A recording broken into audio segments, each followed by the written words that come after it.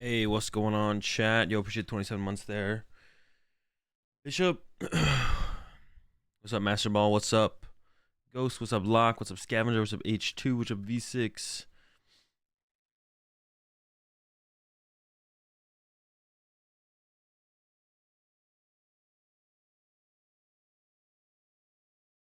I'm not gonna lie, I wasn't actually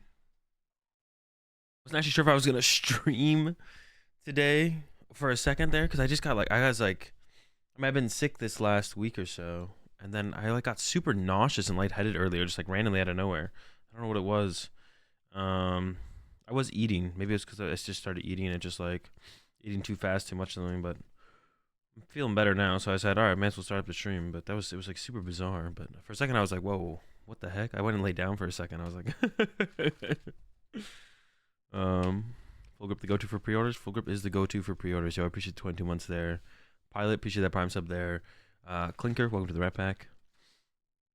We're all out of hydration, but we got plenty of spaceships. What's up, newbie? Hope your day gets better.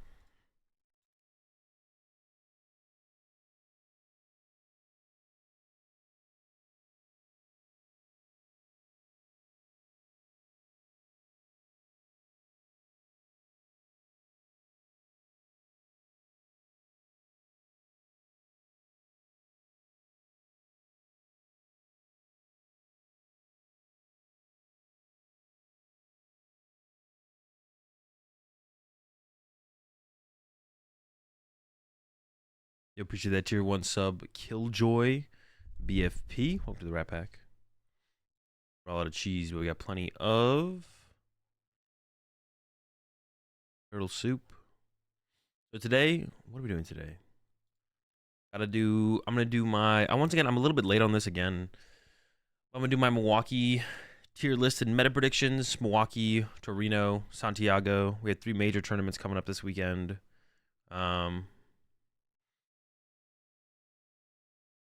We had 3 major tournaments coming up this weekend.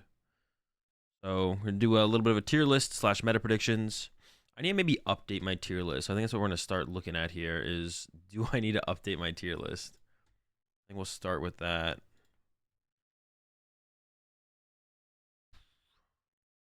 Because I don't know if I actually need to update it or not. I gotta take a look at the pictures we got.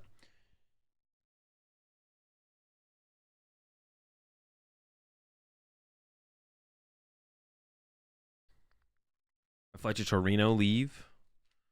Well, if I was going there, I'd probably have to be on a flight tomorrow. I don't know how long the flight is to Torino. Yeah, I won't be in Torino this weekend because I'll be at Milwaukee. Wait a second. Is Torino this weekend? It is this weekend. Yeah, it isn't. It is this weekend, isn't it? For some reason, I thought it was next weekend. No, that makes sense. You appreciate the gifted sub there, Sonny. Over to Pock. Welcome back to the pack, Pock. Yeah, I didn't remember.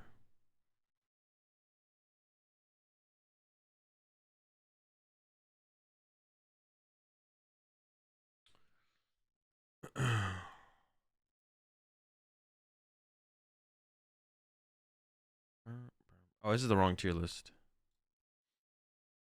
There we go.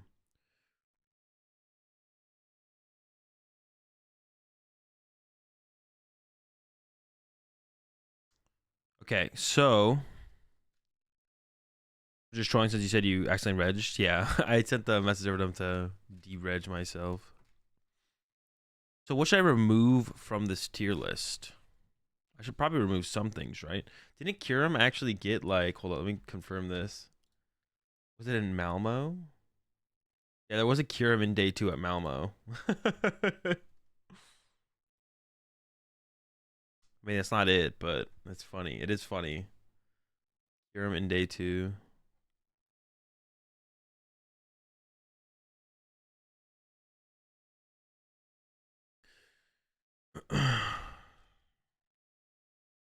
It made it to a Portland. Yeah, I saw that as well. Yeah.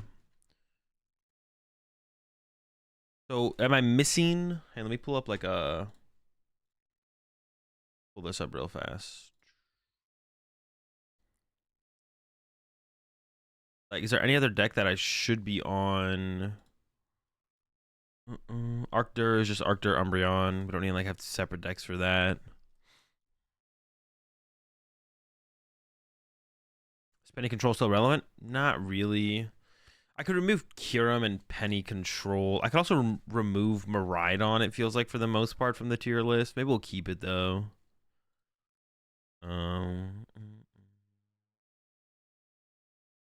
Ampharos EX? That's what I assumed it was, but I wasn't sure for a second. I was like, How Fusion Mew won 3 in a row? I mean, it's a little bit of coincidence for sure. Not to say that the deck is bad and got super lucky, but...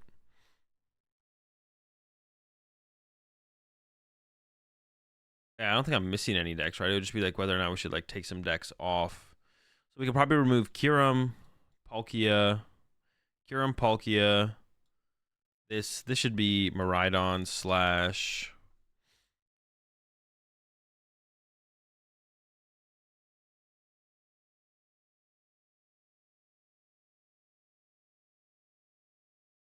So I can get rid of, what did I say? Get rid of Palkia. Get rid of Kyurem. Does Arc Pikachu deserve a spot? Yeah, does Arc P deserve a spot? What was the last placing Arc P deck?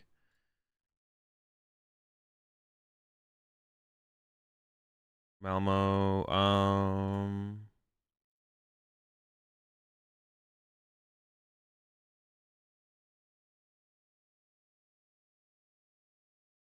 Arceus. This was just this was two Squavette. Two Squavette. This is literally just Arceus. They don't even play 4-path though. The Crushing Hammers. Wait a second. Wait a second. Is this the person I played against on ladder?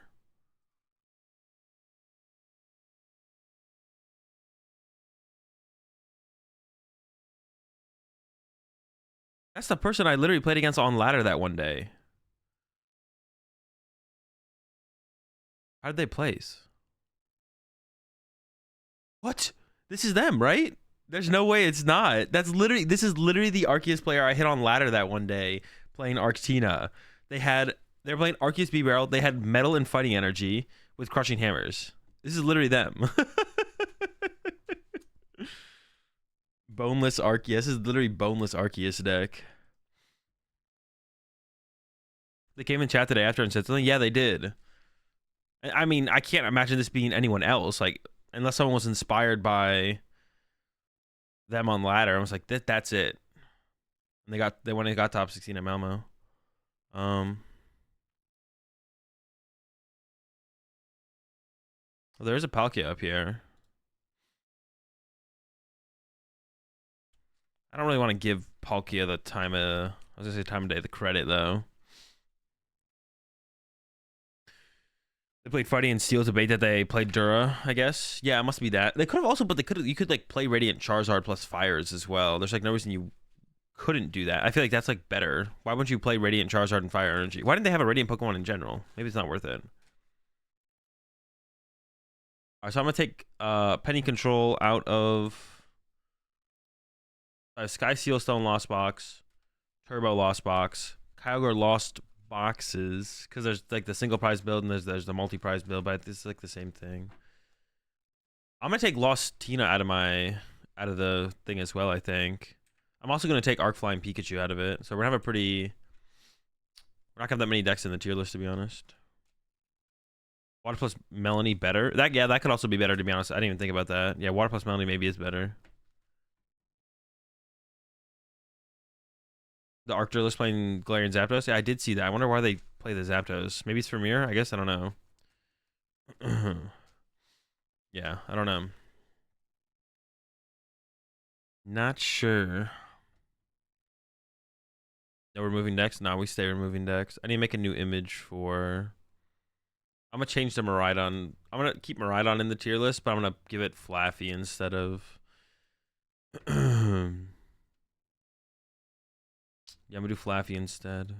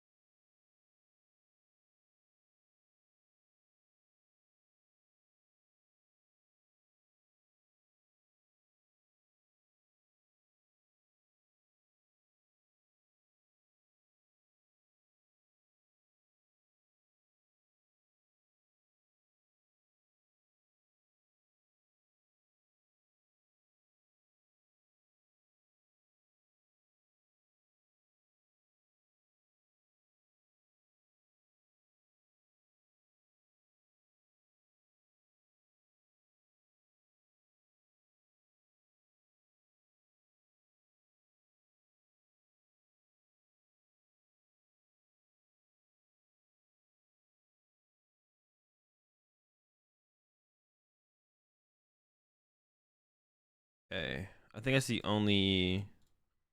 Yeah. Take a couple off the list. We didn't really add any to the list either. We just changed Miraidon from Miraidon, what's called to Miraidon Flappy, but like it kind of encompasses both. What changes do you think make Palkia, Greninja V Union best? Beat Lugia? Oh, I have no clue. Not something I've thought about at all.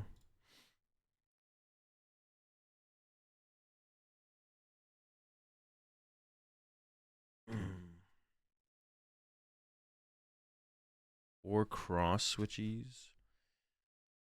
Guardy Kyogre.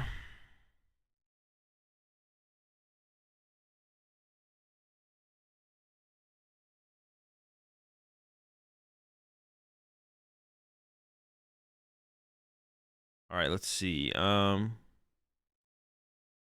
I don't think there's anything else to change here.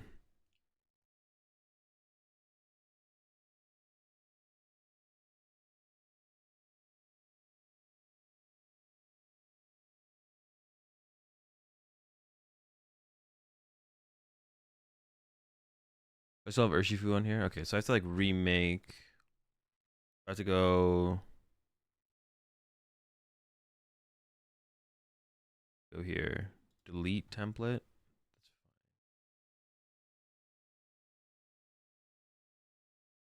I wish you could. Um.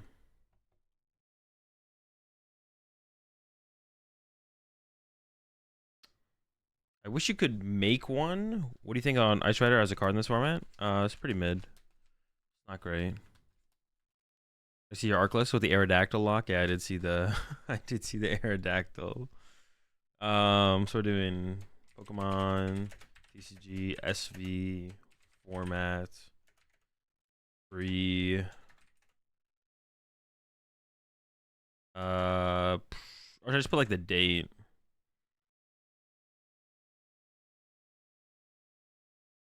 SV format. Which I should probably just put the date, right? May 30th.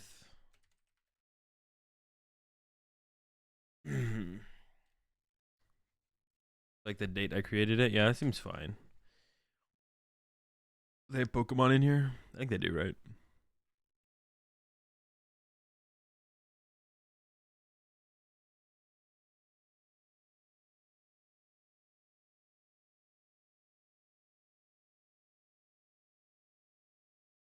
I think this is all the. How do you? How do you like get all the images? What the heck? Oh, that's cover photo. Oops.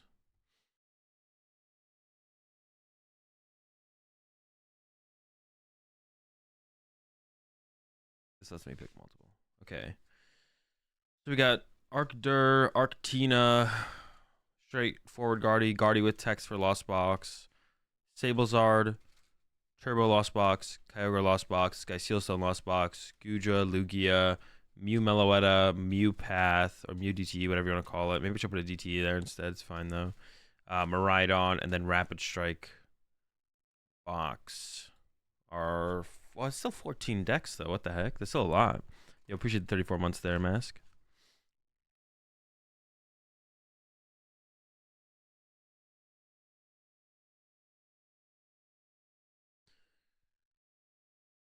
So we're gonna do circle SABCD. Sure. Can you choose like you can't choose number? Oh wait, I couldn't name them. Oh, you can name them. I didn't know you could do that on the side. Well, yeah, I know you could name them though. I knew you could name them. What the heck?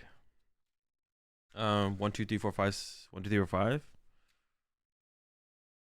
We don't really need. You don't really need a tier S. Tier 1 can just be the deck. You know what I'm saying? Um.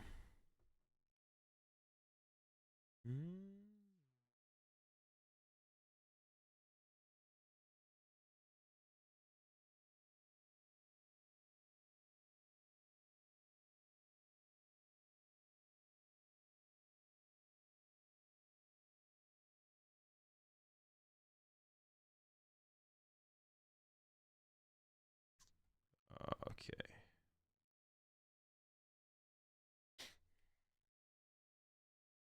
Tier 1.5? No, tier 1.5 is cringe. It doesn't make any. It's just tier 2. That's just tier 2. There's no reason to go to decimal points. Just add another tier. Like if you think some decks are not as good as the best decks, but better than what you think is the second best decks, then those are tier 2, and then the other ones are tier 3. Tier 1.5 suggests, I don't know, but I guess you could say tier 1.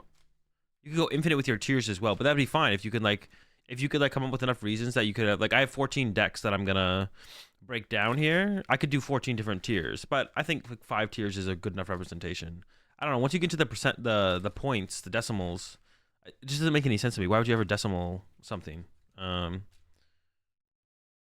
why would you ever like? I mean, then there's like theoretically, like, I guess there is theoretically anyways though. But that's all. I guess it doesn't really matter too much. But just add another tier. The 0.5 just feels so weird to me. I don't know why. Definitely cringe though. Okay, what do we call it? Pokemon TCG SV format. May 30th. What is Paldea evolves? Paldea. It'll be PEV. Paldea evolved, or PAE. No, it'll be PEV, right?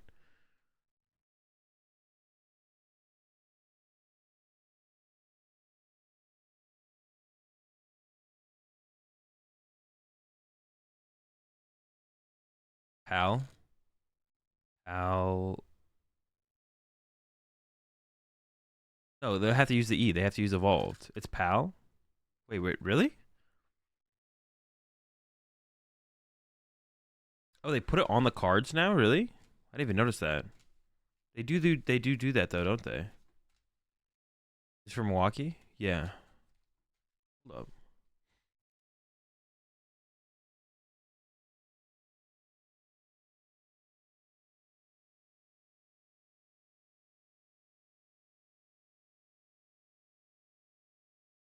And Scarlet Violet is SVI? Huh. It's weird that they... That's weird that they do that, though, because don't they usually... I feel like they usually...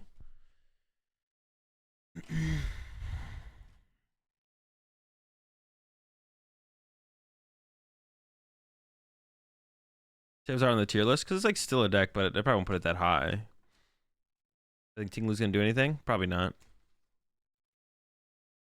Because they usually use a letter from the second word in the set name, right? Like Paldea evolved, they usually use E. Scarlet and Violet, they take the VI.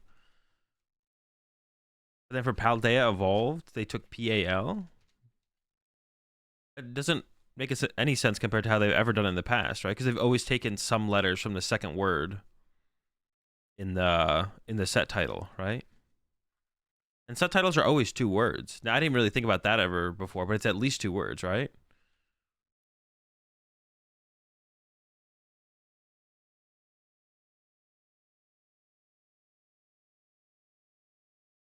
I would have expected Pev. Yeah, it should have been Pev, right?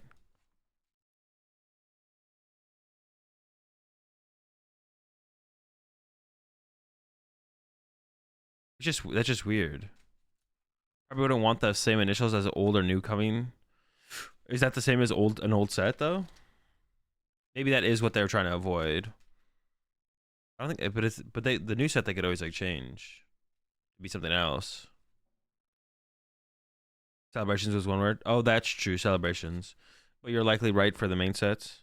I was kind of talking in general, but you're right. Celebrations is 1 word. Usually it is 2 words, or sometimes more, right? Because like Heart Gold, Soul Silver is 4 words, right? You're taking way too much time on this. No, it's just interesting because I feel like every single set in the past has been like that. I'm just trying to come up with the reason why they maybe did that. Scar and Violet, now they do SV1, SV2. Oh wait, is that what it says in the bottom right of the corner? It's just, oh wait, so is that how you write it on a deck list? We don't write deck lists anymore, so I guess like, oh, so anyone who's been to a League Cup or League Challenge where you've had to write a deck list, do you write it down like Gardevoir EX, whatever the number is, SV1? Oh, it is SVI, not SV1, oddly? Oh, okay, never mind. Jesse had me confused. It's SVI? Oh, it is SVI. Oh, okay. So that's what you still write on your deck list then is SVI. I'm confused, honestly. I know, you're confusing all of us now. SVI and PAL. Oh, okay. Although that would make things a lot easier if they just went like SV1, SV2. I guess it'd be a little bit different for like the mini sets, and promos would still be PR. But like for writing out deck lists, it'd be a lot easier if you were just like, oh, Scarlet Violet SV2, SV1, Paldea Evolved SV2 for when you wrote out deck lists. But hopefully we're not too far from the point where like writing out deck lists is just never a thing anymore, and everything is like, even like League Cups and League Challenges, everything is just input online. Writing out deck lists is such an L.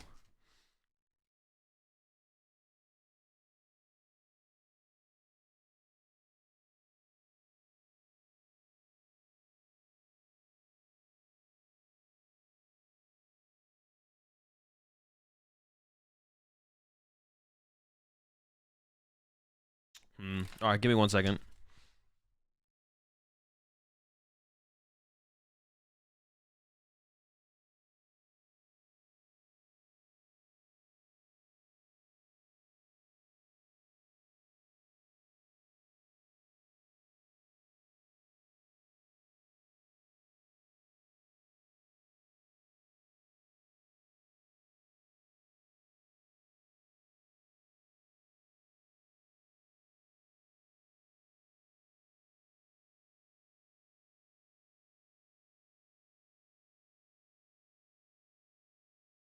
Japan uses SV1? Okay. At least someone out there is using it.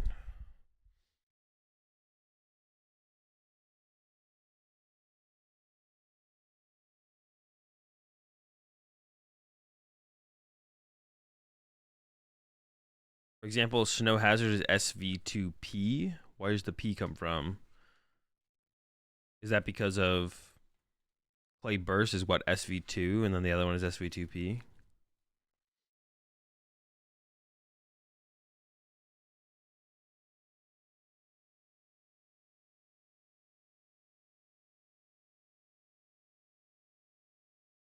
Did their parents play the PokemonTCG? No, not anymore.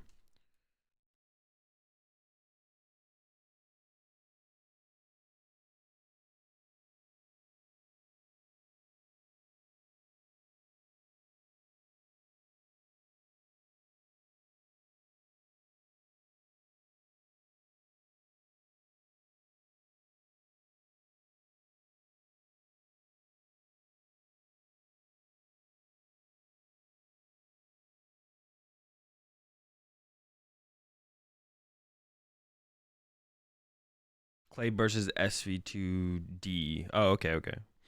So they always give it a number.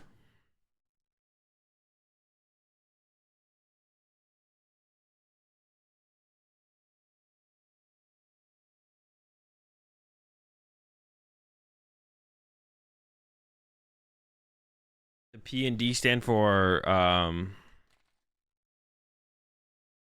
actually no, I guess I have no clue what they stand for. I thought my head I had a thought about what they stood for, but I guess not. Play Durst and what's the other one called? Something Hazard? Snow Hazard? Snow Hazard?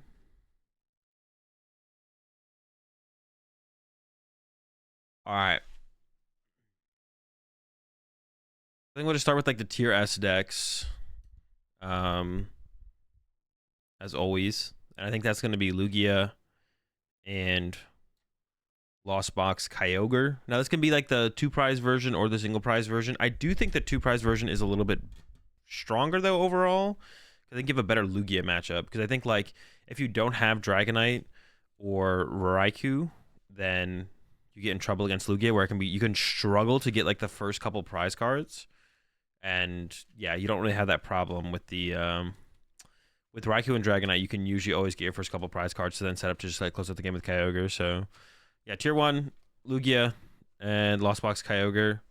I think that's it. I'm not gonna, I know Mew's been killing it lately, but I'm still not gonna put Mew in tier S, especially for this event specifically, with how well Mew's been doing, and how popular it might be. Really just kind of its success. It's always a pretty popular deck. I feel like Mew's gonna get hated on a little bit at this tournament. So I'm not sure how Mew will actually do, to be honest. And remember, this is just like a tier list for this event, not kind of like the format as a whole. Format as a whole, I might change it a little bit, but this is like specifically for this weekend of events: Milwaukee Regionals, Santiago Regionals, and Torino special event. But for percentages, I'd probably say Kyogre Lost Box in general will be around 16%. I think it'll come down a little bit because I think a lot of good players will still choose to play Lost Box decks, but I think some of the more average players or newer players who have been playing it before are probably going to give up on it a little bit and not want to bring a Lost Box style deck to a big tournament. So I don't think we'll have. I don't think Lost Box is going to be at that 20% again. I don't think Lost Box is going to be quite at that 20% that it was kind of at the last couple times. I think it'll be more around probably 16. And then like Lost Box Kyogre, I do expect to be the most popular way that people are playing Lost Box. You either play with Kyogre or you don't. I think Kyogre will be the most popular, but maybe not by like a whole ton over Turbo. I don't know. It definitely seems like it's the most popular. Like for sure, but it might not be like by a ridiculous amount. So like Lugia will be around 14, 16. Lost Box will be around 16. And the next most popular deck I think will be Mew. If you like combine them. But I think I definitely favor Meloetta Mew over the Path Mew. And as far as the builds of Meloetta Mew go, I guess like talking a little bit more. It's hard to talk about builds of Lost Box because there's so many, but maybe I'll talk about them a little bit more as I bring up the other Lost Box decks. But for Lugia, you just basically copy Reagan. The one thing that I've done different from Reagan's list is I've been trying Great Balls over Nest Balls, and they've been pretty good. And then I'm not sure Punkaboo I don't like in Lugia, but you kind of have to play it if there's a certain amount of path in the format. But I kind of predict Arctina to not be super popular because it definitely feels like a deck that kind of like Portland. I wouldn't call it like I would call it like a fluke win, right? Like it. I think if you re-simulate that tournament, I don't think Arctina's winning. I think it's just generally actually not that good of a deck overall. I think I gave it a little bit too much credit going into Hartford Regionals. That deck's like okay. I think like Arctina's like a tier 3 deck. So I'll go ahead and put that there. I think the deck is like okay. Not a huge fan of it. I think like if you're gonna play an Arc deck, if you're like set on playing an Arc deck, then Arctur is the way to go.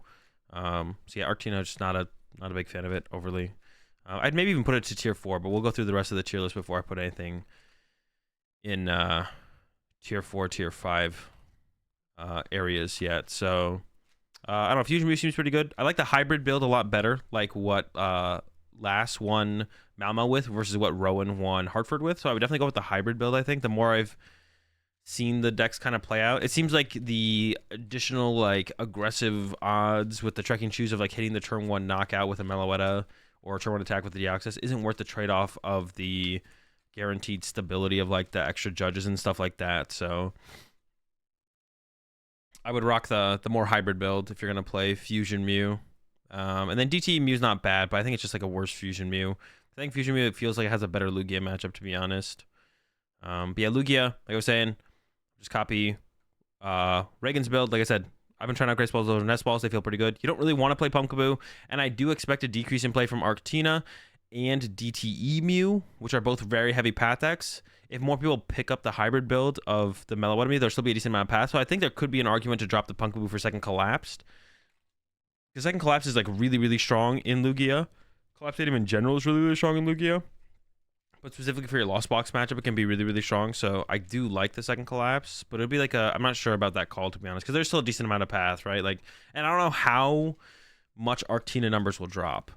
Maybe Arctina's like a 6% deck. I think it was like around 8 to 10 at Hartford, if I remember correctly. I don't really fully remember where it kind of landed. But Mew will also be in that 16% range, I think, of popularity. So like I said, Lugia, 16. Lost Box around 16. I think Mew, both of them combined, will be around 16. I already put Arctina up here. Arctina, probably around 6%. Gardevoir, probably still a tier 3 deck. I don't really want to move it up to a tier 2 deck, to be honest. So it's probably still just a tier 3. The Lost Box matchup is really tough. The meta gets a little bit better for it because there'll be less Lost Box, and that's also why I put the teched out version of Guardy lower, because there'll be less lost box, so your techs are going to be less good. Although I could see an argument that maybe it gets a little bit, maybe it stays neutral or gets better for it, because the increase of play of Mew makes the Clef Keys and like the Mewtwo V Union Clef Key build better. I'm still really not sure where people are landing on that overall, to be honest. I'm actually curious now that I'm like walking through that. What did Carl play? Because they played the Mewtwo V Union, but they play Clef Keys? They did play 3 Clef Key, okay. But yeah, I don't know where people are really landing on that. The deck's not super popular, so it's hard to get a hard read on what people are running. But yeah, I'd put this in like tier 4, because like there's gonna be less lost box, which is the main reason to play the tech cards, and then the tech cards that you have are going to be a lower return on your potential win rate. So then into all the other matchups, you'll be hitting more other matchups that now are not lost box, which means the deck just doesn't put itself in a very good spot. Let's move on to some more lost box builds. Turbo build, and I would kind of like, when I'm talking like turbo, actually I like doing it like this because I can even like bring up lists. If I was going to play a turbo build, I think I'd probably go to something like that Brennan is playing here. Like, this is ultra turbo here. 3 vacuum, 3 force seal stone, 2 pokestop, 3 truck and choose. The one thing I would maybe change in this list is, yeah, if you're gonna play turbo, I would just go all out. I think like the midway turbo just isn't very good, and that would be something like, let's see, like Hedrick's build. This is like the midway turbo take. Like, it's like, okay, you got vacuums, you got forces, and then you got like 1 sky seal stone in there. You're kind of like, but you're like a slower build, but you don't have Kyogre. So it's like, it almost feels like, what's the point of playing a slower build if you don't have Kyogre? That's how I kind of feel about this type of build. The one thing I do like about the slower type of build, like the Hedrick build, is I do think Sky Seal Stone's pretty good right now. Mew's gonna be more popular. I think Lugia is a very respectable deck right now, and something you should like be trying to beat. I think it's a pretty big deal to have the option of like Raikou plus Sky Seal Stone against Lugia. So from this list from Brennan, I would actually add a Sky Seal Stone, either cutting the forest or maybe a trekking shoes and maybe the vacuum. But I would put a I'd put a Sky Seal Stone in this build. Like, I'd go pretty much ultra turbo, but because of how popular Mew's going to be and stuff, I'd probably want to rock that Sky Seal Stone to have that option. Also very good against Lugia, like I mentioned. So. But that's what if I was going to play turbo, I would go all out. I wouldn't do like the halfway turbo thing. And that's actually why I'm going to put the Sky Seal Stone build down in tier 3. It's still not bad. Like, Lost Box builds are just like all kind of good. And I think I'll put Sablezard there as well. But I just think you miss out on a lot of percentage points by not just kind of going all in to get like those big turn 1 attacks more often.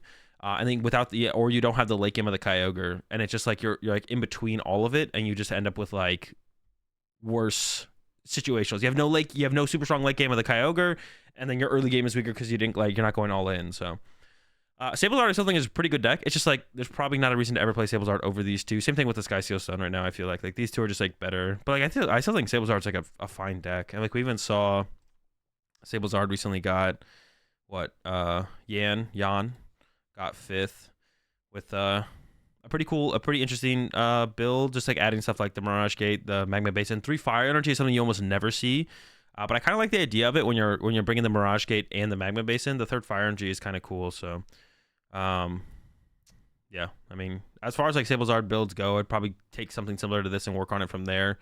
I'm a big fan of 2 Choice Belt though for the Lugia matchup. Of course, that's maybe something that's like less popular in Europe. Like, I don't even know, what did Lugia look like in day 2 here?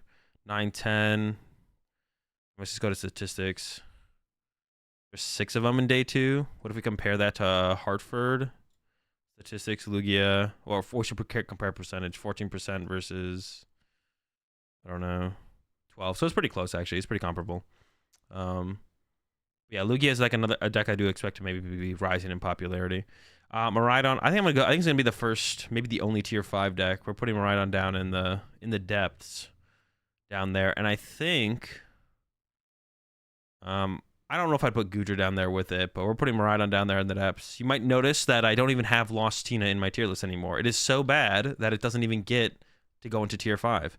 Arcdura, I haven't played enough of this deck to really know how good I think it is, but I really like it. It had a really high success rate at Hartford Regionals. Like, look at this. Boom. 1 in top 8, another one, another one, another one, another one. Like, statistically, Arc decks were the #1 deck. I don't know. It seems good. The deck's really cool. It maybe doesn't deserve a tier 2 slot, but I'm going to go ahead and give it that for now. Yeah, I'm just going to go ahead and put it in tier 2 because it's a really cool deck. Gudra, I was going to put it in tier 5, but I think it's probably a tier... Well, let me see. What are you beating as Gudra? With the rise of Mew, to be honest, I think Gudra might be tier 5. I'm going to be honest. I think Gudra might be tier 5. And I actually think I might put Urshifu here as well. I actually think generally Urshifu doesn't have that bad of a matchup spread into this meta, but Fusion Mew's tough. Fusion Mew's really tough for Urshifu because their win condition against Mew is double Drapion, but you can't double Drapion Fusion Mew. So I think I'll put Urshifu down there in tier 5 as well for now. Although I don't think the deck in general in this meta is that bad. I think going into this weekend it's not very good because of Fusion Mew. There's got to be a decent spike in Fusion Mew for sure. I think like we kind of haven't seen that spike yet. It almost feels like because we look at the results from like Hartford and Malmo at won both. And you go to Lima and it was still like, oh, it was two Fusion Mews. I thought it was 2 DT Mews, 1 Fusion Mew, but no, it was 2 Fusion Mews. So yeah. But I think we'll see even like more of a shift to Fusion over Double Turbo Mew. I'll say probably like 60-40 would be my current prediction. Like if you go up against a Mew player, 60% of the time they're probably playing Fusion Mew. And it'll probably be a little bit more predictable going into day 2. And I expect higher numbers for Fusion Mew probably in day 2. It'll probably be like 70-30, maybe even up to like 80-20 of Mew players will be Fusion versus Double Turbo. But like day 1, I'd predict like 60-40, probably something around there. Maybe that makes it too hard for Arctura then. Maybe Arctura doesn't deserve to be a tier 2. If I'm talking that highly about Fusion Mew, maybe Arctura has to take a step back. I don't think it's like impossible. I will, like, if you're gonna play Arceus Duraludon, you definitely need to play Raihan and probably at least one Drapion, I would say. If you're gonna play Arceus Duraludon, you probably need to play one Drapion and a Raihan. That's what I would recommend anyways. But I probably shouldn't have it that high if I'm like hyping up Fusion Mew this much. Yeah, it should probably be a tier 3 deck. I guess the only question is like, should I move any of these from tier... I don't think I'm moving any of tier 5 up. To Drap or not Drap? Well, no, you have Umbreon as well. So you can go like Drapion plus attach to Umbreon on the same turn. Like, I don't think you want to... Like, that's just like an unnecessary committal because you have Umbreon. You don't need the extra Drapion.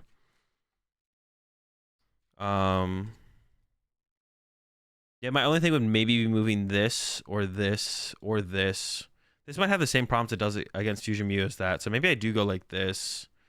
Arctina to tier 4. That's fine. That's fine. It's still a Lost Zone deck. This is still a Lost Zone deck too. Like, I don't know. Lost Zone decks are so good. I think I can keep... Nah, the Lugia matchup is so tough for Sablezard though. I'm going to put it down to tier 4 actually. And then this one, I don't know enough about this one because I just haven't played with this deck like at all. I've played like 0 games with Arctur Umbreon. So I'll keep it over...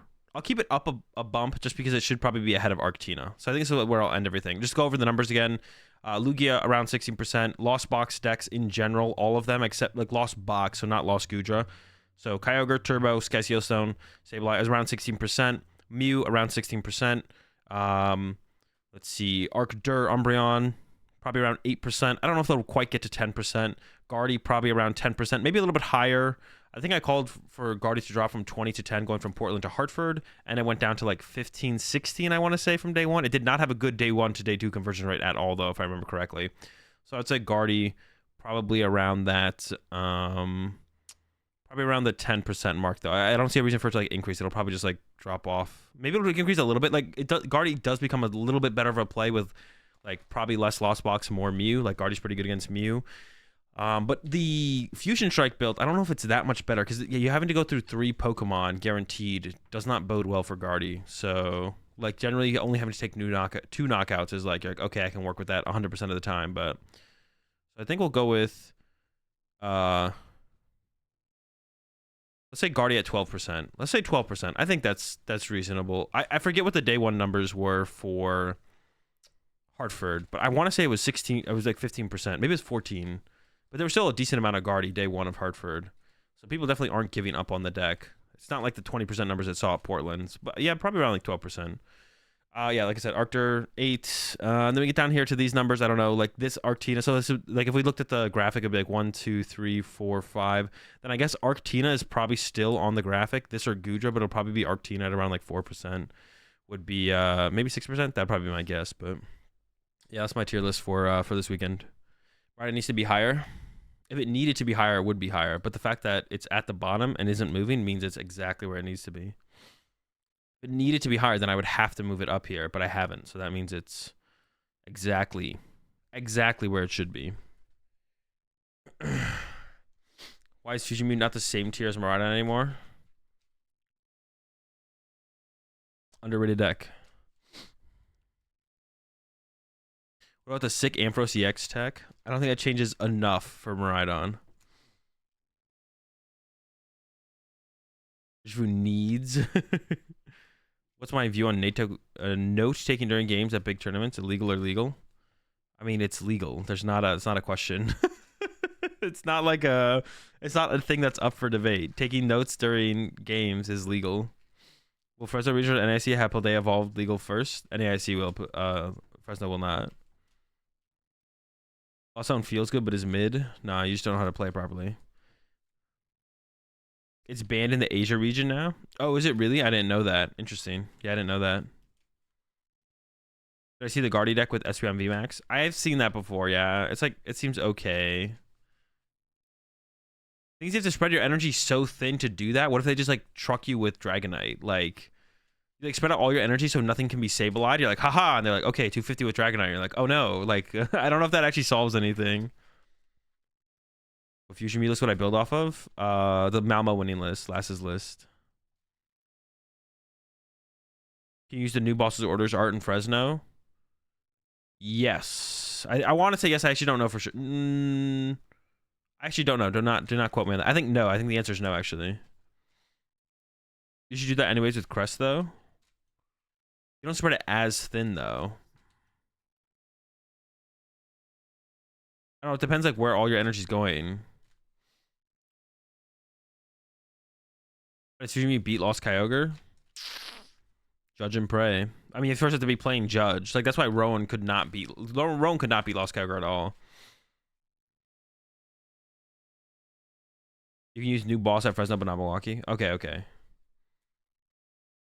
Since the new set comes out the Friday before, that's such a weird rule, though, right? Because it's like you can use Paldea evolved cards, but only ones that are reprints. Why not just like make that? Why not just have one rule where it's like you have to wait the 2 weeks or whatever, the 2 or 3 weeks? What is the best note taking device in your opinion?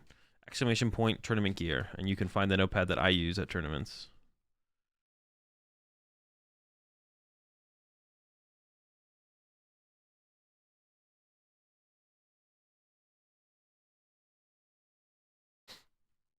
When people realize hitting Deoxys for 110 is bad, it's over. To be honest, hitting Deoxys for 110 to potentially not have a...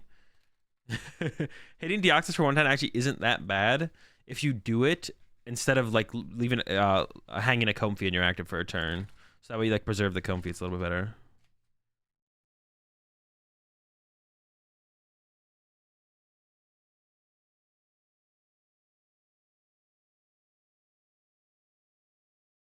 Everyone complained at Worlds when they made that exact rule change.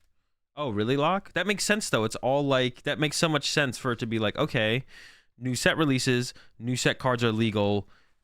Whatever the current thing is, what, 2 weeks after set release, 3 weeks after set release, or the third Friday of the month? I don't remember what it is. I have no idea what it is, to be honest. But I don't know why. Where it's like, okay, the new set is available, so the new bosses orders, you can get the new bosses orders. You're not allowed to use the new bosses orders until the set fully releases. But when the set fully releases, you can only use reprinted cards, not all the new cards. It's just stupid. It should just be like one rule when all the cards are legal. It's so much less confusing that way. It's so much less confusing for it to just be like, okay, things are legal 2 weeks after.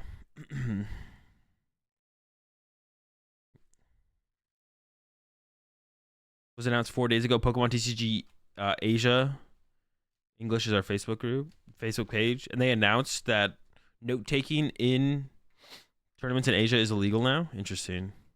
I could see that bleeding over into, well, I could see that becoming a thing in North America. I could like I wouldn't be surprised if it did. I don't like the idea of that, but I could see it being a thing. I think note taking is like fine, but is Iono not legal June 10th? No, it's legal June something. June 23rd. If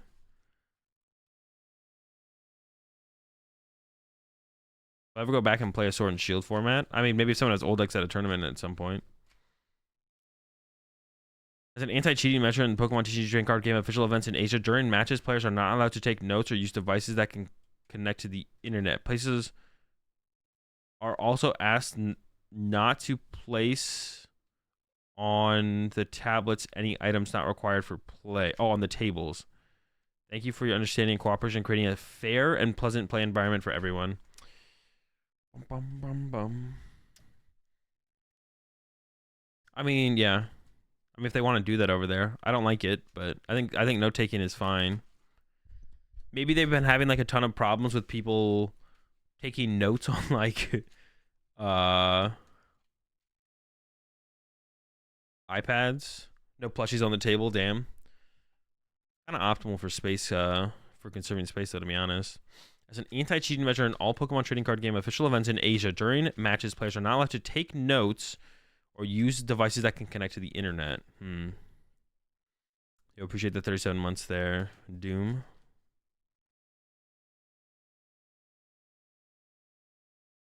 Deoxys only for Lost Box? I mean, or any other matchup where you'd want to attack with, like, you could get the turn 1 knockout with a Deoxys. Like, that's fine as well. It doesn't have to just be for Lost Box. It's just, it's way better against Lost Box to attack with a Deoxys than a Meloetta. You appreciate the 2 months there. Cool Hand, Luke.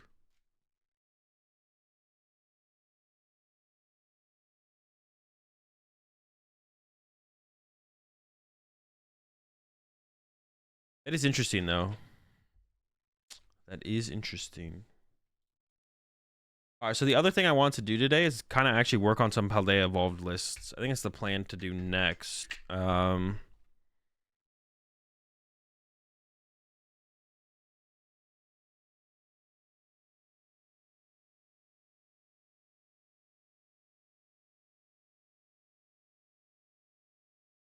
next thing I kind of want to do is just work on Paldea evolved lists.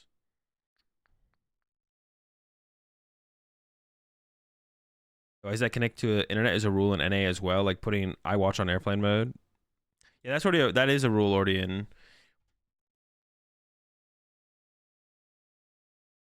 What's the term? Western events.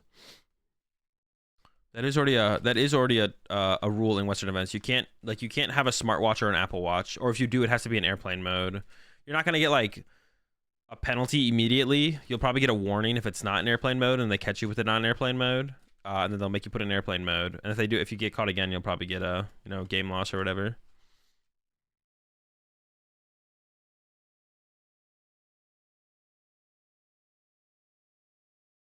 Understandable on the device rules, but not paper and note taking is weird. Well, wait, hang on, what did it exactly say again?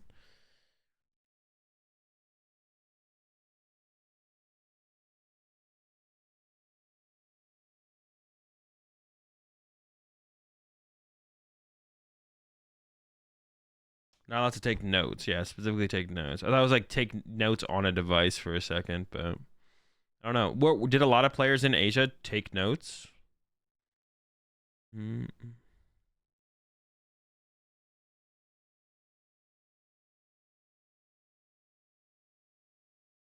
Yeah, do people commonly take notes in Asia? I'm kind of curious about that. If it was more of a Western thing. But the problem is, I mean, it's like possible that like taking they just don't like the idea of taking notes, like distracting from the pace of play and everything like that. That's what I was about to say as well, Vaughn. It's like I don't think I've seen them do it on stream before. Yeah.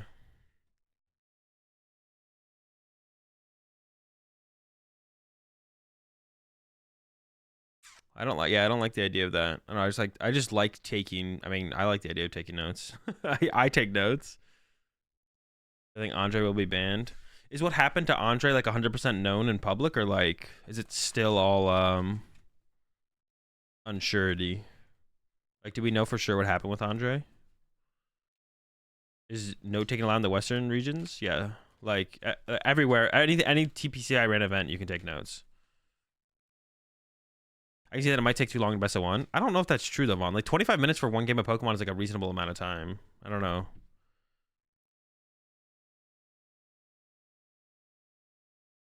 Yeah, it was on stream and you could hear him. Wait, so we could hear it? Oh wait, hold on. Let me find this then. Let me see if we can hear it. Hold up. Oh, that's not it. Does Limitless have a YouTube page where they upload their VODs at all or no?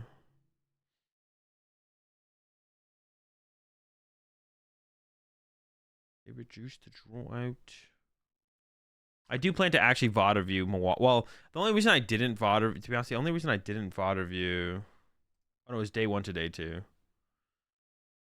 I like VOD reviewing, but I like doing the VOD reviews like pretty soon after.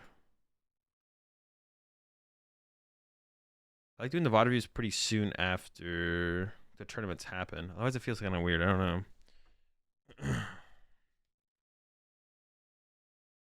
Yeah, hang on. We found it here. Hold on. Give me a second.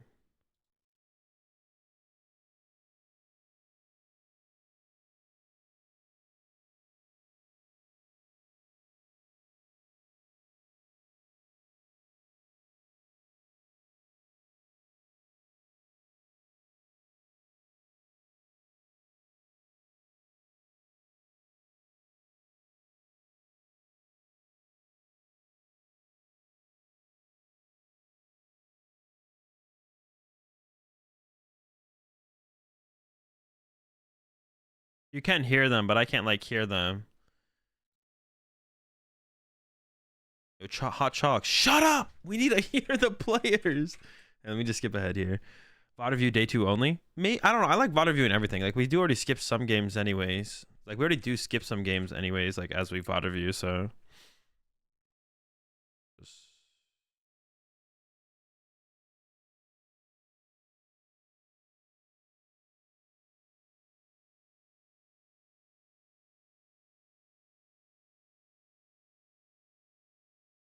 That is how you pronounce his name, Jan.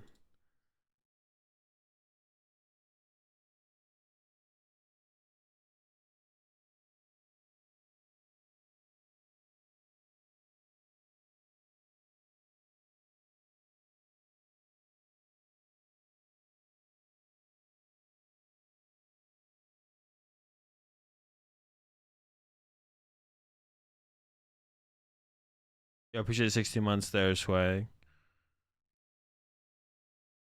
35 from franchise. Appreciate franchise.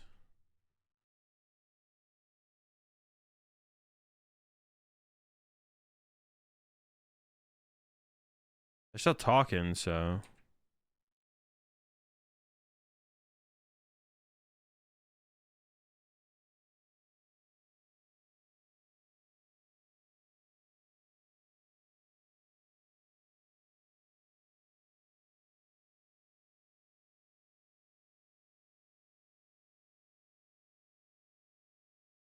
Yeah, I don't think we actually end up hearing things.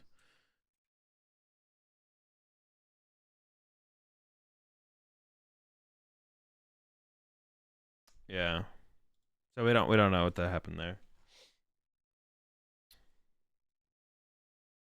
was gonna say something though. Oh yeah, if you don't pick who's going first before, if you don't pick who's going first before time runs out, then it just ends at 1-1. But if you like say I'll go first or I'll go second, whatever, whoever gets the pick going into game 3 before time runs out, even if you're shuffling, you get to start game 3 in turns. Yeah, I appreciate the 7 months there. Leeches. If it happened, it'd be happening now while the casters are talking. Yeah. We don't actually. That's what I'm saying. Like, I don't want to like spread any rumors. So I don't know if that's actually what happened or not. That's all I've heard, though.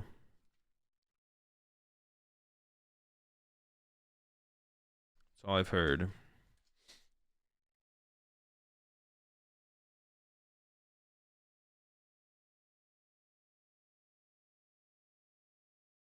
Yes, it is. Yes, what is what?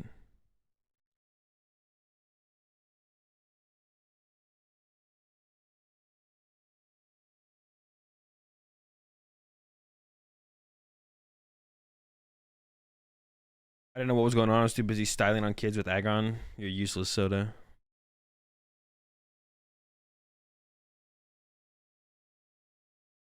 Did Jan say it happened? I don't know if Jan said. I don't know if Jan said anything. I don't know if you get banned for that. Seems harsh. Um, Even Andre said it. Wait, like where did Andre say what? Like Andre say it on Twitter?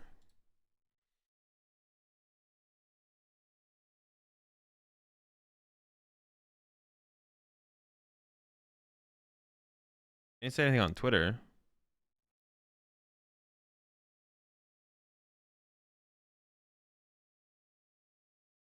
After he left the stage, he told us. Oh, you know Andre? Okay. I mean, yeah, I guess. Bribing someone for a winning, getting a ban is not harsh. Yeah, I think that's reasonable. I mean, that's what Igor got banned for back in 2017. I guess that was a little bit different, maybe. Like, I guess there's a different. Is there a difference between uh catching a bribe happening and having a bribe happen? Like, what is the difference there? Yeah, I mean, I think if that is what happened with Andre, wasn't that like consistent? No, it was just a one. It happened one time, Vaughn. Or that's the incident. He was banned for it happening one time.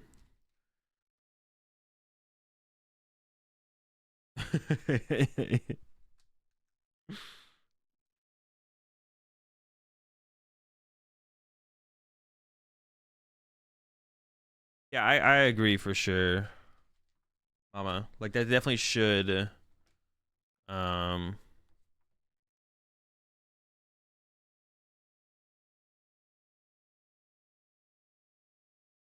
I mean, if he did do it, he should receive like a 3-month ban or something. To be honest, I don't know. Like I maybe they're gonna set a precedent on being more lenient about it, or maybe it's because they caught it in the moment. Maybe because they caught it in the moment, they're gonna be like, okay, we'll let it happen. But I don't know. It seems interesting. They obviously don't want to ban their previous world champion, so it's like, what do you even do there? So they don't want to ban him, but you have to uphold a certain level of integrity, right? Because if this gets out, well, I mean, apparently it's already out there. Igor was a world champion too, though. Yeah, but the game has progressed so much more and evolved and become so much bigger since then, Vaughn. Like, it's definitely like they definitely probably view it in a different lens at this point. I don't even, and I don't think it has anything to do with it being how long it was ago. Like if Jason was caught doing the same thing at a tournament today, they would be like, shit, bro, do we have to like ban Jason? Like, what do we like? Yeah. And Jason won all of his worlds before Igor did, right? So is Igor still banned? No. Yeah, it's like weird. It's so weird for them. But if they don't ban him, that kind of sets the precedent moving forward that you can like attempt to bribe your opponent, and then if it's like your first offense and you get caught, you shouldn't get banned, right? Like, but if they do ban him, I mean that kind of maintains what they've kind of. It seems like they would what morally makes sense, and then what they've kind of done in the past. So I don't know. I think if he did once again if he did do that, we don't know for sure. I don't know for sure if he did that or not. There's been no official statement from Andre or Jan or anyone. So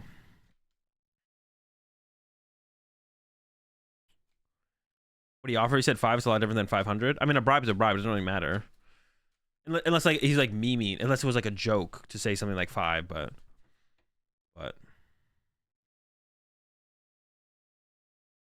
yeah. Once again, we don't know for sure what happened. We haven't seen or heard statements from like anyone about anything. So besides multiple people in chat bringing it up. I heard from someone else as well that is what happened. I heard that while I was at Hartford, so I don't know about that. So it seems like that is probably what happened. Like, I don't know, it seems kind of like a far-fetched story to be made up out of nowhere. So it does seem like that is what happened, but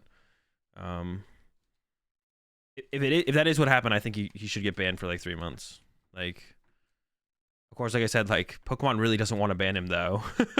Like they really don't want to ban him, but I don't know. Then you kind of set the precedent moving forward that you should, like, first offense with that kind of thing won't be a ban. I don't know.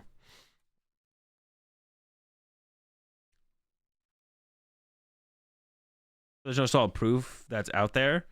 But I mean, like TPCI knows though, right, Fawn? Because the judges know, because he got DQ'd, right? So that means the judges know, which is enough evidence to TPCI. So now the question is just, what does TPCI do? Like TPCI knows, like concretely. So it's on TPCI at this point, and we'll see. I don't know. We'll see if anything happens. My prediction would be I don't think anything will, but I think something should. I think something should happen. I think a ban would be not a perma ban. Let's see, does it again. Then we hit him with the perma, but 3-month ban. It's weird though, because they probably really want Andre to go to Worlds, like as the reigning world champion, right? That's like one of the things you'd want Andre to be at Worlds. You don't want to ban him miss Worlds, and then come back next season, right? So I could see something like they would maybe give him a 3-month ban headed into the new season. Like, I could see that. That's actually crazy too, because Jan, they were gonna tie. They were tying the winning in, and then Jan got top 8 because because Andre attempted to bribe Jan. Andre got DQ'd, which means Jan got the win in the winning in, and then ended up getting top 8 in the tournament, which is that's kind of funny.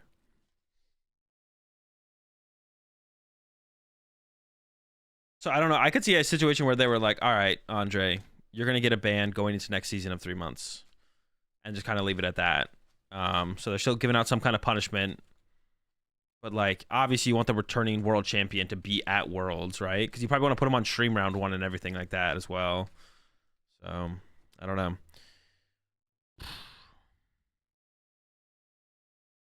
They were actually so close to a double DQ, by the way. Why did Jan entertain the? But do you really? Well, no, you definitely do. That's why it's like that's why it's weird. Does he get an auto day 2? No, you get an auto invite.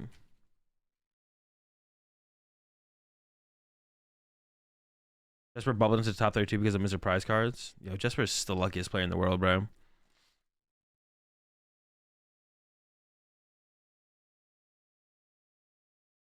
They were close to a double DQ. So then Jan was entertaining the thought, the idea of the exchange. Interesting.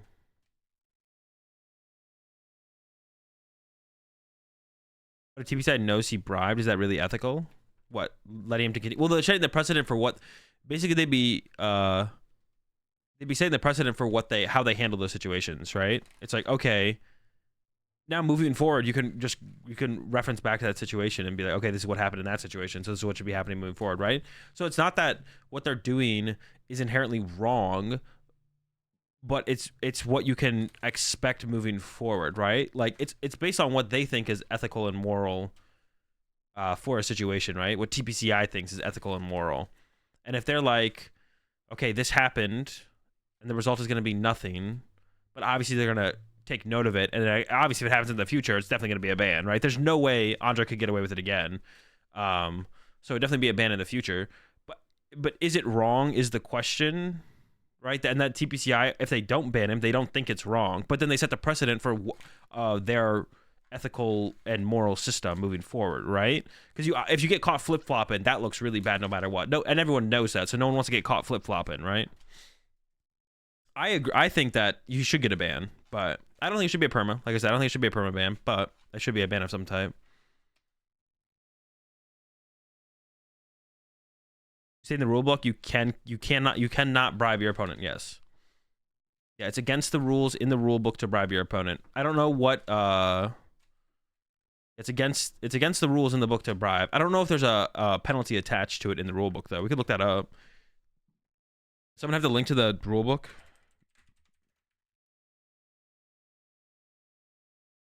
I'm sure there's something in there. Um, standards of conduct. Tournament. It'd be standards of conduct, right?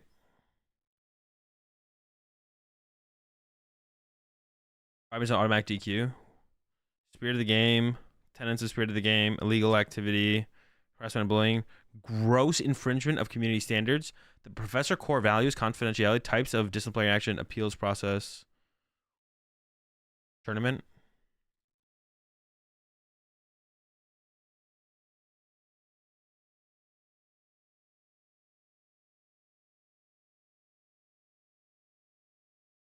Rules, violations, and penalties. Types of penalties. Introduction. Penalty categories.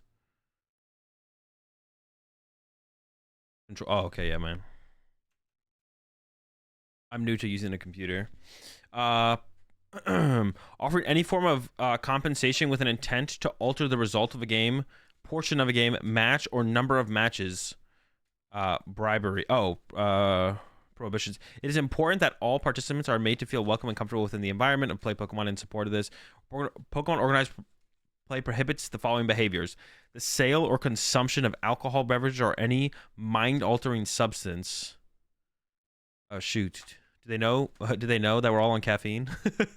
Wagering or gambling on the results of a game, portion of a game, match, or number of matches. Bro, that's it, bro. I'm cooked, bro.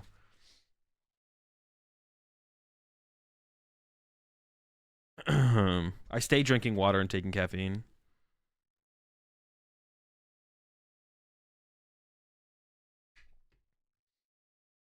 Oh, I gotta change my command there.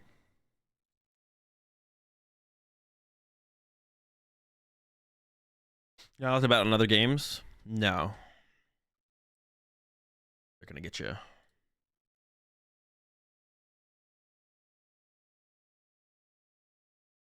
Couldn't gamble. Yeah, you can't gamble matches. Wagering or gambling on the results of a game, portion of a game, match, or number of matches. This is at a tournament, right? Comfortable within the environment of a play Pokemon event. Oh, so at an event. In support of this, yeah. In addition, the following items are prohibited at play Pokemon events. All firearm. Wait, what do we do this? In addition, oh, this is in addition to that. Discovered to be in breach of this policy should be removed from the tournament site, and the incident should be reported to Pokemon Organized Play. So, I mean, nothing in this they're ever going to state will lead to a ban or something like that. Like, they're never going to state that in this tournament rule book. They're just going to reference like tournament procedural penalties, right? So they talk about is effectively saying they get DQ'd, right? If you do any of these things, you get DQ'd.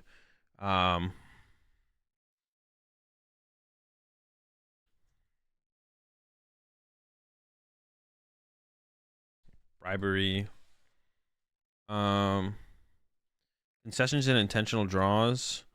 The result of a match should be decided by gameplay above all else. However, players are permitted to concede to their opponent, or in the case of a Pokemon or a TCG Pokemon tournament, only to make a single offer to draw the game. A player may decide to concede for any reason. However, Pokemon Organized Play does not recognize any informal agreements made between players regarding the outcome of a match prior to the signing of the match slip. Players should be aware that any such agreement will not be enforced by tournament staff. Once a match result has been recorded on a signed match slip, the result is considered final and cannot be changed. Players may not ask their opponent to concede. Ask again for an intentional draw once their opponent has made it clear that they do not wish to do so. Bribe, coerce, or otherwise pressure their opponent into any match result. Refer to tournament standings or wait for other matches in progress to resolve before deciding to concede or draw. Deciding the result of a match through random means or any other choosing method. Oh, flip a coin or any other choosing method. Severe unsportsman conduct. The use of profanity, slurs, physical threats, or insults towards any other attendee. Assault, theft, or other criminal activity. Willfully lying to tournament staff, such as during an investigation. Determine the outcome of a match by random means. What do you mean? We're playing Pokemon. Every match is determined by random means. They not played a game of Pokemon before?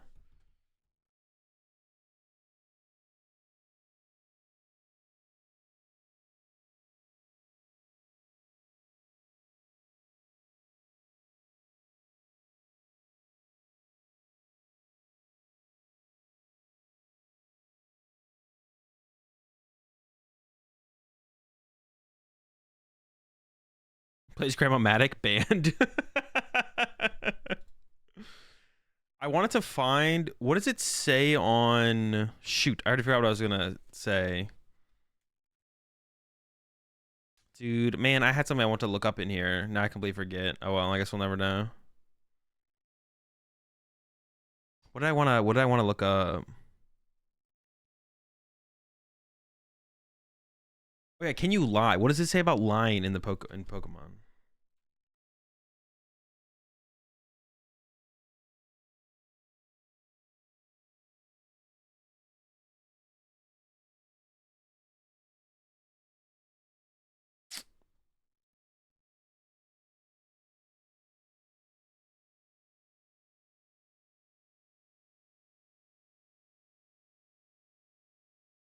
Would it even be in here or would it be in one of the other ones?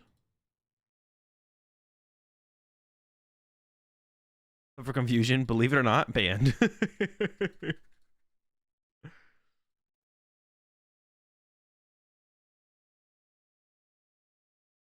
Deceive? Yeah, I can look for deceive.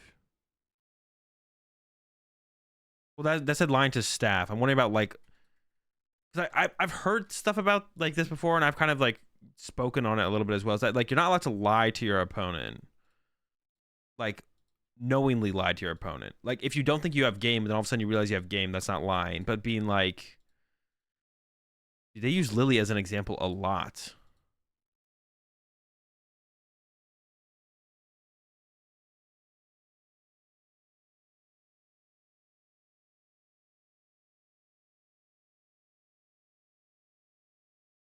What does the official rules actually say on that? What are your thoughts on the player mid? Why they what? Lily is literally every situation.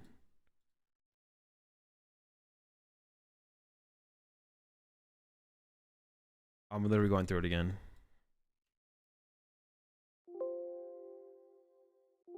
How do you spell deceive? Did I do it wrong? It's truth.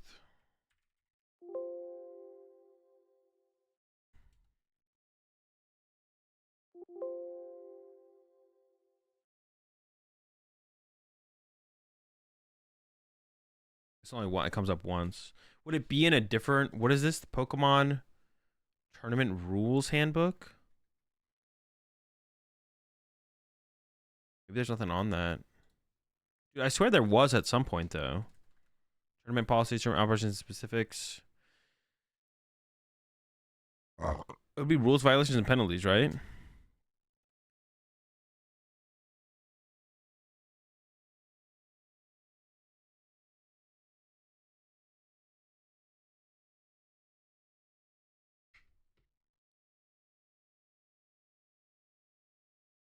Quadruple prize card. Game loss, disqualification.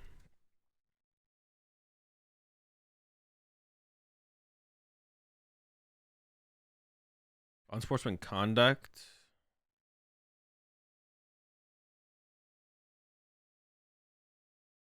A player attempts to distract or intimidate their opponent into misplay. Refusal to cooperate with tournament policy, such as signing a match slip. During a match, a player makes legal play, having no effect on the game and progression, or plays unreasonably slow in order to manipulate the time remaining in the match. Attempting to view the opponent's screen. How often does that actually happen in the VGC, though? Like, is anyone actually screen peeking? We already went over these. Stacking or deliberately randomizing the deck insufficiently, or engineer. I actually looked through this too. I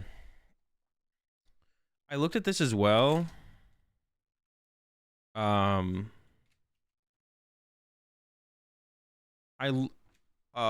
I just read it. Oh, there's like it doesn't give a in the Pokemon TCG handbook. It doesn't give an example of sufficiently random. I don't think. I believe it doesn't give us an example of sufficiently random, which is weird because it feels like that should exist.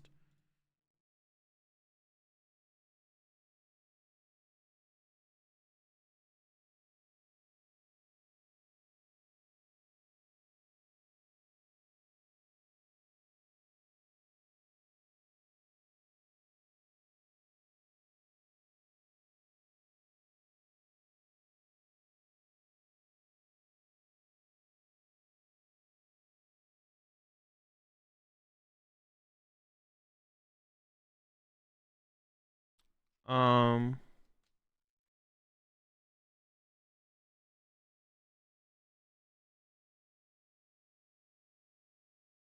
is there anything in the Magic rule book about? I just like literally just googled the Magic rule book too. It didn't look like there's anything about like an example of sufficiently random.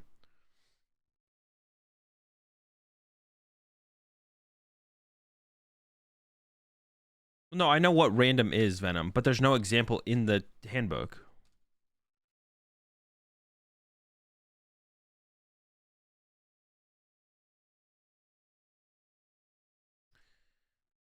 I know what is sufficiently random, but there should be an example in the rule book that tells you what sufficiently random is. There's no example? That's what I just said. What is standards of conduct? Is there something else in here?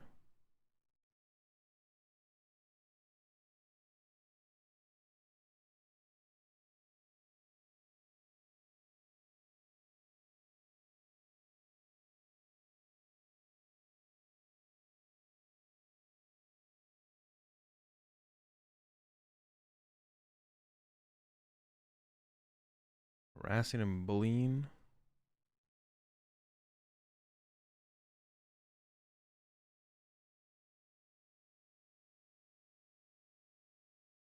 Gabe had an opponent get a game loss for breaking the spirit of the game. He said he wasn't playing Horn and then did because Gabe believed him and didn't play around it. Yeah, like I don't like I'm pretty sure that is deception. I just saw it.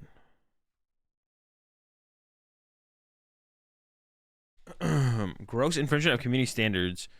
Program members should not engage in other activities that may reasonably detract from another's ability to enjoy registration within the Pokemon from to the fullest. Examples include disruption of obscene, pornographic, sexual, explicit, or graphically or gratuitously violent conduct, predatory trading that is targeting and or pressuring younger and inexperienced program members for trades in your favor.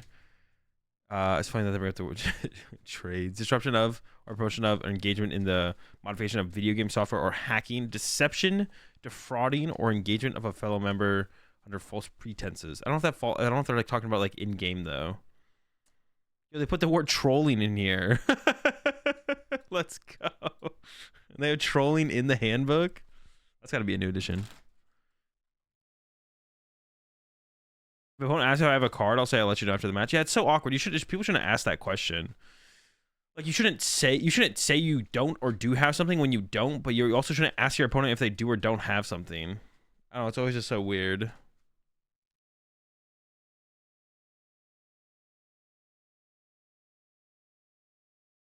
I found a doc that says something about it.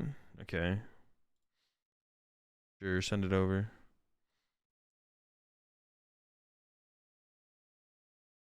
It's from older rules. Well, if it's from older rules, that means it's not in the handbook anymore.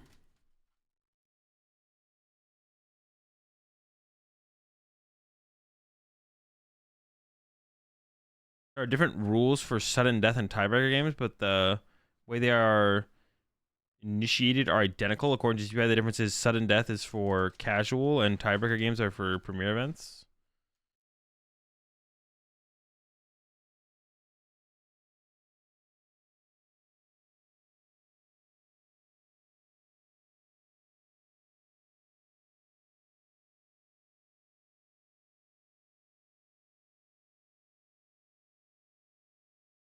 I see if an opponent has a card feels really weird. Yeah, it's just like disrespectful. I don't know. There's like another way to put it. It's just like disrespectful to like just ask someone, yo, do you play this card? Obviously, like it's even worse if it's in a match. At the end of the match, it's like a little bit more, you know. At the end of the match, you're just like going back and forth about the match or whatever. You're like, do you even play that card? Like I was like, you know, you're probably not trying to fish for information, but yeah, you're probably not trying to fish for information. You're more so just like curious how the match could have gone. But like mid match, it definitely is weird. You definitely shouldn't ask that question. It's like definitely unsportsmanlike to ask that question mid match or beginning of the match. Or like the people who try and fish at the beginning of the match for what you're playing or like what you possibly play in your list is also kind of. It's just I don't know. I just find it to be weirdo behavior. Like it's just like.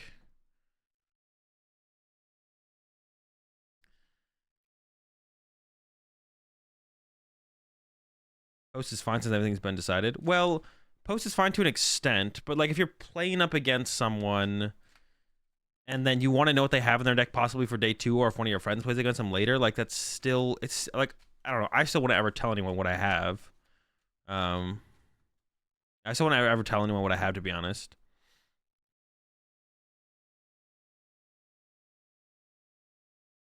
So, because like if you play against one of their friends in a later round, or you play against them in day 2 or something.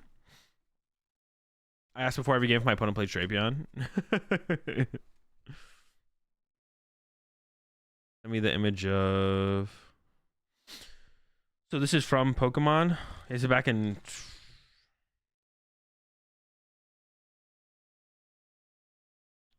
2011? Dude, 2011, man. Each player's deck is expected to be fully randomized at the start of a game and during the game.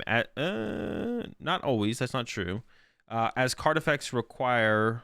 Oh, as far card effects require. In order to achieve randomness, players are allowed to riffle. Ugh. Are allowed to riffle or otherwise shuffle their decks until they are satisfied that the deck. I mean, must be done in the presence of the player's opponent and must be done in a reasonable amount of time. Care should be taken to ensure the cards in the deck are not harmed or revealed during the shuffle. After the shuffle, the deck must be offered to the players. After the shuffle, the deck must be offered to the player's opponent to be cut once. Cutting the deck consists of creating 2 separate stacks of the deck by removing the portion of the deck and then placing it under the remaining portion. Players should also take care to not reveal any of the opponent's cards when cutting. Cutting into more than 2 stacks is considered a shuffle. Instead of cutting, the opponent may choose to shuffle the deck. The shuffle should be brief, and when it concludes, the deck owner is allowed to cut the deck once again as described above. Players should take, and it ends there. But it doesn't actually say what is considered. It doesn't say what is considered random. It just says each player's deck is expected to be fully randomized at the start of each game, as card effects require. In order to achieve randomness, players are allowed to riffle, pile, or otherwise shuffle their deck until they are satisfied that the deck is. What does that mean? That the player gets to determine? This is such a stupid sentence. They're basically saying the player gets to determine what is random. So they're just basically saying they're okay with if someone cheats. Like that literally is what that is saying. It's like the players are allowed to shuffle their deck until they think it's random, and when they think it's random, it's random. Picks up deck, looks through it, cuts once, passes to opponent. Riffles once. Yep, it's good. Trust me. Trust me, I shuffled it enough. It's good. Look at me, I'm the randomness now. This is back in 2011 though. You know, back then people didn't know we didn't have cars. The internet just got discovered. Like, we didn't really know what we were doing. So we had just discovered peanut butter. Like, it was crazy times.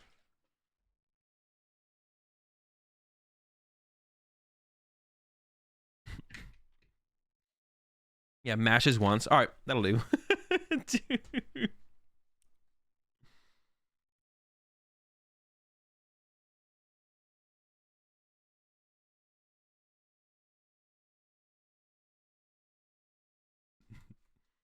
Yeah, this is like I mean, this looks like it's from 2011.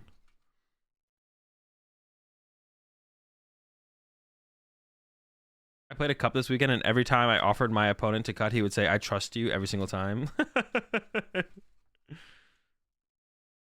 Boomer ruling. Yeah, definitely this is a boomer boomer take on shuffling for sure. Boomer take on randomness. Randomized.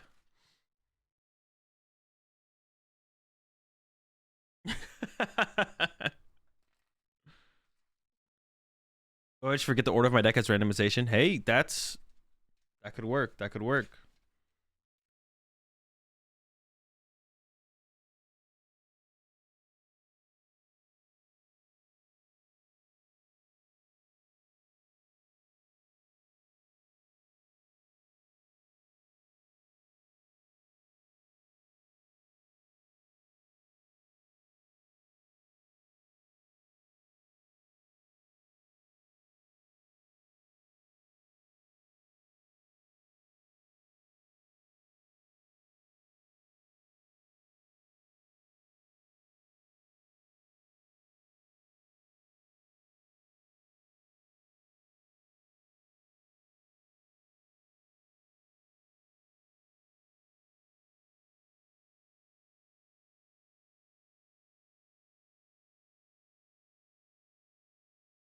Thoughts for dice cheating, myths on odds and even dice? What do you mean? You have to give me more to work with than that. So I found a doc from 2002. It's the same, but the part about the riffle types was cut out. That was it. It's the only change. Yeah, so they've never given like a clarification on what like is perceived to be sufficiently random, which is I think is bad. There should be like even if you change your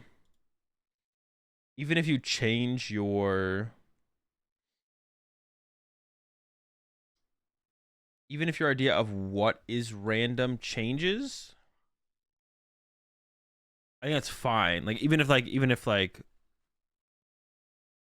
Pokemon changed their idea, if like they said, okay, 7 riffle shuffles at the beginning of the game is considered random, and then later they change it to 7 or 8 or whatever. They go from 7 to 8. That'd be like fine, but like they should have like some kind of baseline thing to like work with, because it would just be good if you're like a new player and you get into the scene. If there's like already like something in the rules that kind of just tells you, gives you a baseline to work with. You know, there should be like a baseline. There's like no reason for there not to be.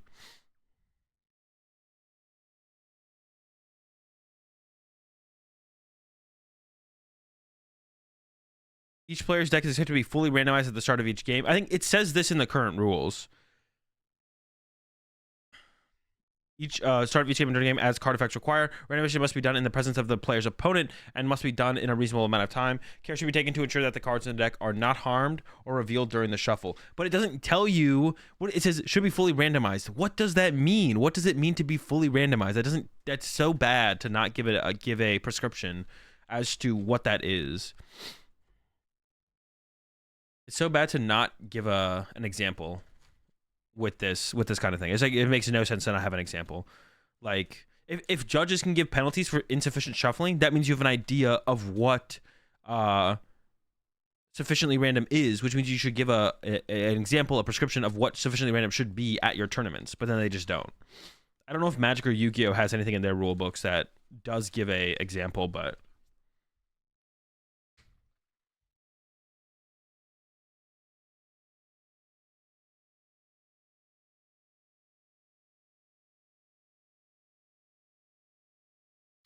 yeah, they should give us something, man. You gotta give us something. You don't think Yu-Gi-Oh does? Yu-Gi-Oh does not, bro. How do they not? Magic rulebook is almost identical on this, bro. How do none of those have it? How do you not have an example? Like, how can you say what sufficiently random is, give out penalties for insufficient randomization, but then not have an example of what sufficient randomization is? That's so dumb. Like in the rule book, like, because if you go up to like the head judge of a tournament, I'm sure they'll give you something to work with, right? Like if I go to Milwaukee regionals, and I ask the head judge, hey, what is sufficiently random? Yo, maybe I should do that. I actually like I've been meaning to get like a handheld microphone and stuff, so I could like do like interviews at tournaments and stuff. Maybe I should do that and just walk around and ask head judges, what do you think is sufficiently random in the Pokemon TCG, and just like literally get like a clip from everyone I possibly can. Post my buy list? No, I didn't. I have to do that. I'll do that today when I get off the stream, probably.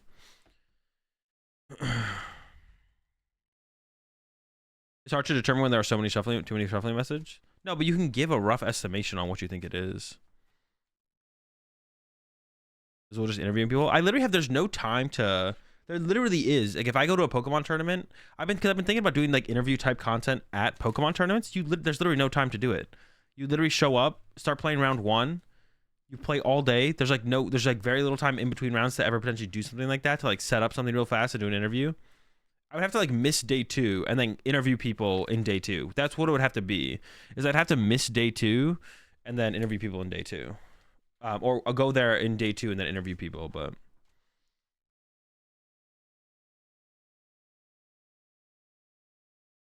if you play something besides Lost Book, there's plenty of time. But even then, there's not that much time, to be honest.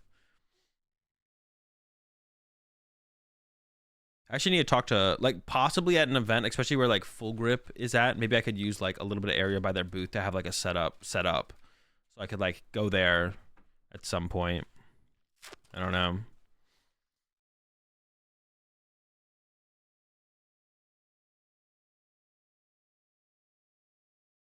There's not that much time between rounds. There's a decent amount of time between rounds, to be honest. Maybe I'm gassing it a little bit.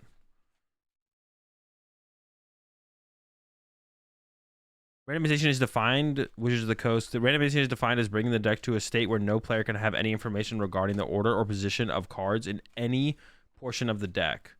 But it still doesn't give you like a... they still should give you they don't even have to give you like a concrete number. They could be like roughly 7 riffle, maybe roughly 9 mass shuffles. Just give us like something to work with.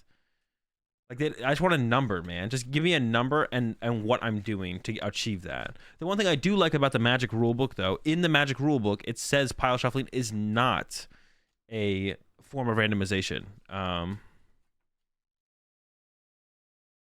That's one thing I like about the Magic rulebook. It says pile shuffling is not a form of randomization, because it isn't. So they at least know what's up with that. Want to do a fun experiment? Pull up Chat GPT and ask it to write a statement on what is believed to be sufficiently random in regards to... I've actually already done that. And it says 7 riffles. How many cards is considered a real mash? I don't know. Wait, what do you mean? Like how many cards are coming in contact with how many cards? Only mash like 3 cards at a time. I mean, that's always... Yeah, when you get down to like a 2-card, 1-card deck, I don't actually even know like the procedure there, to be honest.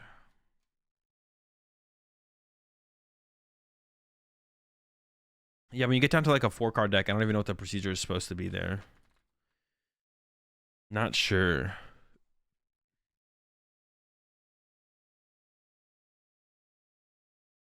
You have like nothing to work with at that point. It does change based on deck size as well, which means it is tough to give one number. Yeah, but you could still give an example of but like it doesn't change that much. Like if you did 7 every time, like it shouldn't get lower than like 5-4 probably, 5 or 4. Konami, your deck must be randomized using an accepted shuffling method. Riffle, pile, Hindu. Oh, they said pile. I mean, that makes sense though. Everyone cheats in Yu-Gi-Oh anyways.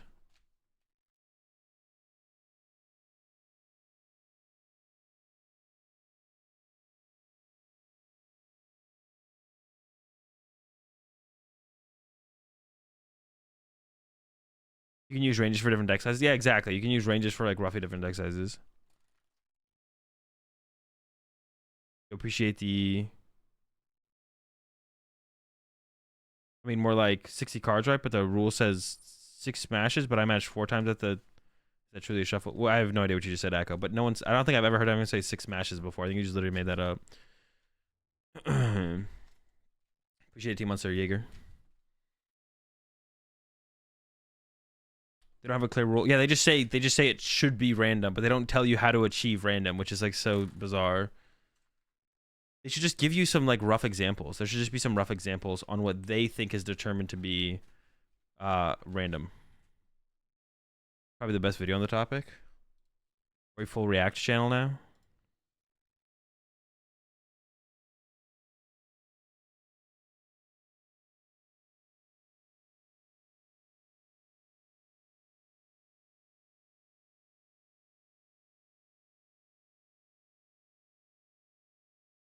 Or we do some learning chat.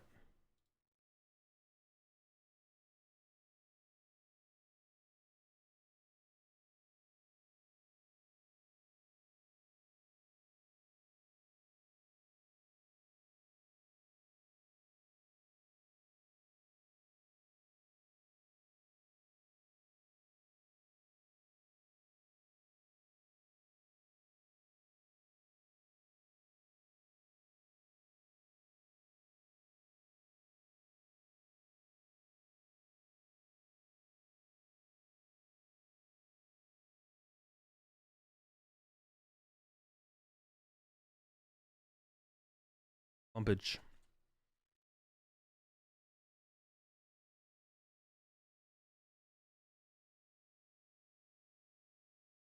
$10,000?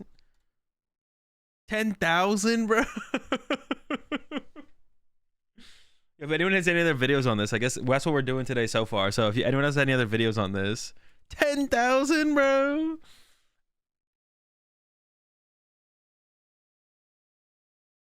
10,000 times, got it.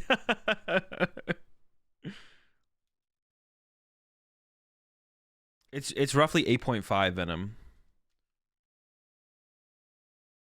It's 8.5 for like a 60 card Pokemon TCG deck at the beginning of the game. Is 8.5 something or something. So just do 10 to like compensate for like potential human error. I would say. Like for like doing like poor riffles versus good riffles, I guess. But I might be wrong on that as well. To like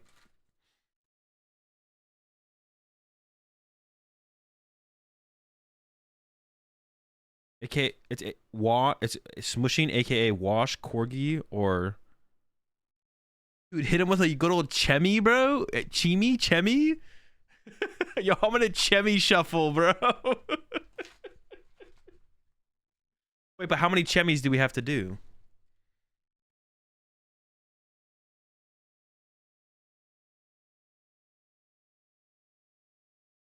Ooh, okay.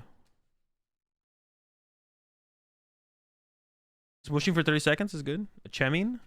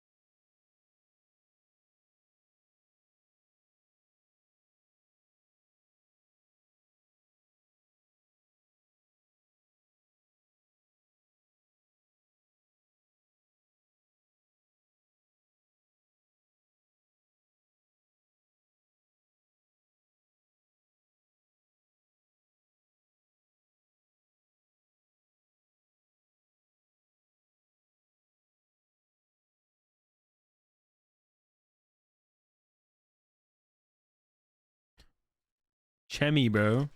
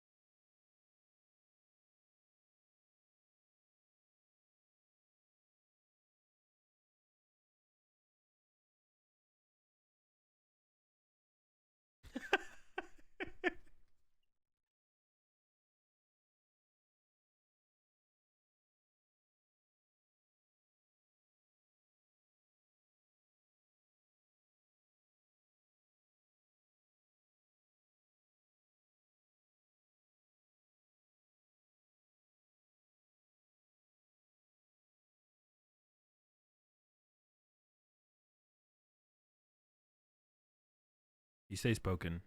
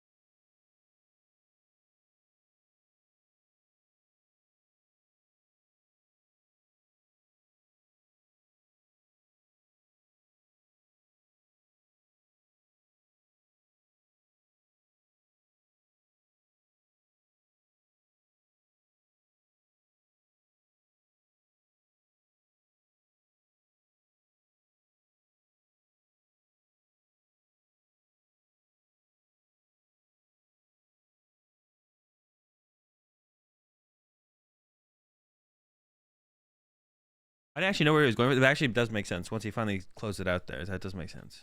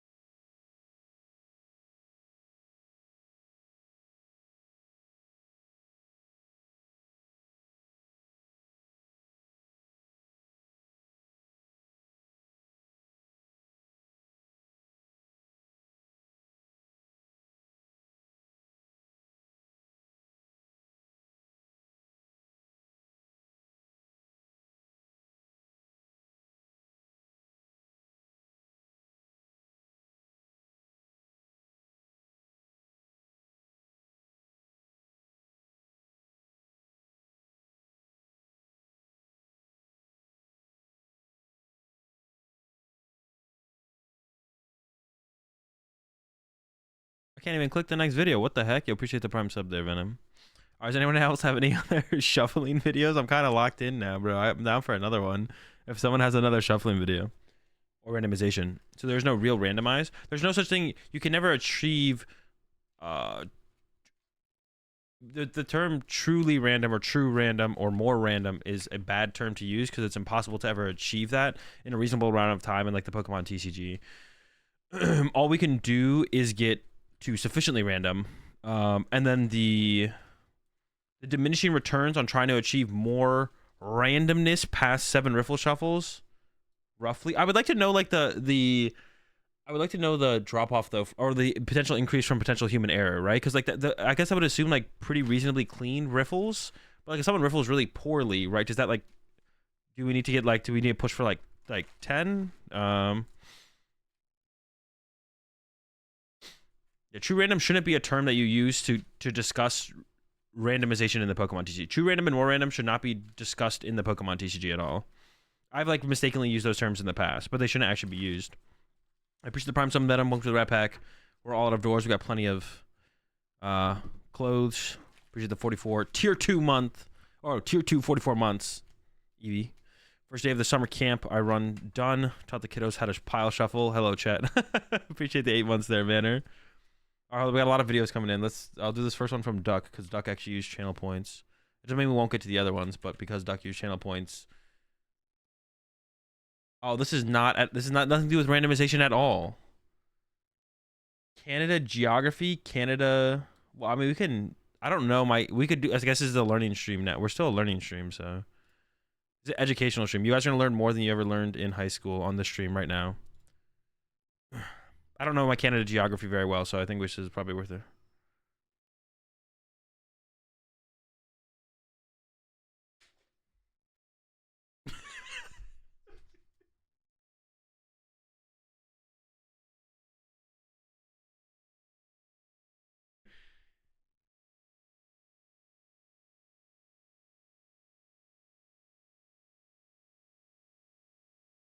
Oh, Mountain Cringe.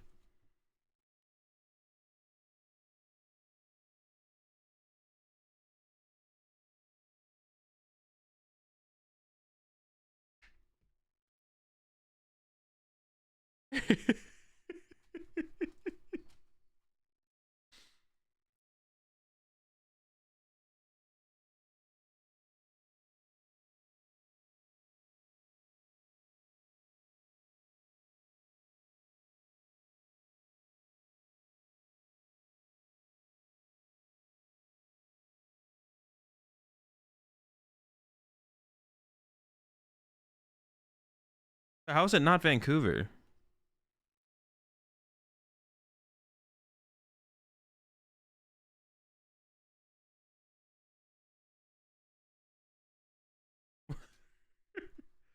I've never wait, what is this place called? Dude, I've never heard of this place. Manitoba?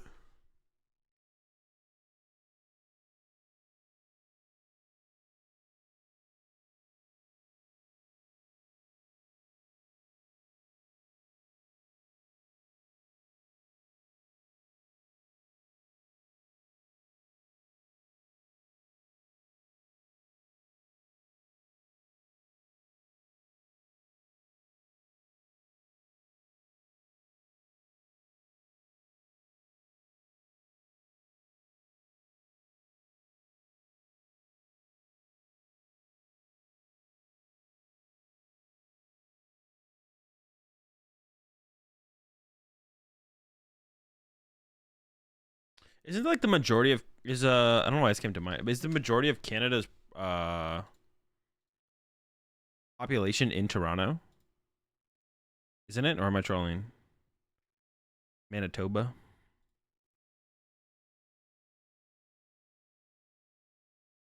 I've never heard of New Brunswick either. Wait, no, that sounds familiar.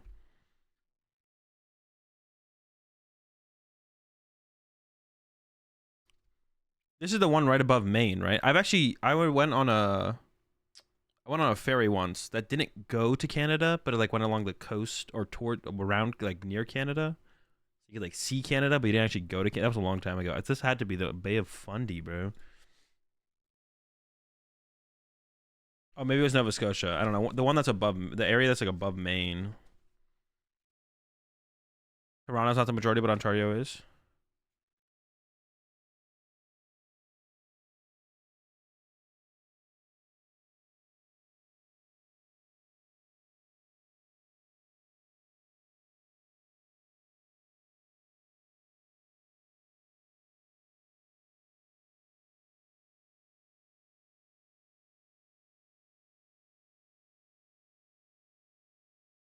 Does anyone? What do I think of Pao going to the next set? I don't know. Seems mid.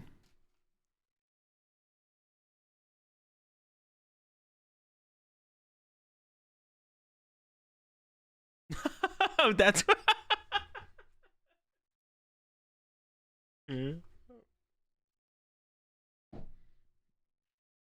CAV.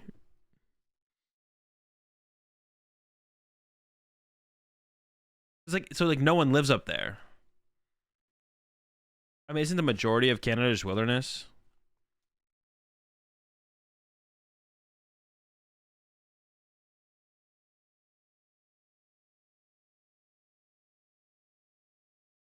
Of course. I mean, that's yeah, it makes sense, Soda.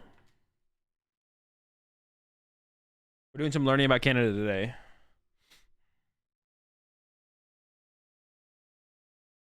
All right, let's. Someone else linked the video. Hang on, let me see what other video we got.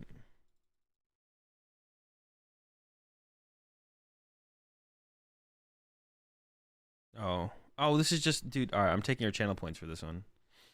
It shows why you do not want. Okay.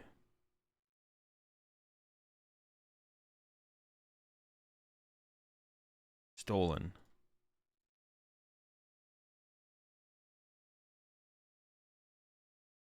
Do, do, do, do, do, do, do, do.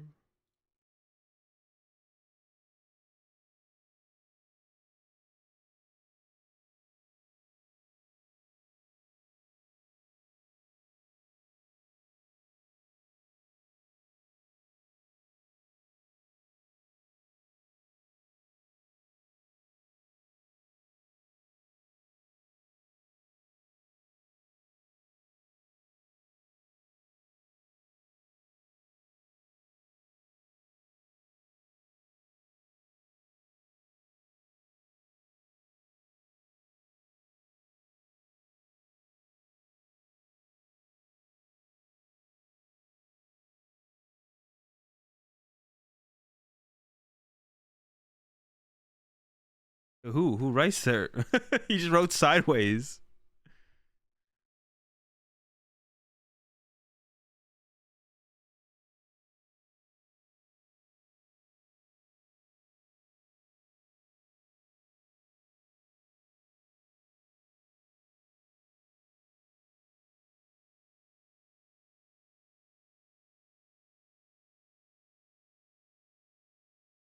It's a 1-to-1.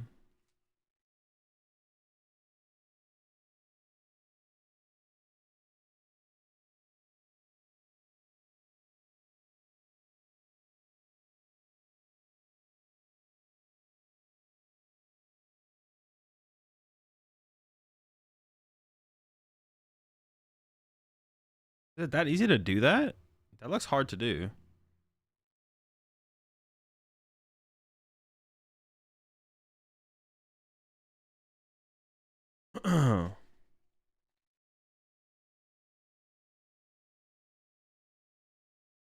Editor made a video? Wait, what? Oh, wait. You're trolling. Wait, unless you're being serious.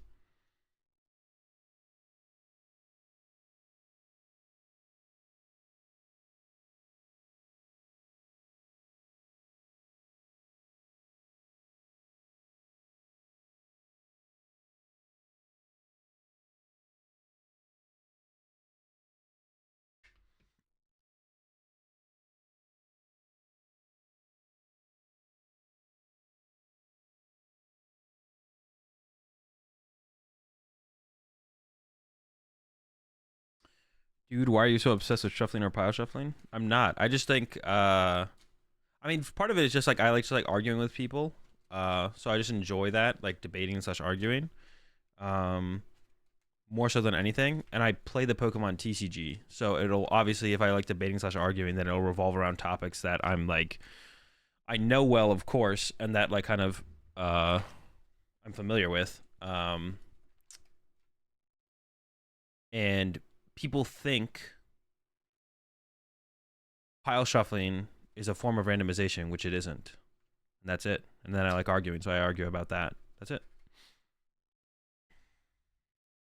I'm not even against pile shuffling. Like I said before, if you want to pile shuffle once at the beginning of a match and it doesn't affect the time of the match with the initial setup time to count your deck, and you know it just counts your deck, that's fine. But as soon as you start to argue that it's randomization and it's an optimal form of randomization, you're just creating a misinformation that leads to just more people pile shuffling and wasting time at the beginning of a match or in the middle of a match, and then it's just like people are not doing what they actually think they're doing.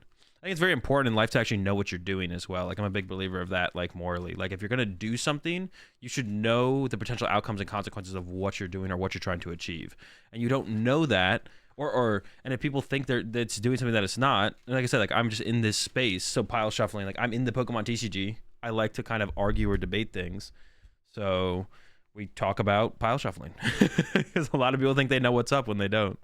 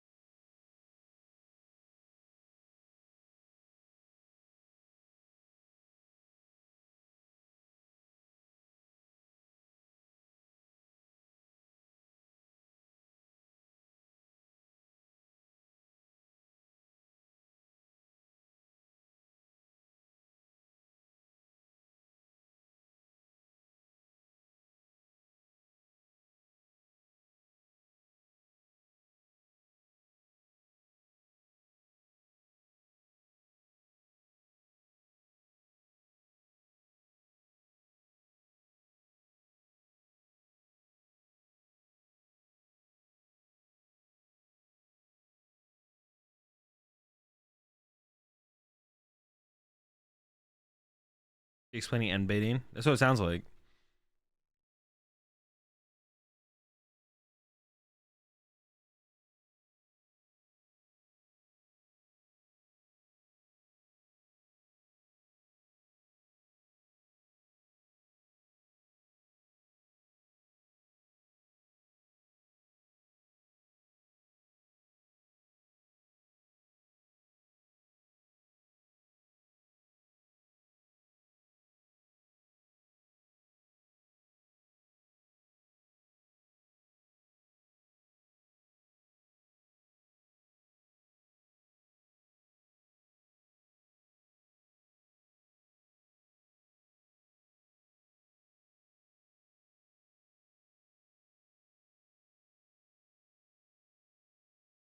The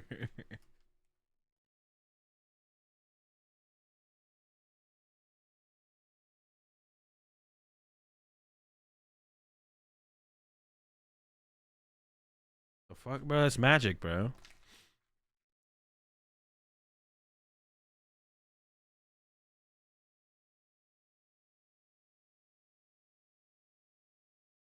The editor.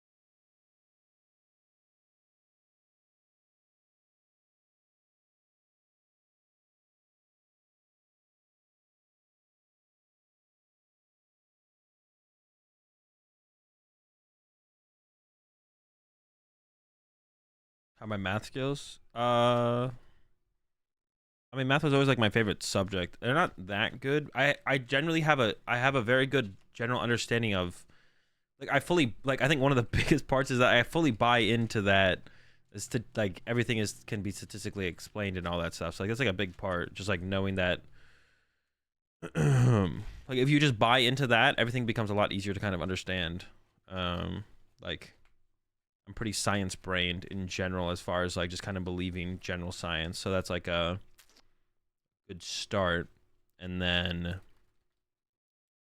I'm like okay at math. I'm not actually that good at math, but I understand why things happen, or I buy into the idea that everything happens and can be explained statistically.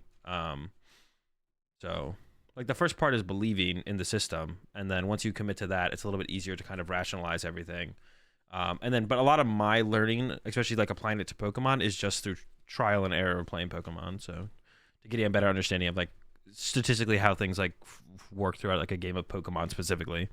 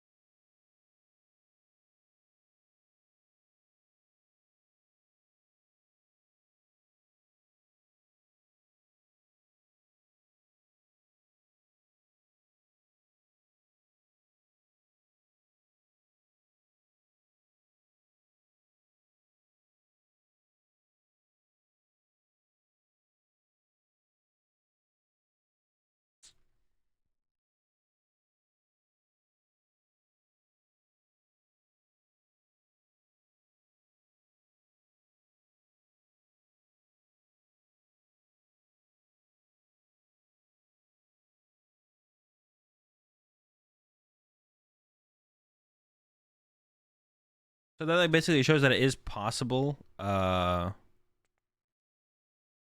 to count cards with perfect shuffles, but perfect shuffles are almost like impossible to replicate.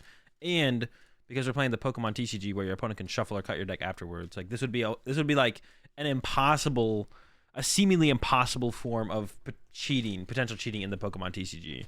Like we can do like simplistic versions of this, like very simplistic versions of this, but doing like the perfect shuffle stuff at a rate where you couldn't be caught at a Pokemon TCG tournament would be impossible.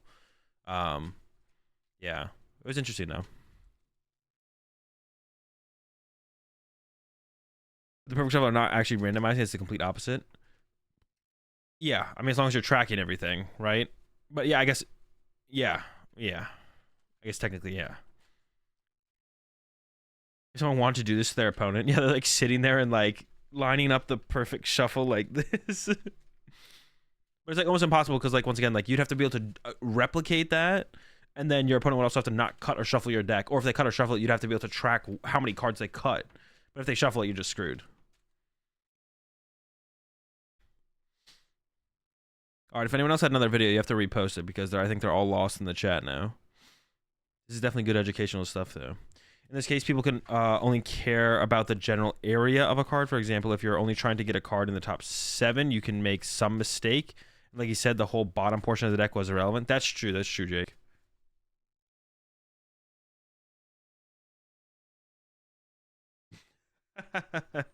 Nice try, Akko.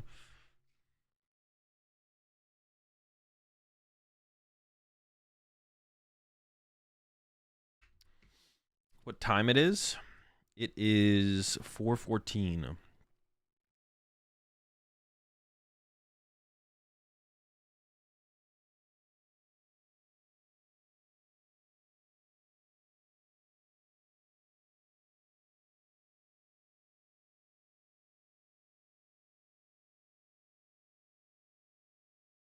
There's no way Get Wrecked sent a real video.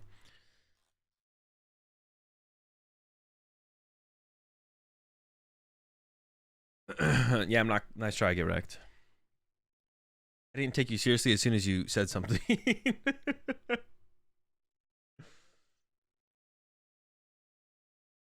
All right, let's work. Let's probably work on some.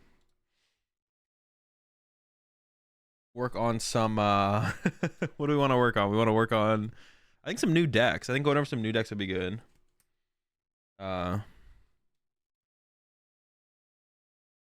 The video at science. Nope, but it is correct. Might not be science. Well,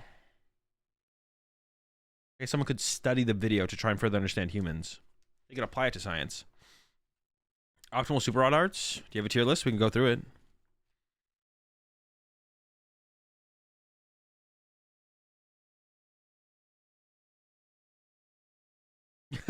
It's informative. It's about shuffling. It follows the guidelines. The main takeaway from that video for us is that if we accidentally do near perfect shuffles, the deck doesn't end up random. So we want some amount of randomness, aka random clump. So we want some amount of clumping to make it random.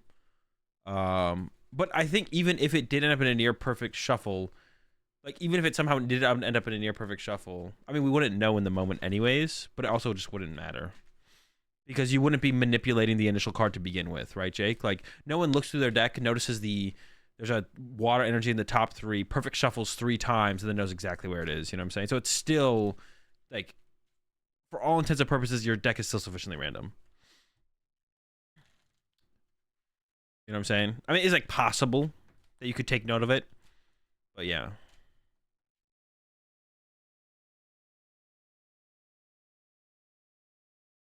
Which is why mixing riffles and mashes is optimal to get sufficiently randomized. This is like one time where I feel like Soda could be making a serious statement, but I'm actually not sure. It doesn't really matter. No, you don't have to do both. You can't trust the freaking. Well, to be honest, to get a perfect shuffle, it feels like you'd have to mash, and it would have to be a non-riffle. And actually do 7 near perfect shuffles, you'll end up with Pokemon in a predictable area. Well, yeah, but you won't know you did 7 perfects. That's what I'm saying, Jake. Like the chance that you would actually be able to decipher that and know that, and have your opponent not shuffle or cut you out of that situation is like so high.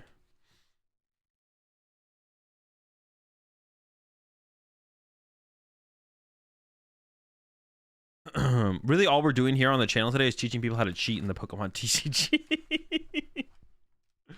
You can't do 7 perfects unintentionally. Yeah, that's what I'm saying too. It's like it seems impossible to do a decent amount of perfect shuffles.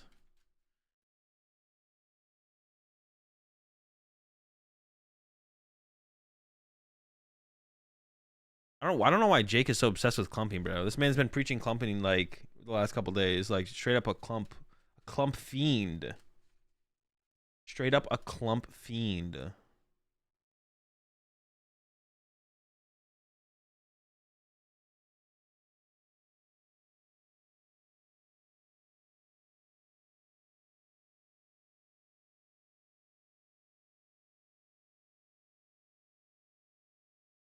Clump,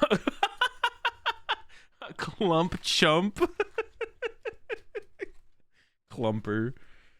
A clump chump, someone who perfectly clumps cards in their deck when they search through it. You got your declump. What do you call it? You got your clump chumps, your declump declump dinkuses.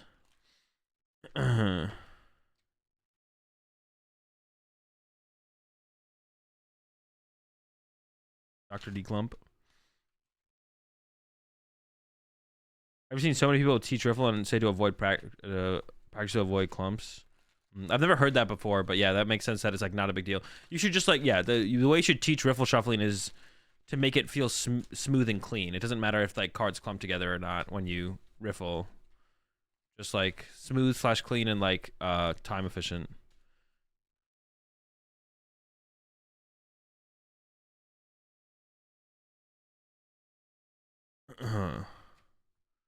Chemi. Yes, and after watching that video, is anyone actually gonna do a 30-second Chemi at tournaments? Is anyone actually gonna hit him with the Chemi? Yo, imagine Chemiing on stream, bro. That's the real alpha move. Hit him with the Chemi on stream. It sounds like a dance move, the Chemi.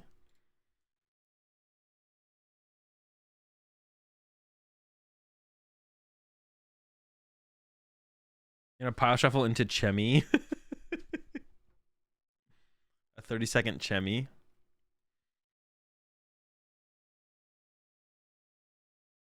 You think if you did, they would tell you not do it? The Chemi? I mean, you shouldn't do it just because of the on stream. To be honest, you would have enough room to Chemi on stream. You could definitely Chemi on stream, but like at a normal Swiss table, you probably not. You just don't have the room. It would just be inconvenient to do it. It was just 6 months there, Abra.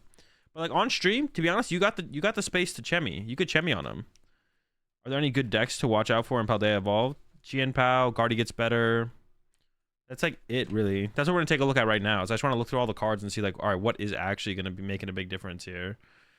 Apparently Meowscarada sucks, which kind of sucks because it's kind of cool, but yeah, apparently Meowscarada ain't it.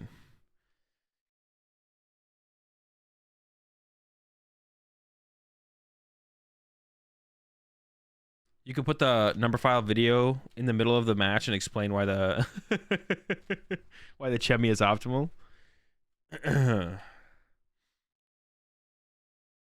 Are the judges gonna get? Oh yeah, your cards are gonna end up upside down. That's true. Then you have to use artwork sleeves so you could tell instantly and just recorrect them. Yeah, the Chemi is just suboptimal to matters. Don't Chemi.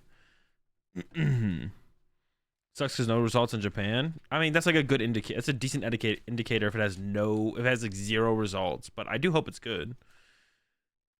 Does my feelings on Lost Box change after Taiwan? I mean, what was I saying about Lost Box? I had said Lost Box doesn't seem like it's that great going into the format. I don't think so. I think it almost like reinforces my feelings on Lost Box. Like it was just double Guardy finals again. Like if Guardy is by far if Guardy is obviously the BDIF and seems to be one of the most popular decks, if playing Lost Box isn't a counter to that, then it seems like my feelings are correct, right? Where it's like it seems like Lost Box is in trouble going to the next format. It seems like Guardy might just be unstoppable, which kind of sucks to be honest. But I feel like some kind of single prize. I think it's possible that a single prize Lugia deck might be able to keep up with Guardy though. I think some kind of single prize Lugia deck would be fine against Guardy though. That seems like it would be decent. I don't know. Because you can go like, yeah, you can just like Just play a single prize Lugia deck. I mean, that seems kind of cool. Yaskarara seems all right. I don't know. Is it though? Is it all right enough though?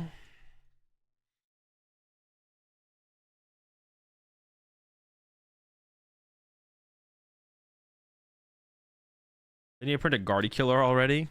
I don't know if it's possible. Yeah, I don't know if it's. I don't know if a Guardy Killer exists. Like, it is possible to exist.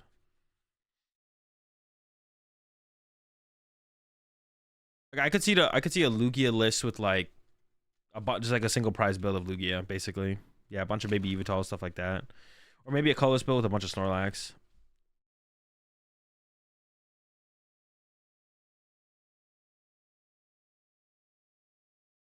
Guardy Engine is really strong. It'd be hard. That's what I'm saying. Like, I don't know if a Guardy Killer can exist because of how strong Guardy is. Like, Guardy is just like so ridiculously powerful. Seems like Lugia really is pretty good against Guardy. I mean, right now I think Guardy's favored against Single Strike Lugia, like in current meta. Next meta, I don't know. Place 2 damage counters for each energy your opponent has in play. Yeah, something like that would maybe work, Jake. But yeah, you'd have to do something. I don't know.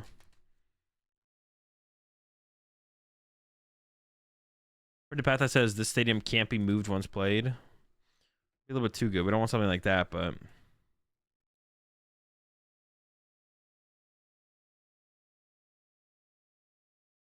maybe a card like Spirit Gem for EXs? No, that'd be like way too good. Isn't Path Iono the Guardy Killer? Now, Guardy like draws so many cards. That's the problem. Like, Guardy like thins out their deck really aggressively, and then they keep Draw Engine in play, and then yeah, it's just tough. All right, but decks to potentially make cards to potentially make decks with would be Fortress, Meowscarada. What else do we have? Wuchien with the Fortress. What other grass attackers are there you could do? So you had Wuchien, Fortress. What else would you play that with? Do we have anything else to play that with? Skeledirge. Skeledirge probably not good right now.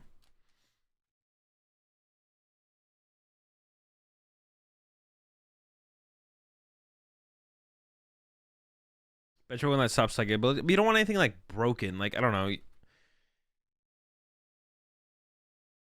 would be best if like promo Tina counters like weren't really a thing. I don't know. Cadaxwell, yeah, Cadaxwell was a pretty bad game design. So was what was the other one recently that I said that about? Oh, Battle VIP Pass is also a really bad game design as well. Battle VIP Pass, Cadaxwell, Field Blower, those are all like bad game design. I think Parallel City was close to being overpowered, but probably not quite. I think the thing that made Parallel City overpowered was Field Blower, because you could like manipulate the board state so aggressively with it, and then still like recover. I don't know. It's just like there was like too much control. But the 3 cards that I think neutrally are just like too good in the past that I can think of is Cadaxwell, or like the poor game design, not even just like overpowered. Cadaxwell, Field Blower, Battle VIP Pass were all pretty terrible card design. They wouldn't need all these deck killers if they just made balance. That's true. That is true. And it shows they haven't like kind of stopped doing it because Guardia exists, right? So like we were hoping like after Lugia that they would kind of be done with it. Thoughts on VS Seeker? VS Seeker was probably also, it wasn't that as bad, but I think VS Seeker probably was pretty bad card design as well. Like it made your resources like close to infinite with a lot of decks, right? Like, well, they always have an out to a Lysander or a Research or an N. You can't really count resources as aggressively and make plays around it. So yeah, VS Seeker was also probably a pretty bad card design as well, to be honest. Puzzle of Time? No, I think Puzzle of Time wasn't terrible, to be honest. It was obviously bad when you could like recover it. Our Puzzle of Time was like pretty bad with Zoroark, and it was obviously bad when you could combo it with Sableye. But that was like an expanded combination, so it doesn't really count, I don't think. The only thing it really counts for it to have, because you can combo it. When things get comboed and expanded, that's like different for sure.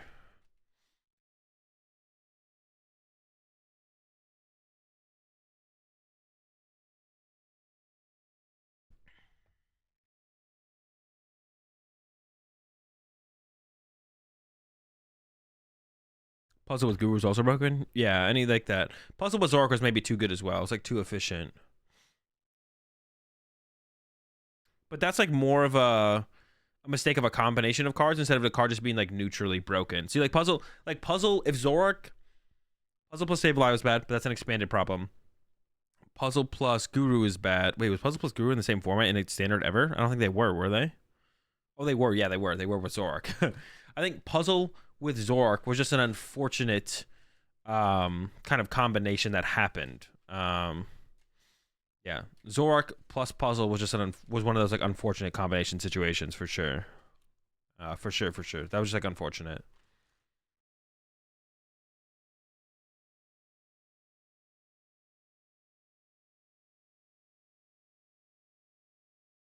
Excalibur, Chien Pao. I definitely want to work on like a Zoroark box type deck. Luxray, another card. Belly Bolt? Broken Belly Bolt? No, he probably sucks, right? That's unfortunate. Poor Belly Bolt. Never know what's going to be his time, though. Let's go with the other Wigglytuff. Let's go with Wigglytuff EX. I don't know if it's good right now, though. Slowking is bad.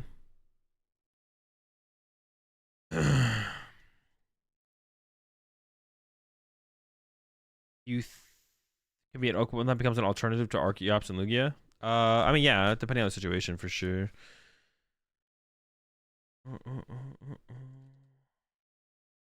Yo, what's up, Diaz?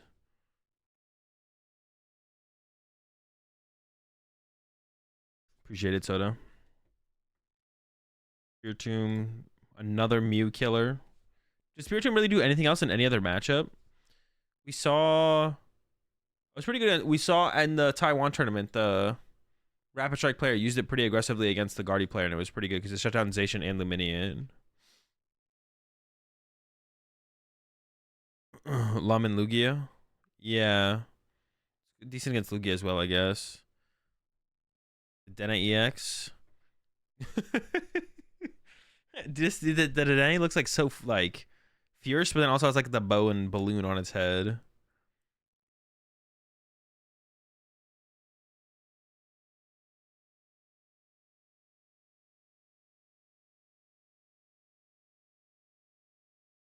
MQ Safeguard. I can't think of anything that goes in like kind of immediately, but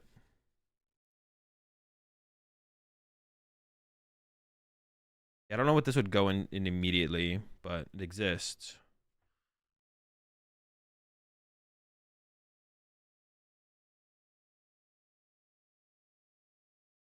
So how do you say that name? We're gonna keep going. We keep on. You appreciate 25 months there, Salami Bear. See Rule Edge. See Rule Edge? Nah, you're wrong.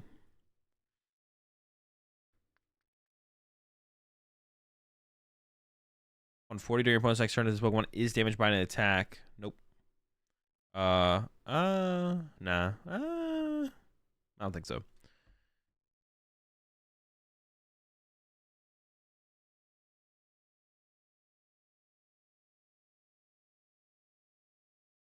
During checkup, heal 20 from each of your Pokemon.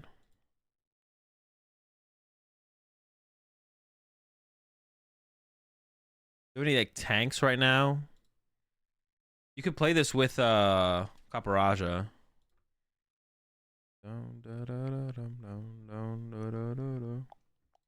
Tinglu. I don't think Tinglu's very good. It's so hard to be able to put on pressure with your attack. It's so hard to be able to put on pressure with your attack. Doing 150 damage for triple basic or basic, but triple. Well, I guess they are all basic. Triple fighting is just like so hard to set up and get going. It'd be cool if it was good, but I just don't think it is. I don't know. It's just so hard to get 3 fighting energy. Like, where do you even get the? Wait, yeah. Where's the other? Wait, do we still have Turbo Patch? I guess people were playing it with Squawkabilly and Koraidon, right? I guess maybe that works. You just Koraidon turn 1 and then start attacking turn 2. Maybe that works. I think you get kind of, it's just, you probably lose to Lugia, but you can beat other stuff, I guess. No Turbo Patch? Turbo Patch rotated? Bro, do you guys remember? Wait, really? It rotated? Saying Vikavolt V Turbo Patch was broken.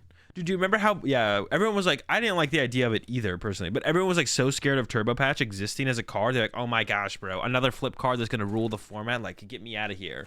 And then I saw it play for like a set, and that was it. Gutsy, kind of OP to be honest. Now you'd probably just go Koraidon. You'd probably just go like turn 1 Koraidon plus Squawkabilly. I set up from there and go. Like the Gutsy Pickaxe is such a meme, like RNG fest. Hey, Shroodle, baby. Yo, this is like my new favorite card. I should get, you know what I should do? Yeah, I'm gonna get a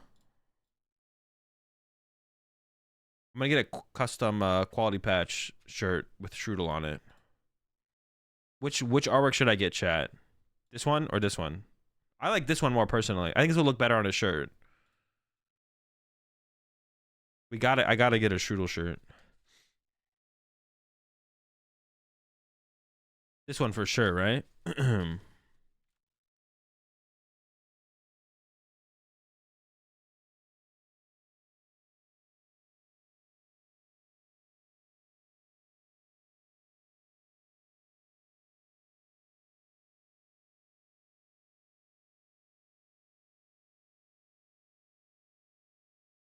Yeah. Should I do this one? It's gotta be this one. Alright, I'm gonna do that. Shroodle plush. Do Shroodle plushes exist?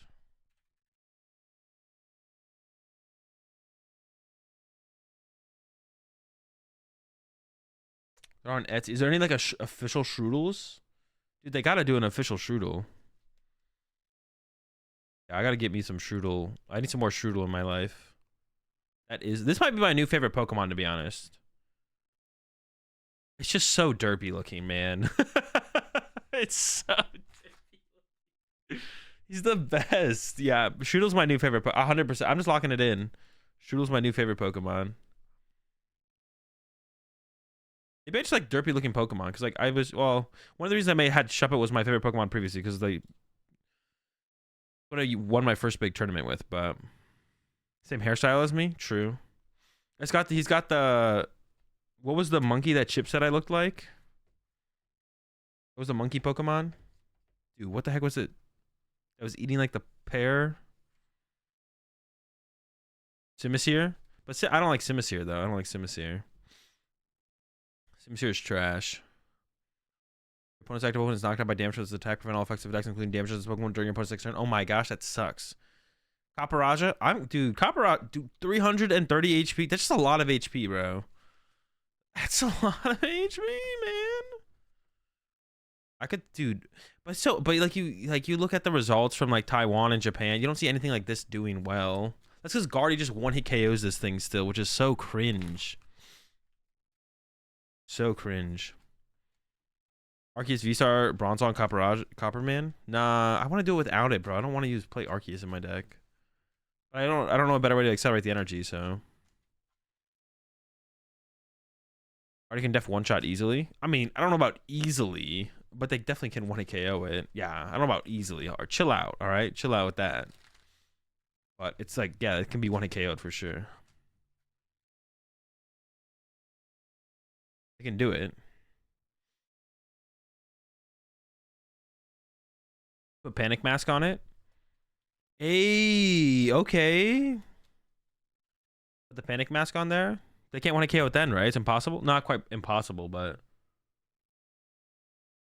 how many energy would they even need?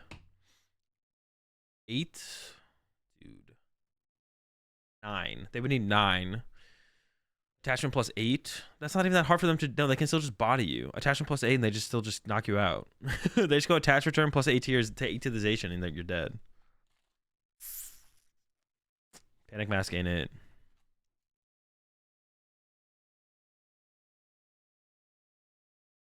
Three fighting energy impossible. 3 metal energy easy. Well, it's 2 metal and a colorless actually.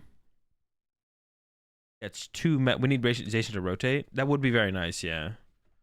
Jan Pao can still KO it. That's true as well, yeah.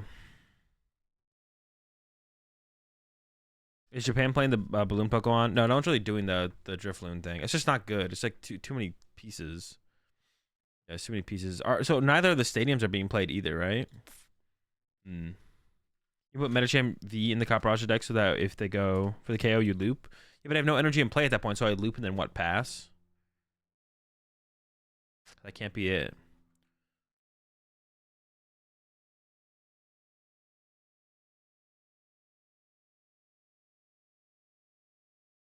Yo, I mean, I don't think it's probably not good. Is Blissey ever good?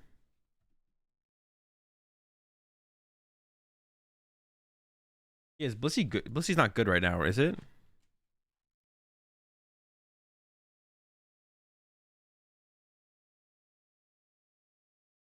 I also can't afford festival, which is optimal as a 2 count according to that guy on Twitter. Wait, what? Who said that on Twitter, Soda?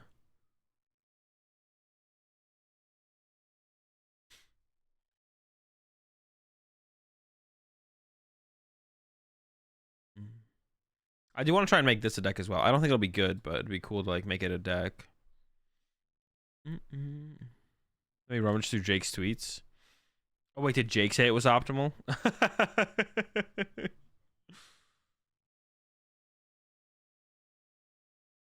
I need to save this. Need that for later. I never said it was optimal if Drifloon was good. Oof. What do you have to say to that, Soda? It sounds like you were wrong. What do you have to say to that, Soda?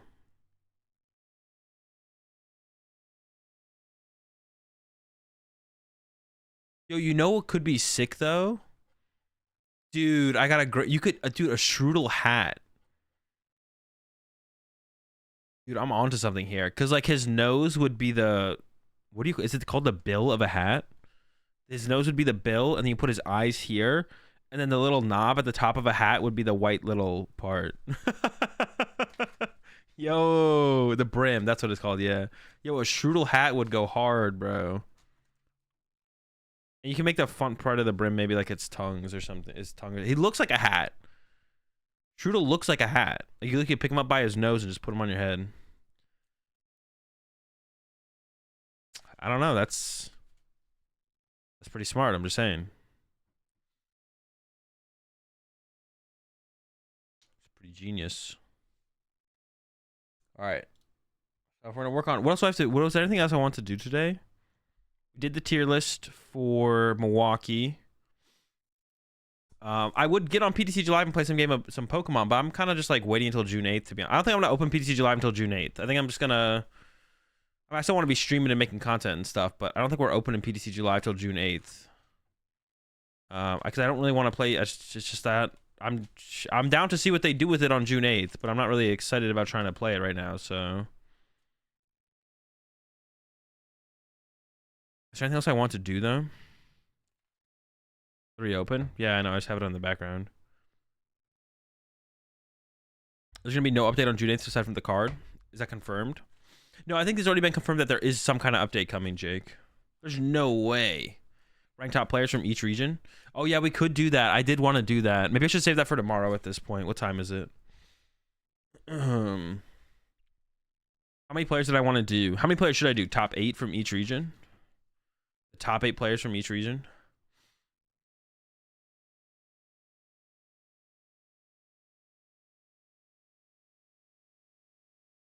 Is it better to migrate to PCL now or after launch? I mean, it really doesn't make a difference, I don't think. Unless you're going to get your account more set up for it, to be honest, Tweed.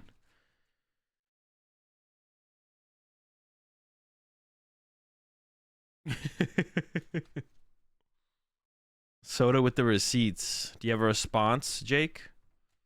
Soda's got the receipts right there. I don't know. That looks pretty...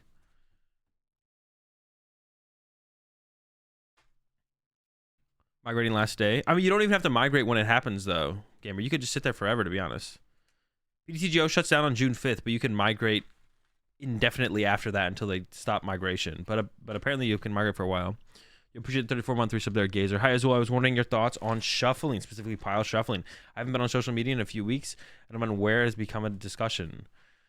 I feel like I'm getting baited here.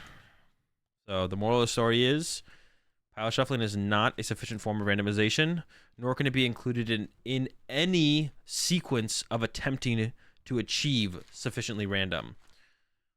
So with that said, if we agree that riffling your deck 7 times is sufficiently random, if you riffle your deck 7 times, or you pile shuffle and then riffle your deck 7 times, it'll be the exact same outcome. Therefore, there's no reason to pile shuffle to try and attempt to achieve any further or progress towards any form of randomization.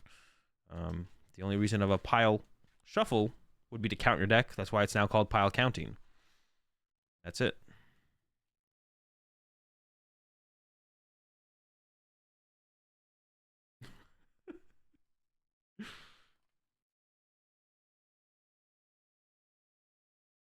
Brother, you can't take soda seriously, Jake.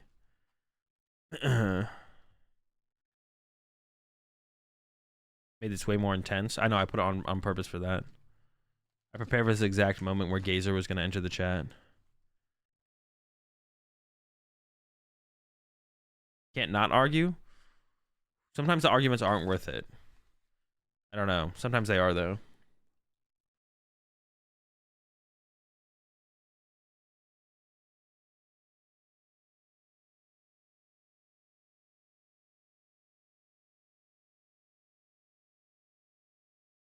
What's the next underrated deck that will win a regional? I don't know. I haven't decided what fringe deck I'm playing yet for the next regional.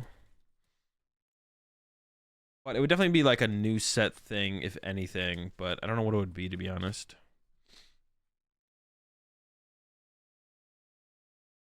Is it ever possible? Nah, Tinglu just sucks, man. I'm like trying to like rationalize how Tinglu could ever be good, but it just can't.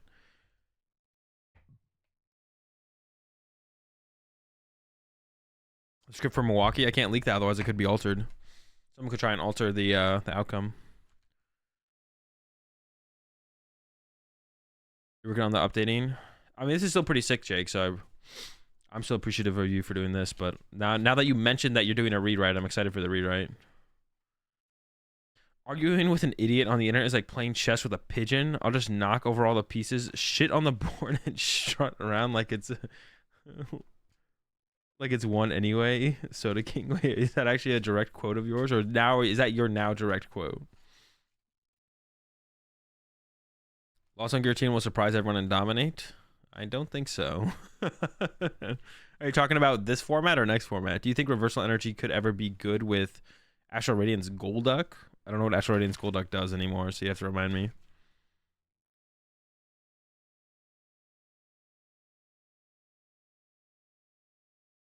Wants to play Rapid Strike Lugia? Is there any circumstance where it could be playable? I don't know. I mean, it would be now, theoretically, but I haven't tested it at all. This format? No, you're wrong. I'll take you up on a bet, though, if you want to.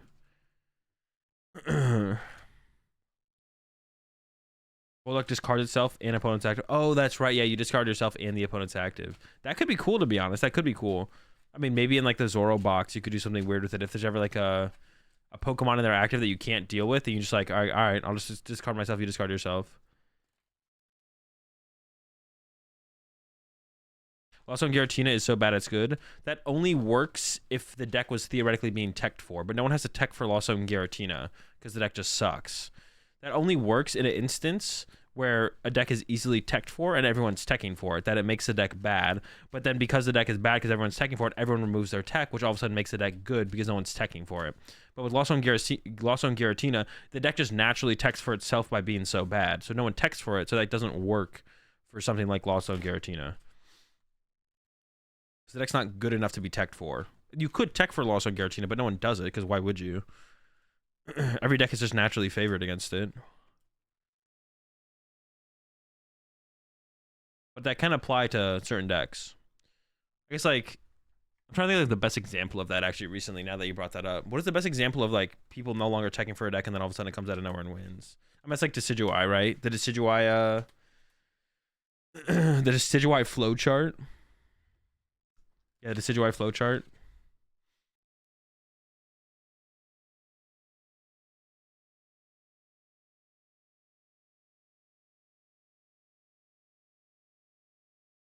Mew.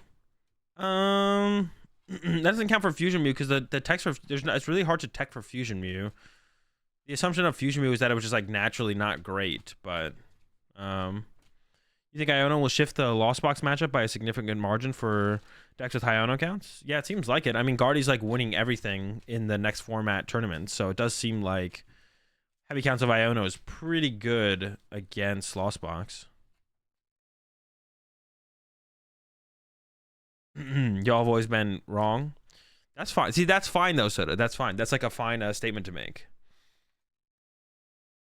Giacomo against Fusion Mew. Was it discard a special energy off each of your opponent's Pokemon? But yeah, if you just knock out the Meloetta, that's the exact same thing. I don't know if that really makes a difference. Arceus Vulpix winning the whole weekend. Like every single tournament is going to be won by Arceus Vulpix. I think people aren't playing good Lost Box lists yet. Oh, you mean like over in the next format, Jake? I could see that. I think stuff like heavier Sableye counts is like definitely good, and I haven't seen much of that. Like I think like playing like 3 Sableye, so you can like constantly have 2 Sableye in play, and then like Mirage gating to your Sableyes preemptively and stuff like that is like a big deal. That's something that I haven't seen yet. Palpad, yeah, I could see that as well. Just more supporters, or just like playing like a count of some kind of research. To be honest, like some kind of just more supporters. Like if you just played like 2 researches in the deck alongside your 4 Chorus, and you just kind of conserve them just so when you get Onode, you draw into your research and you have research. But I could see Palpad as well, because then you Palpad 2 Chorus back into the deck, and then you can draw into them. I could see the Palpad, yeah, as like Onode protection. Is there anything you could like set up on your bench as Lost Box to help you deal with Iono, or no? There really isn't, right? Not that I can think of anyways. If the 2-3 Snorlax Therapy Energy Lugia build becomes popular, that seems to be bad for Lost Zone decks. No, you just play your own Snorlax probably, so you can KO their Snorlax back. Melodic? I mean, I don't know about the Melodic, but yeah, I guess Melodic. I mean, I guess if they ignore a Sableye for turn to boss up your Melodic, I don't know, you're feeling pretty good. 1/1 B Barrel. I could see the 1/1 B Barrel as well. I could see all those things, to be honest. If only the monkey was around, yeah, Primate Wisdom would have been pretty good. But I think it's good that there's no Primate Wisdom with the way Iono works in the format. Yeah, the therapy energy Snorlax build. It's not that good. I don't know, Jesse. I don't know if it's that good, Jesse, because they can just like swing with Raikou or Dragonite to kind of break your, force you into like a bigger Pokemon, and then just like, I mean, I'm assuming Kyogre, of course, right? But it would have been absurd with. That's true. It would have been pretty good. 1/1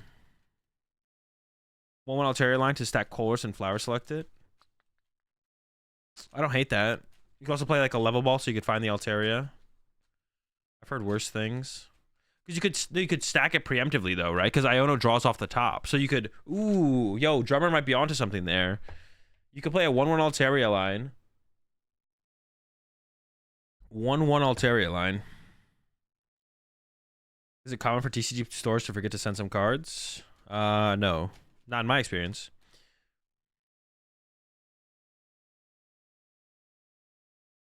Therapy Snorlax isn't as good as it sounds on paper, but I just like the idea of playing a heavy Snorlax count in Lugia with like 3 therapy. Well, I think Jet Energy might just still be better, and if you stay asleep, just just go find a Jet. Like you'll either wake up, they'll KO you, or you just go find a Jet. Like that might be enough outs.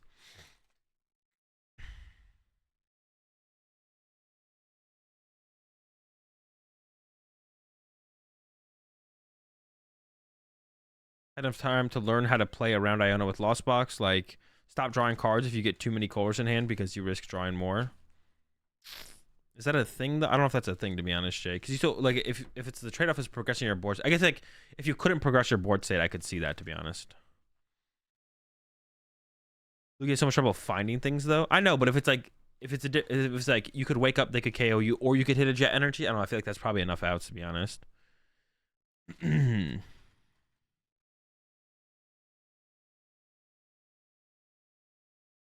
I can still see the single strike build being the best though. Yeah, it depends on what else is popular, right? That's like the big question. You do still need like some kind of dark attacker as well, because otherwise up against Guardy, they could just KO your Snorlax with a Guardy EX, right? So you need something to like force You either need something to KO the Guardy X in response to that, which if you use Weird Deer, I don't like that trade-off, theoretically. But that's like that eats up so much of your energy to get that one KO, right? Actually, yeah, how the heck does... What does Colorless Lugia do if they swing with Guardy and like KO an Archeops?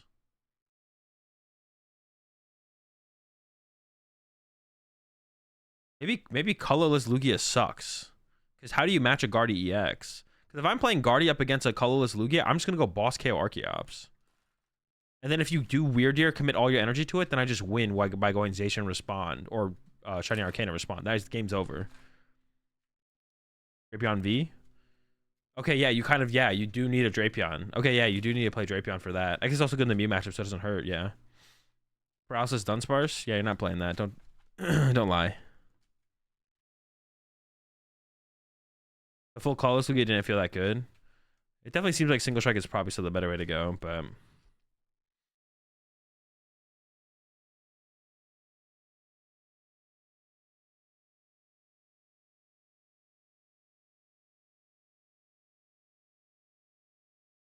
Why would you boss Archeops? Because you just need to KO something with your Guardy for the turn. Like, you want to take a knockout with your Guardy for turn.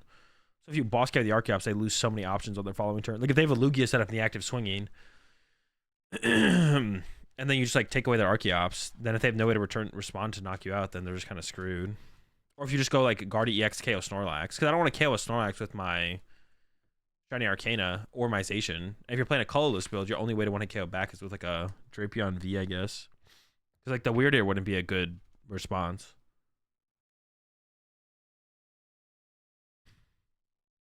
The new Dunsparce to make a paralysis lock deck. It's probably not good, but it is a thing. It's probably not good because you just like lose to every Lost Box deck. But you would probably beat stuff like Guardy. I think the idea of it's really cool. Drapion with 2DT, don't kill Guardy. Oh no, but Guardy should theoretically have 20 damage on itself from its own attack, from its own ability. So you should be able to KO it. But if you are able to set up a fully fresh Guardy, then you are right. They would with the knockout. Only one Archeops. I mean, theoretically, if you go chase an Archeops, though, the previous attacker should be set up, and the colorless build does play 4 double turbo, so the second Archeops could search out 2 double turbos to load up the Drapion, or attach a double turbo from hand plus Archeops for double turbo, hard to treat your active, because they're not KOing your active, so your active should be able to pivot. So getting the Drapion set up itself actually isn't that big of a deal. But if you had to put 2 double turbos on it and they had a fresh Guard EX, you do just kind of lose then. All right, let's work on a... I assume you don't have the new cards on here in any form, right?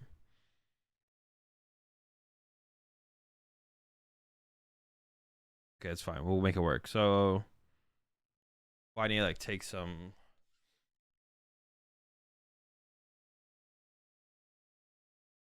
Still sleeping on the new slacking? Nope. We need Bax, Excalibur, Jianpao. And then we need Baby Bax. I like this one's artwork so much better, but this one is optimal, right? Because of the one with tree cost. Actually, I don't know. It only has 60 HP. Does the HP matter difference? HP difference matter? I'm gonna be able to add Japanese cards as soon as they're revealed. That's dope, Jake. I'm excited for this new reveal now. I didn't even know it was a thing that's coming out. How long do you think it's gonna be until it drops? Just out of curiosity. Press snipes. True. Does that really stop? Are we really stopping the... Are we really stopping them from getting the KO on a 60 versus 70 HP Pokemon? Because I want to be able to attach retreat turn 1 into... I want to be able to attach retreat turn 1 into Jianpao, right? So I think we do want the 60 HP one.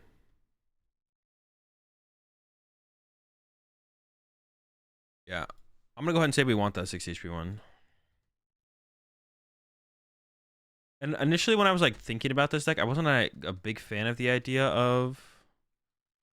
Why are they so small? Am I tripping? Oh.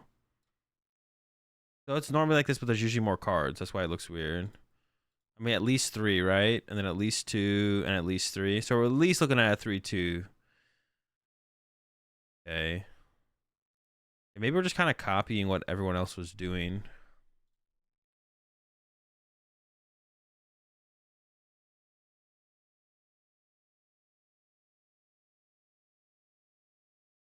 Wasn't Chain Pal play Empoleon? Wait, which Empoleon?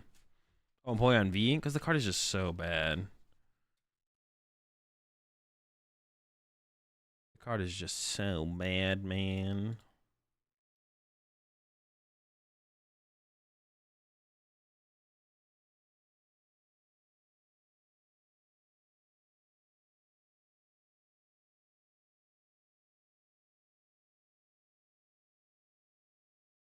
Do for 10. I mean, the one retreat cost one just seems correct because you can retreat turn one into Chien Pao and use its ability. Kyogre Snipe with the Echoing Horn. I thought about that. I think the Kyogre Snipe itself is probably worth playing. Oh, we need Greninja as well. I don't like the. I saw the Articuno in a couple builds. I didn't like the Articuno though.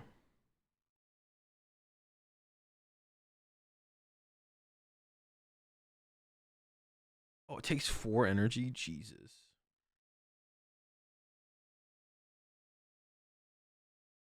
We play Squavette? No, I don't have bench space for Squavette.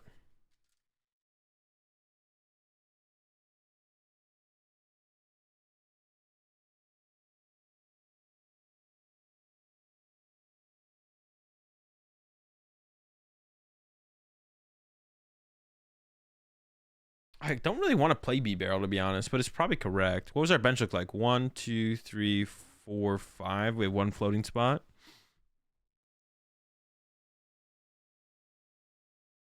Problem with Kyogre is there's a ton of Manaphy. But Kyogre is good against like Lugia specifically that doesn't play Manaphy. Is one Palkia V-Star bad in Chienpao? Like only playing one? I mean, I don't know. It could be fine. Maybe you only need one.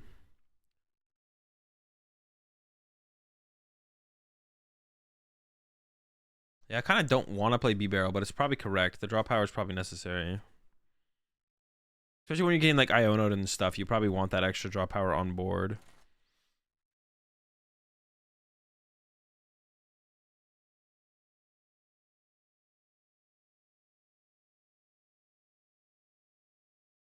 These ones look ugly because they get cut off.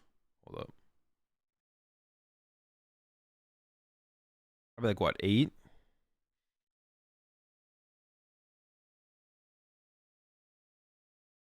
I actually kind of want to play like triple or even quad Lost City in here. I think Lost City is actually really good in here for the Guardy matchup and the Lost Box matchup. My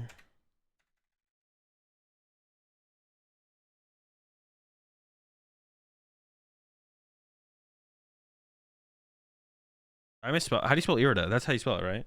It's just loading slow. Maybe I didn't refresh it.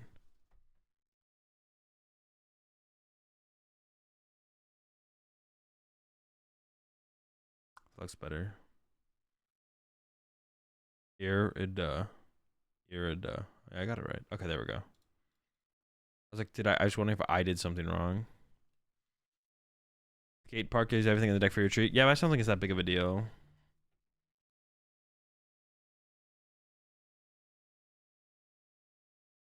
I think Lost City just sounds too good to not play. Plus 50 charm? They have plus 50 HP charm? I don't think so. I don't think that's correct. I need to run and use the bathroom though, chat. So we're gonna leave it here. I'll be right back. We'll get back into it in just a second. Finish up this Chi and Pow deck.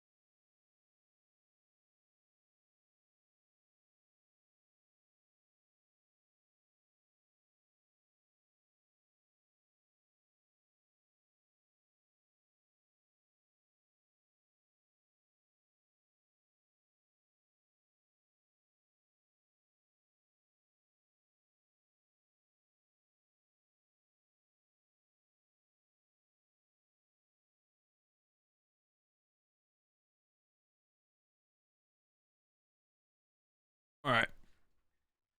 We need to add like a lot of things here still. I guess the biggest thing I like need to figure out is like how many Baxcaliburs do we need to set up? Because like theoretically we could get away with like 2 rare candy, right? And then I need to get that from here actually.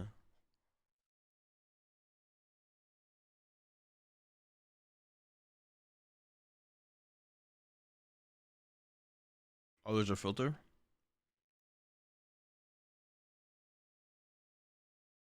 Standard. Oh, okay, cool. I don't know about that. What other filters do we got? Oh, World Championships.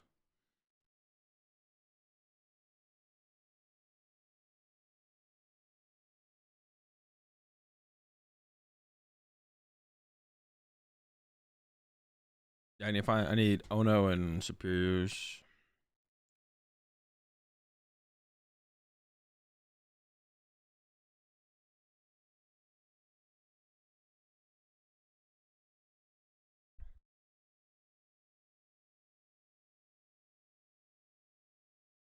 Um, Manaphy? No, I don't think we need Manaphy.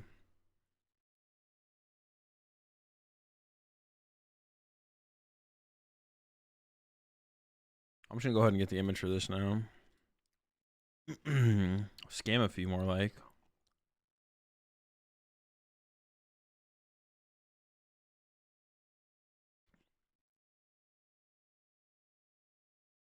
Wait, dude, am I just like trolling? Where are they? Oh, there it is. I was like, bro, I like went up and down this thing like twice.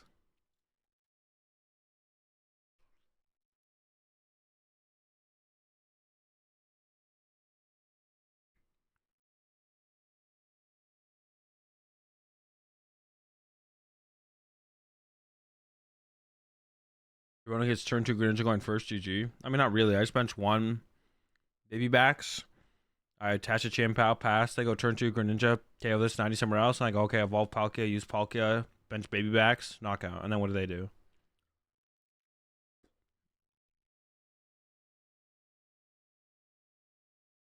I'll take the knockout with Palkia.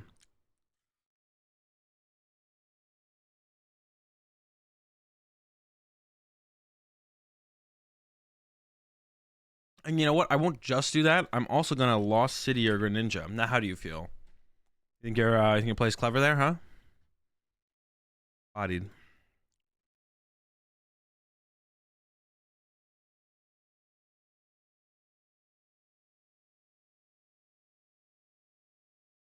Oh, that's true, Cheetime. Hold up.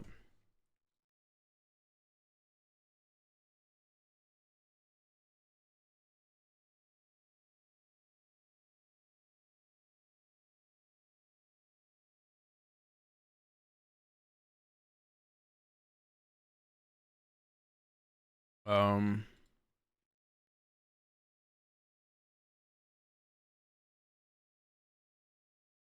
wait, wait, wait, wait, wait. Am I missing something? Where's the correct one? Salt on watermelon? I mean, I've heard of that before. Proxies underneath the set logo? Ah. At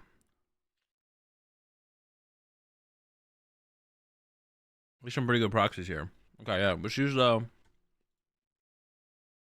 the English cards then. Or you know what I'm saying. Just in Bastal with the carry here.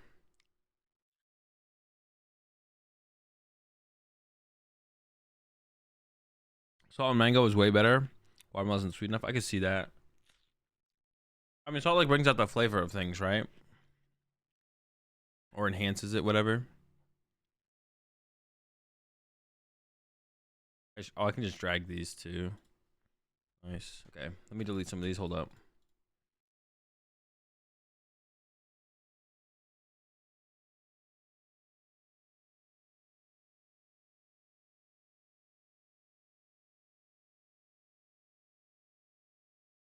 All right.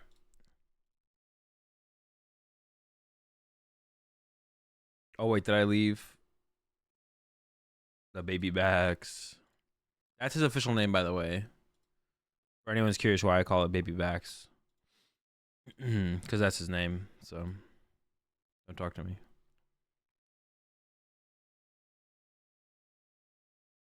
I guess I should be getting like every card while I'm kind of going through it. These are really good proxies. What the heck? This looks a little bit off, but like I mean, like these are pretty insanely good.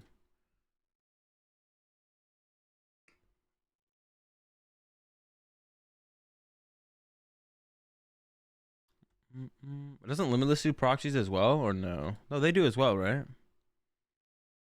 Do they have the new cards though?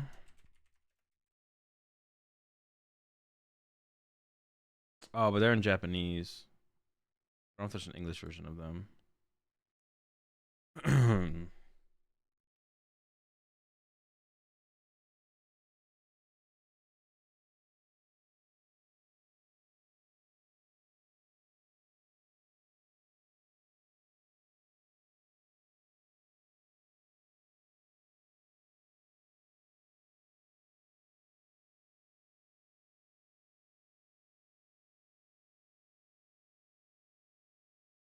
Okay. So we need 2 of these at least. We need 3 baby backs. We need 4. We need at least 2. Oh no. Okay, so now we're caught up again.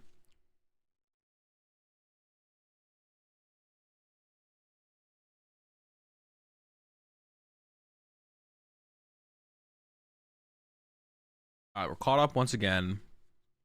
12 cards left. Nope, 22 cards left. And we definitely need some ultra, probably 4 ultra.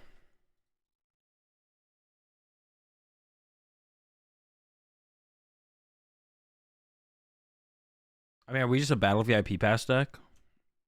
We do need some boss. Good call. I'll go on like 3 boss to be honest as well.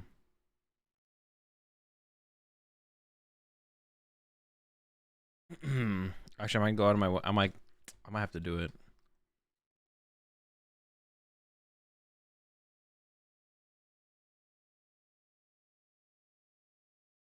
We have like no. I mean, I could play Illuminion in here, I guess.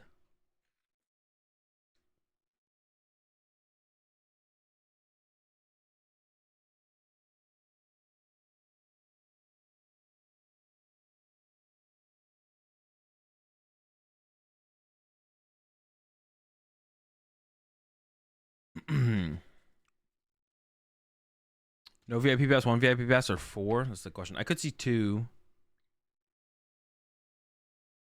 I mean, we currently are sitting out a lot of space remaining, to be honest. So we could do 4. We could do 4 battle VIP pass. I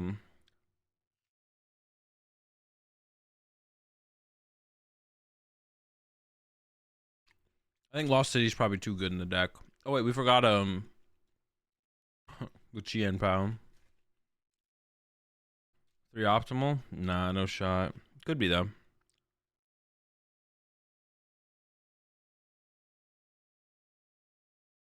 Gift energy? What? Gift energy is definitely not it. Yeah, that's cringe. There's no way gift energy is the move. No nest ball. I mean, no nest ball yet. But we could play 4, maybe 4 VIP pass, no nest ball. 1 bid plus gift, but you have no way to find the gifts. Gift and B-Barrel, I don't think it makes very much sense. Cologne?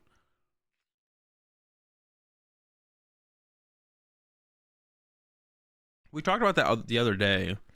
Okay,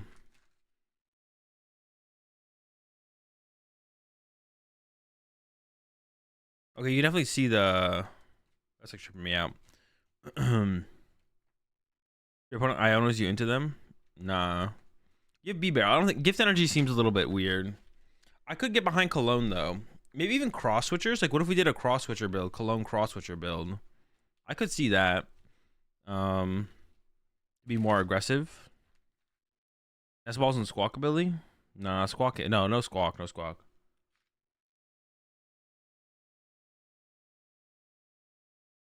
We don't squawk around here.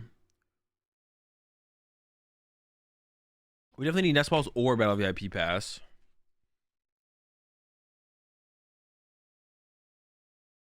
If Spiritomb was not played much, would you ever play a 4 Luminion? 4 Luminion? See Irida whenever you want. Nah, that's too much. It's too much.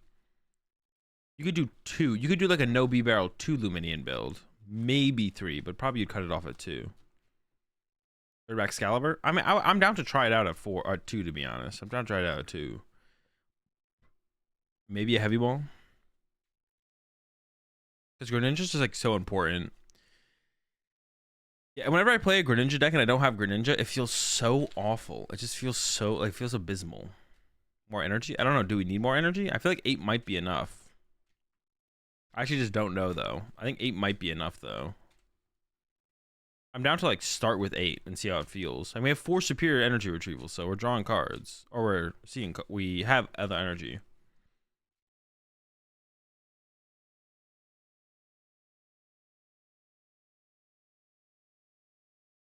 Articuno? I don't know if the Articuno makes a difference in, like, we could, like, Articuno isn't, like, giving us extra turns. Articuno is just chilling. Starmie? I don't know. Starmie's good against, but Starmie's not good against anything.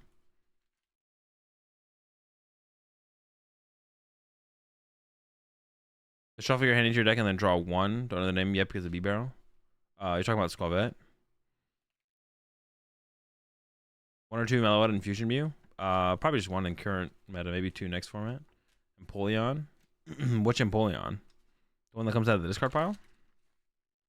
We should probably definitely play at least 1 VIP pass because we play 4 Irida. But I'm thinking 4. I'm thinking 4 Battle VIP pass. But then I would still probably play 1 Nest Ball for, like, going Irida for Nest Ball later in the game. Or, like, maybe even 2. Or maybe even 4. We just put out 4 for now.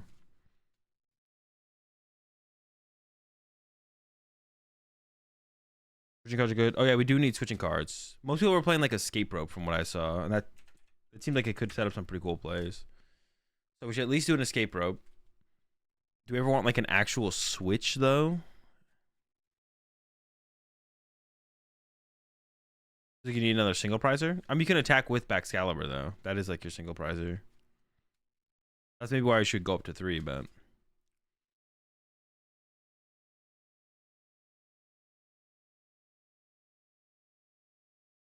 And then Cologne and... We could do the cross switchers plus Cologne. It depends how big of a threat we want to make the Greninja against Lost Box and Guardy. Rod for Pokemon Recovery? I don't think we need Pokemon Recovery, to be honest.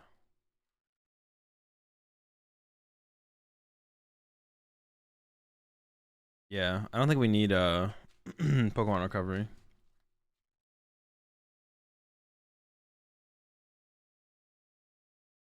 Rod would maybe be okay, though.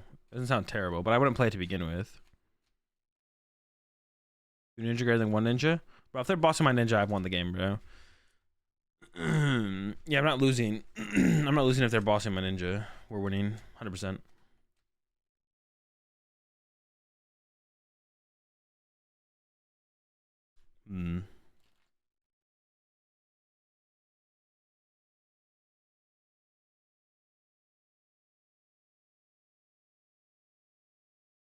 I like the idea of the cross switchers, to be honest.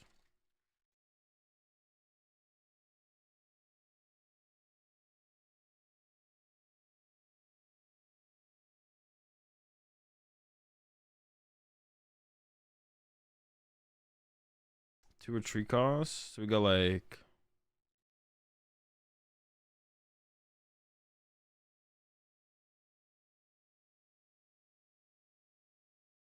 But then if I do the cross switcher, I'd want to play a canceling clone, I think. Oh,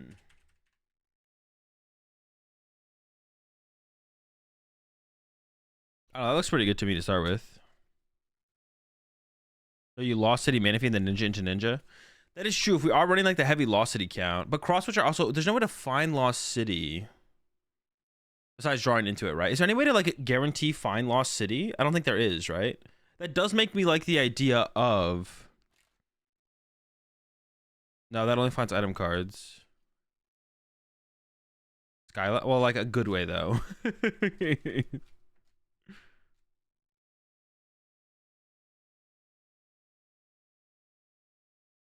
Do they just leave Lost City and play in KO Ninja then? Well, they'd have to have the boss KO on the ninja. But yeah, they could do that, yeah.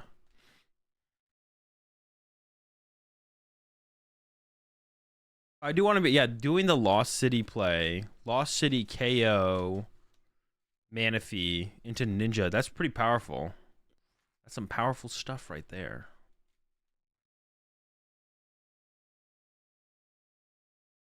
If we're going this, but I still feel like I like the canceling clone though. I'd have to gust the Manaphy, KO it, and then Greninja afterwards. For an irredefinable path counter.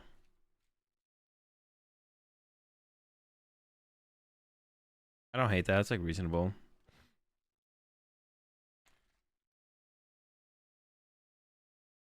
Maybe the canceling clone is too much of a meme. Baby Mew? No, I don't think I like it. I don't like Baby Mew.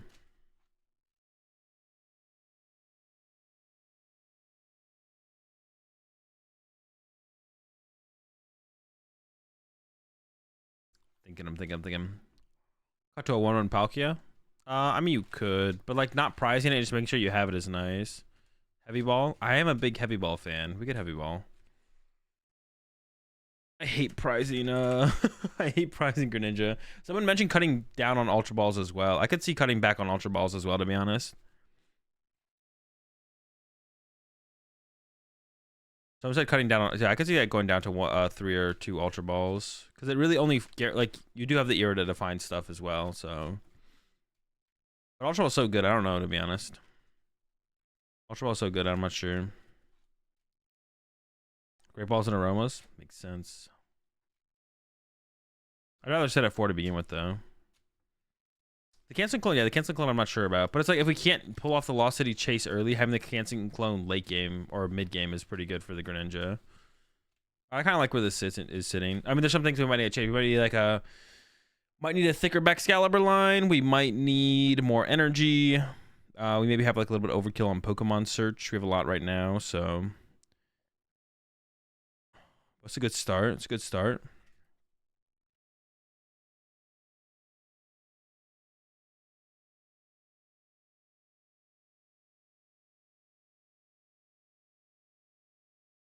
How do I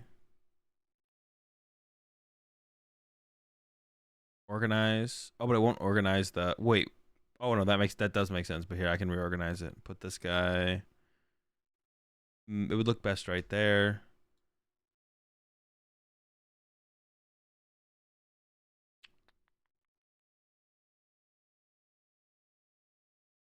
Oh wait, but it's just like what's it called? Alphabetical, right? Sheesh.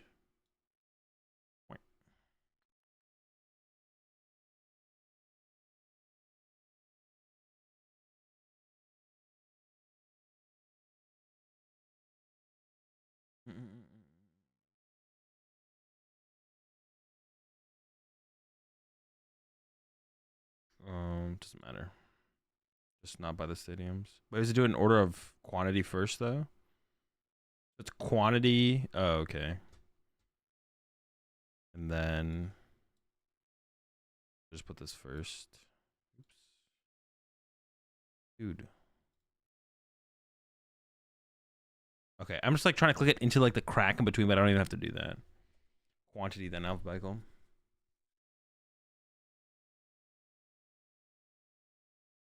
Oh. 4 still. All right. Broken 60 for Excalibur? Might be. Battle VIP Pass seems like they're like, I don't know, you should have so many ways to, like, if I'm playing 4 Ultra Balls, 4 Superior, like 4 Battle VIP Pass feels less bad because like it's, you know, you should have ways to discard them aggressively. I guess like maybe that doesn't make a ton of sense though. But it makes sense in my head. Yeah, appreciate the 3-month resub there, Strain. Much love for your content on Twitch and Uncommon Energy Podcast. Glad you enjoy the content. Vacuum is good. Well, I don't need any more clearing in my hand. I have 4 Superior, 4 Ultra Ball. The only thing would be like you're being able to Irida for vacuum to bump path is like the only reason to play it though. That would be a reasonable reason to play it. Definitely a reasonable reason to play it.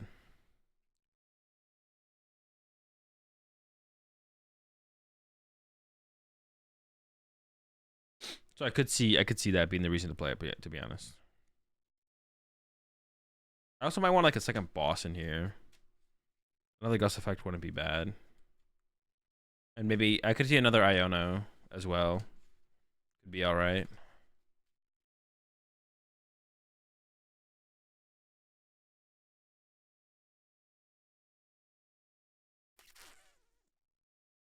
Does it always go basic before evolution? Should we do that?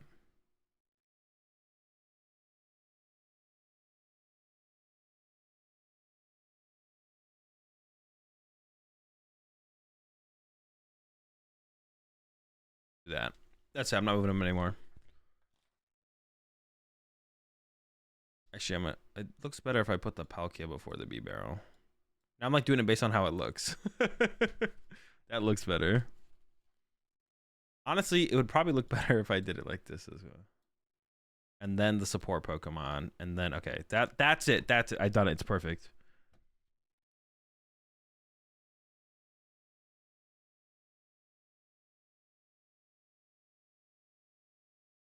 What program is this? This is PokeGear.app made by Jake Gearhart.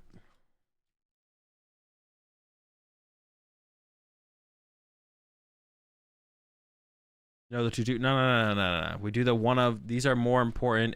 It's more aesthetically pleasing to have all the water Pokemon go first, and then we go into the support colorless Pokemon.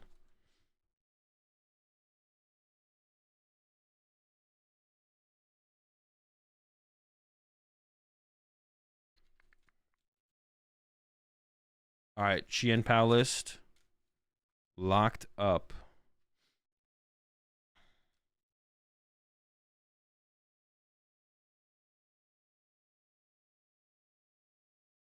No, it's more exciting to have the one ofs be last in lineup. No, you're trolling.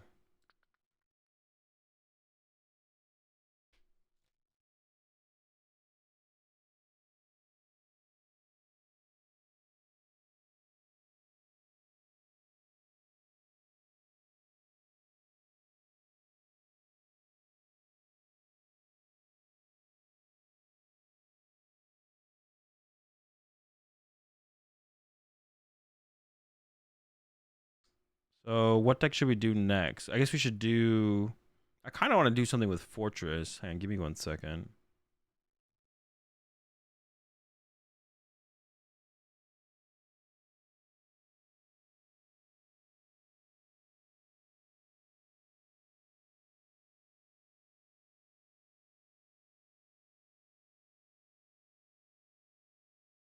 Fortress Trevenant V. After we Trevenant V.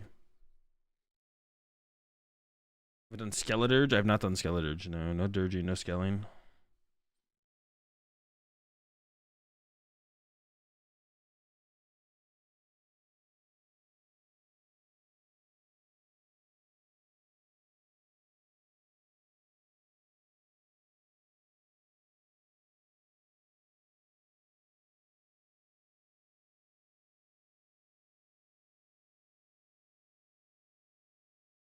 I finished my tier list. I should download this though before I close it.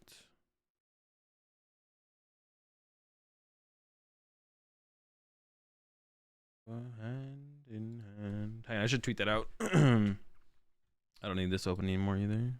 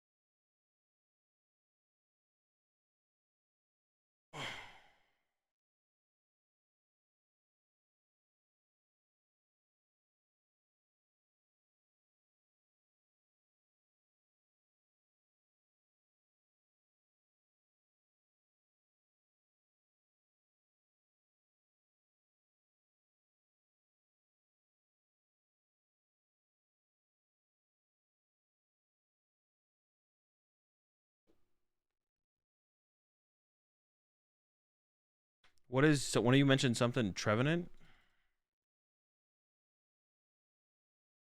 Trevenant V? Oh, wait, is this still legal? Is it any good, though? It's not good, right? I'm just getting trolled with this thing, right?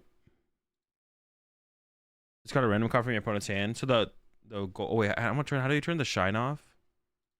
Settings. It looks better with no shine.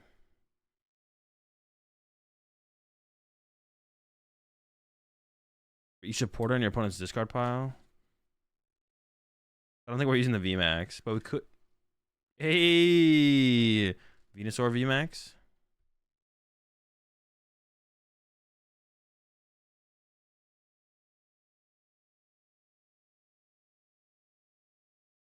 Wait, did he spell Venusaur? Oh, it's Venusaur. Dude, I keep right clicking to make it bigger. Yo, it's something you should add, Jake. Like if I right click it, well, I guess I can just left click and it makes it bigger, to be honest. Never mind, this works fine. I just need to get used to it. I keep going to right click it to make it bigger. The shine looks actually good in the updated version. I mean, it doesn't look terrible on here, but it looks better without it for sure. The shine. For each grass energy attached to all your Pokemon, you'll be doing 150.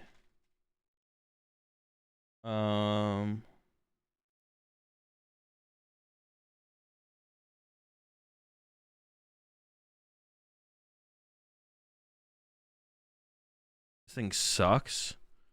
Why is this good? No one said it was good. Someone just said, just chill. But G-Max Bloom for 210 plus heal 30? I don't know. Can we get there? We got 330 HP if we healed 30.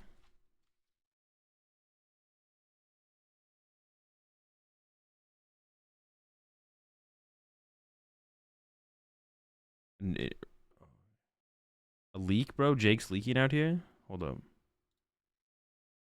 Oh, shoot. Okay, darker background. Alright, this animation's a little bit jarring, I'm not gonna lie. Oh, this is clean. Hey, yo. Yeah, this animation's jarring. If you're looking for... Snap some pics. Plus. Alright, he's in my deck now. Oh, he's Sparkle? Wait. What does this do? Oh, is that favorite the card? Another one. Another one. Oh, can we stack them though? Oh no, bro, they're taking over. Yeah, this look on them is kind of cool. It's like a very aesthetically pleasing like thing to have there for sure. What does this do? Oh, downloads the image of the card. Okay, that's cool too. So that deck isn't legal? That's what you think, bro. I'm about to roll up with. Let's go.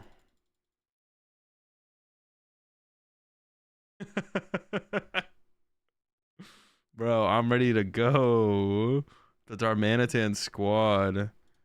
Bro, this Pokemon is so weird looking. That's his mouth? Those are his teeth?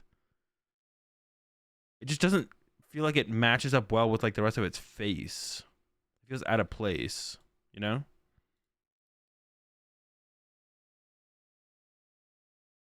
Is that his pre-release legal though? Yeah, it is pre-release legal. No one could stop me from running 60 Darmanitan if I pull them all.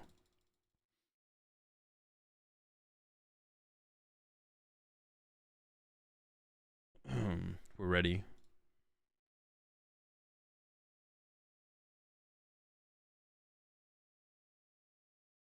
Wait, what did I hover? Oh, I hovered over search.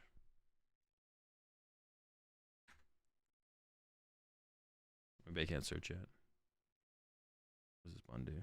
Oh. How do I get out of here? Stuck. Might actually, no, now we're out. We're free. You can search by typing in,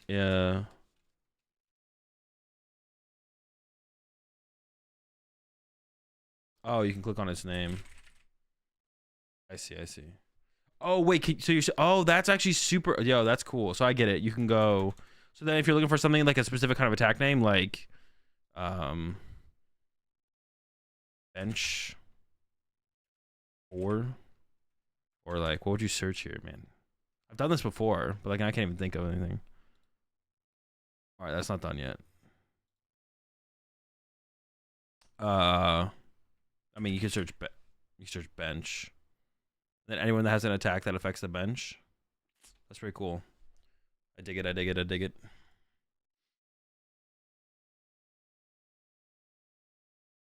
All right, I don't think Venusaur's it. How do I reset this? There's a way to reset this, right? Or am I trolling? Delete saved deck. Delete saved deck. Delete deck. I already made an image of it, right?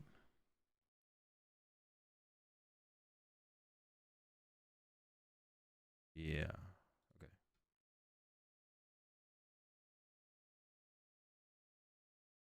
What do I think of Iono? It's okay.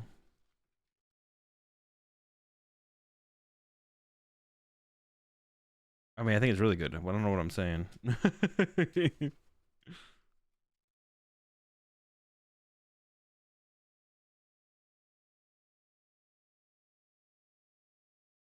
To Cologne high rolls at NAC Cologne. What did you just say, Goof?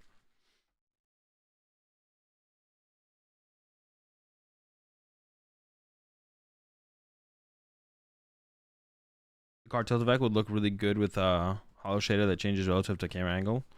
That would be. I wonder what the I mean, Chrome has already eaten up a lot of your RAM. How much more is it eaten up after that? I like the 1-2 Cologne cross switcher. Jin Pao guy. Killing all the ladies, going after the Curlias. Yeah, that seems correct, to be honest. It seems like the way to play it. Because you need a way to get that extra prize advantage. And the only way to do it is through Greninja, but you can't. Yeah, I could see double Cologne. I could see double Cologne. I can definitely see it. Gotta run it with the switchers though, for sure. Cause you gotta be able to like prize race. That's like you gotta make that part of the goal. You gotta prize race. Yeah, Goof is always literally talking in code.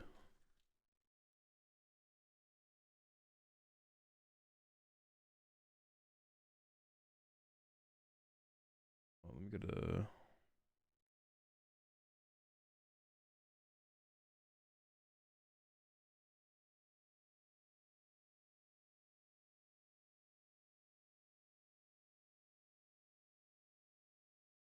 Is Palkia even needed? It seemed really good from the games that I watched from the Taiwan stream. It seemed really good. Yeah.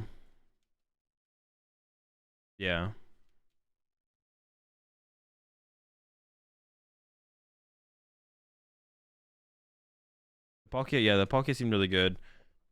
It's like a solid attacker in a lot of situations. It accelerates energy into play while not being a squishy baby backs, and then yeah, it just keeps things consistent. I feel like more so than anything. Um,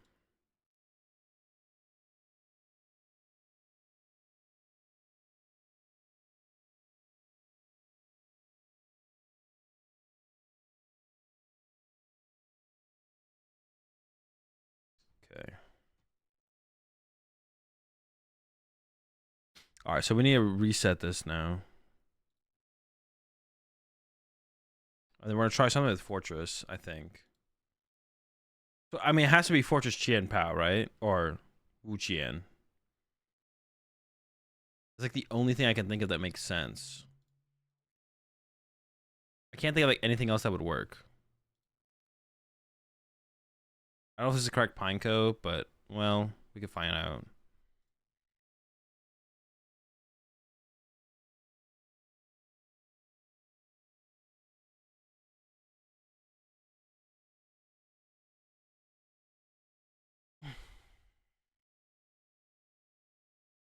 Sixty HP, 2 HP cost, 60 HP. What is this one? 70 HP something, 2 HP cost. Dude, why are they all so thick, bro? Ram for 10 though? When affecting your opponent's next turn, prevent all damage to this Pokemon by attacks. In this deck, though, I would assume you like want your opponent to like turn 2 knock you out, so that way you could go Fortress and then. So I almost want to play like 4 Pineco. I almost want to play like 4 Pineco, so like. Yeah, what other attackers could you actually play in here? Is that it?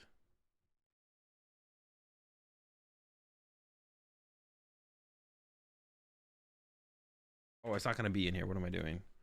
I need to take it from here.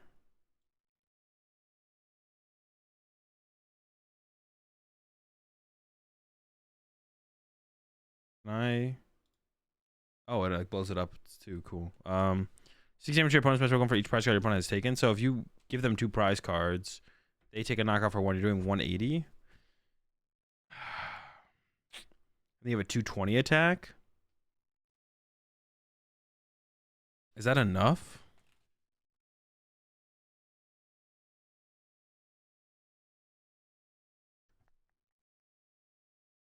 Seems stinky. Shaman V-Star. Hey, yo, is it the time for Shaman? Yo, we tried to work on. I forget when this was. I mean, I say we. I don't know how invested we all were into it, but we were making like a checkmate Shaman deck at some point. I forget when. I forget what format it was. Yeah, we were making a checkmate Shaman deck at some point. It didn't work. It didn't work though. It was in a format where it was like only. It was before Lugia.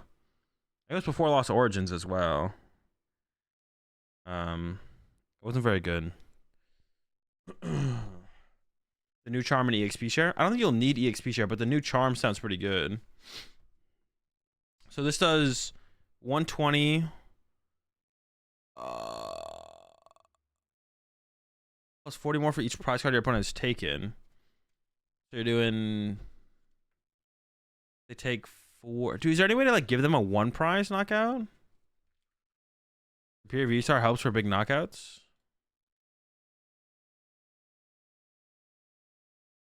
I don't even know what Superior V-Star. I forget what it does.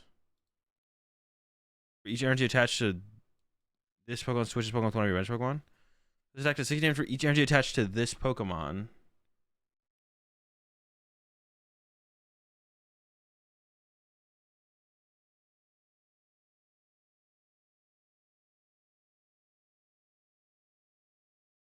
I kind of like that, to be honest. And it gives us like the V-Star attack to work. So we can just like nuke, right? We can go turn 2 nuke plus Ono or something. Shaman's better? I don't think Shaman is better. Because I would want to be able to do this turn 2. Like if they go first and turn 2 attack with Arceus, knock out one of my Pinecos, I want to respond with nuke them back. And then Iono them. There's 200 if you Fortress. 200 if I Fortress, but then only 240 if they get the first KO. I think I would want to play the Superior, to be honest.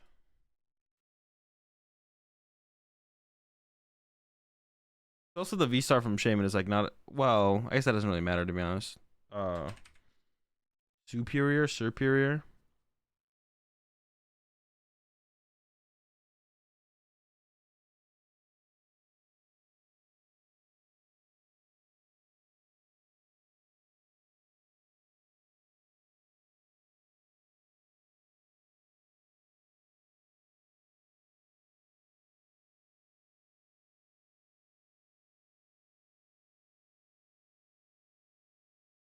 We're gonna path ourselves.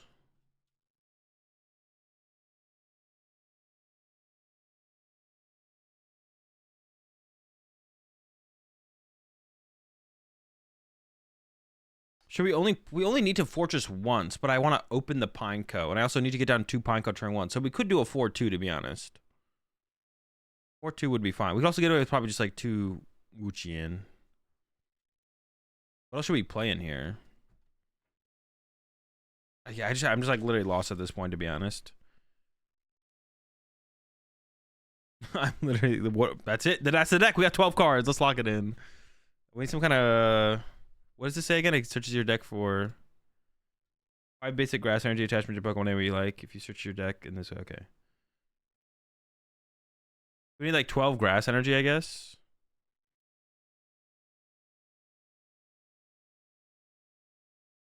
Radiant Greninja. We don't have a Radiant yet. Trevi, because we can let them KO one Pineco, blow a Fortress, and Roxanne. Oh, that's true. They could go. We could Roxanne them as soon as turn 2. I didn't think about that. What does this say again? From V Pokemon attacks. Heal. We are going to be pathing though, right? Yeah, we are going to path.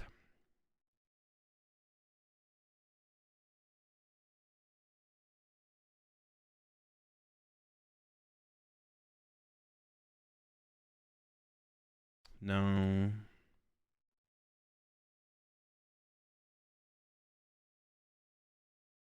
We could play this with a Radiant Eternatus. Is there like a...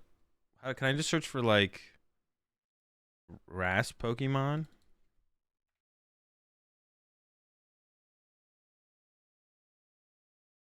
Lilligant V-Star for consistency? Oh, that's true. Hold up. Well, we want this V-Star power probably, actually. But let me read Lilligant real fast. What does its first attack do?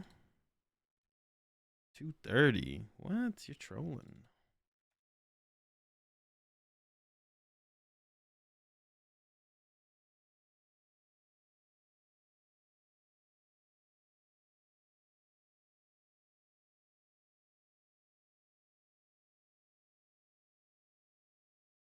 Wait, this attack does 30 and 20 for each grass energy attached to this Pokemon. Okay.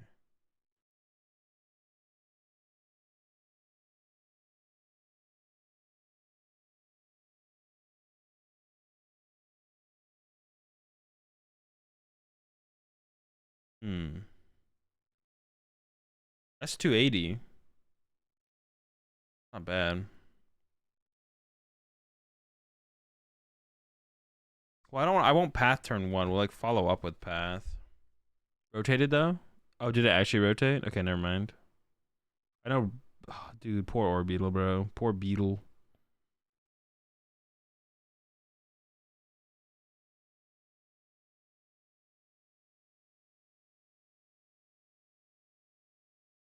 What about this thing?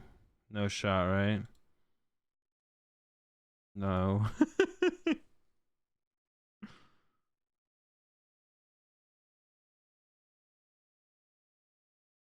A Trev could be cool though. We should do a Trev and MB. Like one. We only ever want to pop one Fortress though. I don't think we're ever popping W Fortress. I don't think that's ever happening. It'd be a weird game if we did pop double Fortress. Is there a good one prize grass attacker we could play though? That's what I'm kind of like trying to find now, it feels like.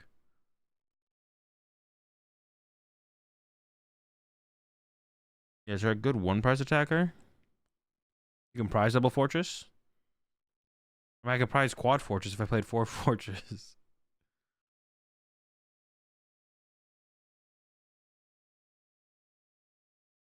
Yeah, we actually, there are probably some game states where we do want a double Fortress turn 2, to be honest.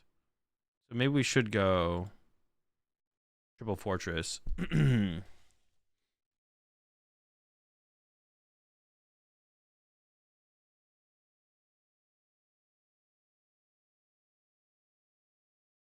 I like the idea of this just like being able to nuke whatever they attack with initially.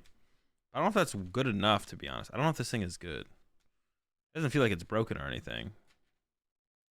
We definitely need some charms. Charmies?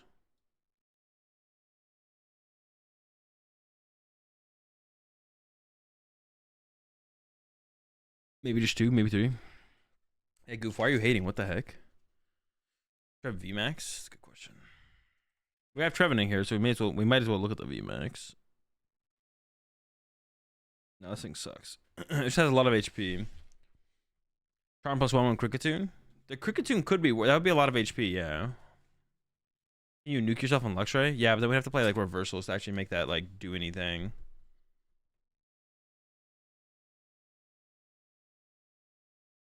Why do we like Trev? Because it discards a card out of their hand. So it could like 2 a KO something or set up a 2 a KO. And then we can also Roxanne them or Ono them and then like discard cards from their hand.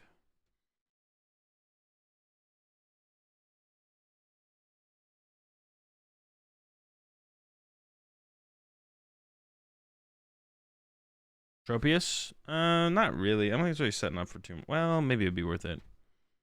We need Onos in here for sure. I think we also want rocks and oh, I have this check marked.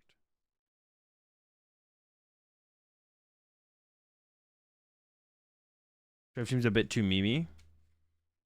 I mean, I'm down to like run as a 1-up to begin, of course. All right, that's it. We got 35 cards. That should be enough, right? I think we're locked in. Dude, it's so hard to make decks, man. Why is it hard to make decks? What does this thing do again? What are your opponent's bench? So we definitely want a rope count.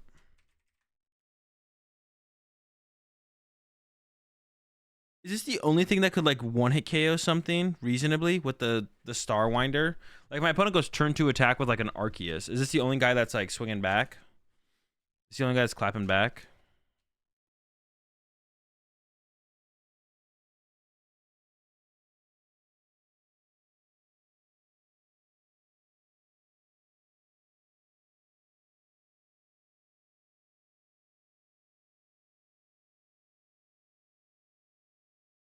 Flame Path 2 slacking V.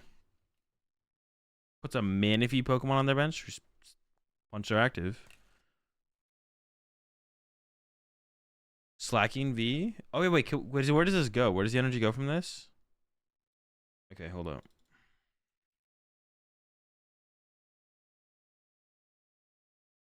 $260. We're almost there. We do probably play Path. But he's not 1 KO on anything. Defiance Band or Choice Belt.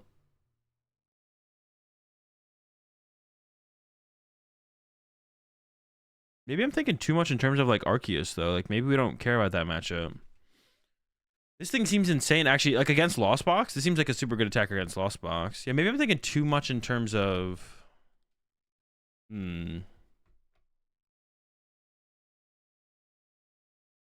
We run our own Tomb to shut off slacking. Genius.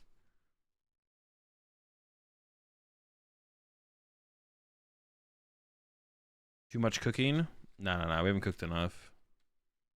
We're in the early stages of cooking. This feels like a every deck feels like a Battle VIP Pass deck, but this one also feels like a Battle VIP Pass deck. What's your main attacker? They're all my main attackers. What's this thing's attack do? Even this one's a main attacker. Actually, that's not that bad. Wonder Shot for 2 grass. 30 less from attacks. Pretty good. How will I search for the VIPs? What do you mean I was drawn to them? How do you usually search for VIPs? Bib Squavet? Probably not. But we definitely need some Ultra Balls.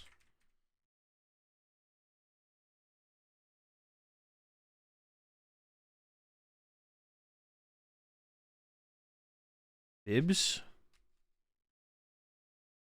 I was thinking about Mew for a second, to be honest. Like, Mew doesn't seem terrible. We're definitely gonna play like some count of switch cards.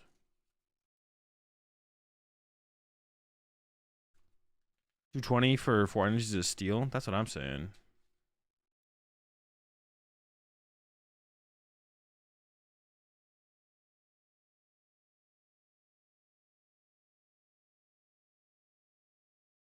Which Radiant Mon? That's what I was thinking as well. Which Radiant Pokemon do we... Should we even play a Radiant Pokemon? Yeah, let me see.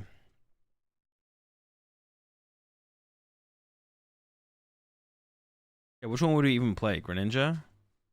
Greninja seems like it's the best one. Serena? We'd maybe play Serena if we felt like we needed the healing, but Alakazam? No, we're not like spreading damage. I don't think Alakazam makes sense.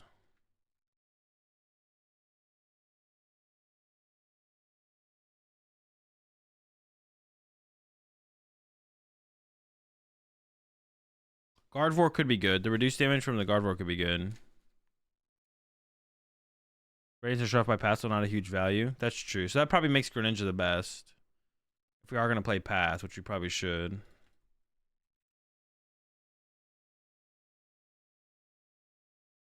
All right, paths. I mean, we're cooking here. We're cooking here. Cooking is happening.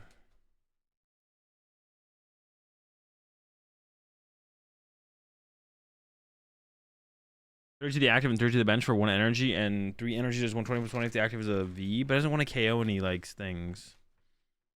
2-2 bib. 2-2 bib. Maybe boss. I mean some kind of boss.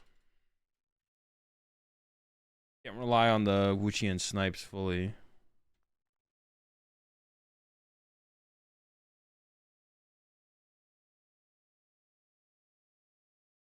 Lost vacuum? Nah, lost vacuum's never it.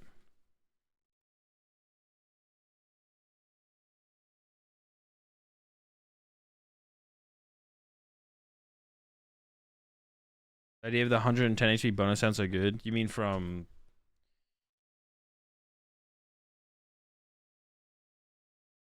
the Cricketune? +4. It's just like another stage 1 to set up though. I don't know. Or seal? No, I think we keep around this. Yeah, I think keep that around.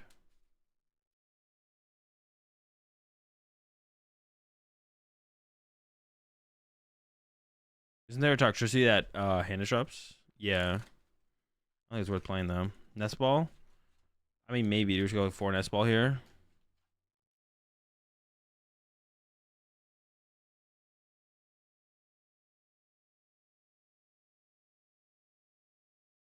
Nessie ball? Yeah, let's see what. Oh my gosh. Get me out of there.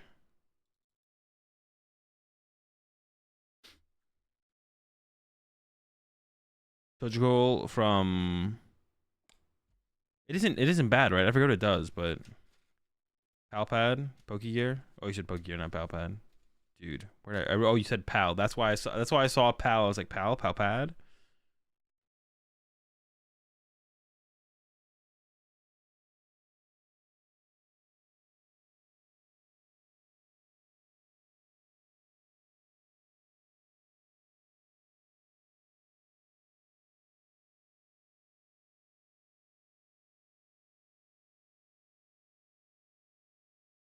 Oh, we're not getting the Toad in the set. Aroma? I don't want to play. We don't have that many supporters, to be honest. What does our bench look like? We should probably play Alum. I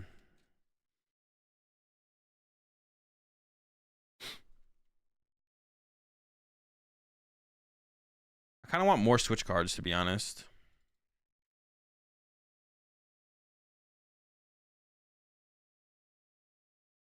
We have like no. This deck is kind of feeling chalked.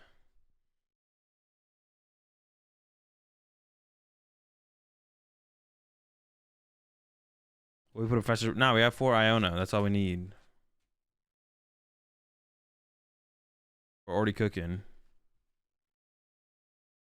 Yeah, the snail boy thick. I don't know. It's kind of looking good right now. I'm kind of feeling it. I'm kind of feeling it.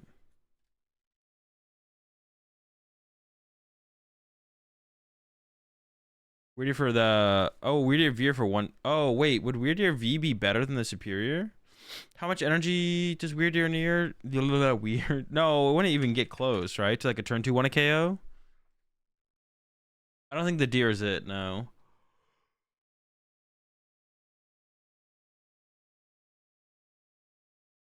There we go.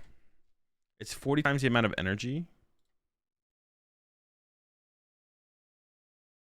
Yeah, I don't think that's it. I don't think the Weird is gonna make the move. I should have 1 spot just chilling. Maybe I mean a research, I guess, is fine.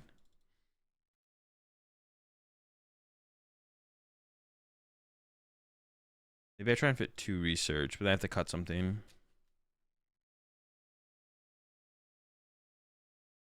You have so many ball cards. I mean, consistency though. I could cut 1 nest ball. That's what I was thinking of cutting. Is this it? The broken deck?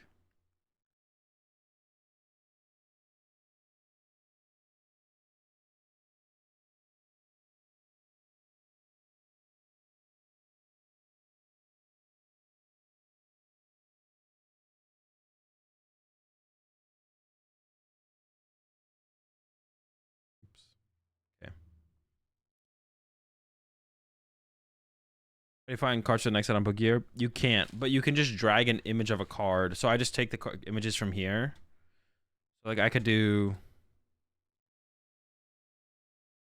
I can go right click it and then copy image, and then actually, can I even do that?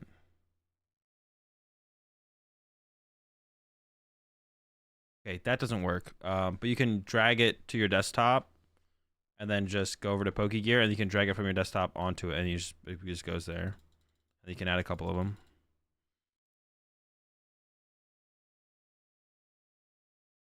Ooh.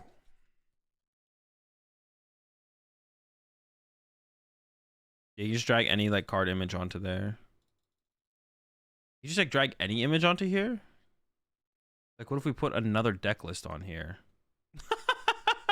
Yo, this deck has 2 Chien-Pao decks or 3 Chien-Pao decks in it. Let's go. I didn't know you could do any image. I thought it had to be like of a certain size. It would like allow it. Dude, this deck is just, yeah, this deck is, it's just secretly a Chien-Pao deck the whole time.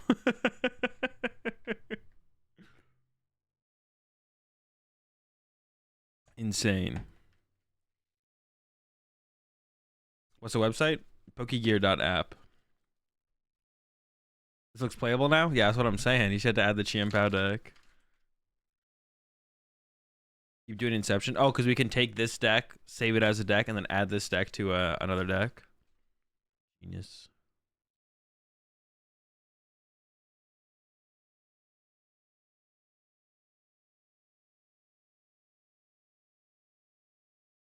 My 61st card is always a full deck too. Yes. Oh my. Yeah, because that's what you get if you feel like you have a perfect 60 for an archetype. The only thing that you'd ever change is like to play a different deck, right? So you just have to keep that in the back pocket. So that's your 61st. Your 61st card is just a new deck at that point. The only way to make Chien-Pao playable is to add to another deck. That's right. Fortress is better than Chien-Pao. You heard it here first, chat. Or she's spitting facts. All right, I do need to go with some food. I'm kind of getting, I'm hungry. So I need to go get some food, and then I'll be right back, and then we'll,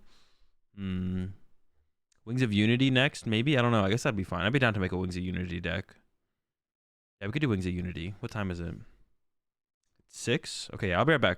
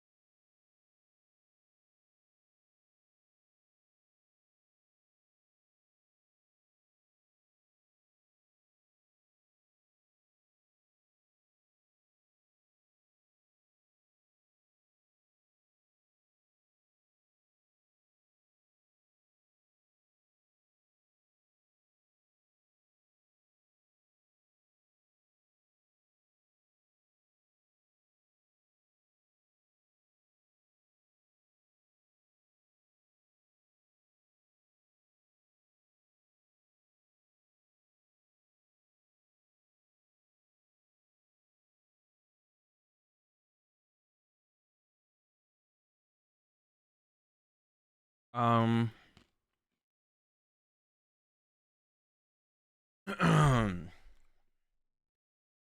What deck did I say I was gonna make a list for? The Wings of Unity deck? But I'm just gonna start making that though. I'm just gonna get frustrated. Um.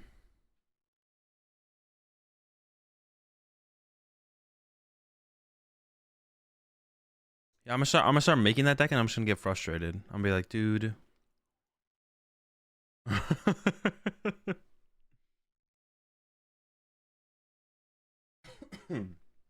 To be honest, I do kind of want to play some Pokemon. I kind of want to play like some Arctur Umbreon. I haven't played that deck yet, but do I really want to load up play on P? Do I want to like load up PTCG Live? Is that gonna be more frustrating than actually?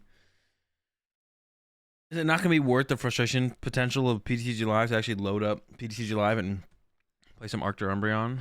That's like the question. I don't know.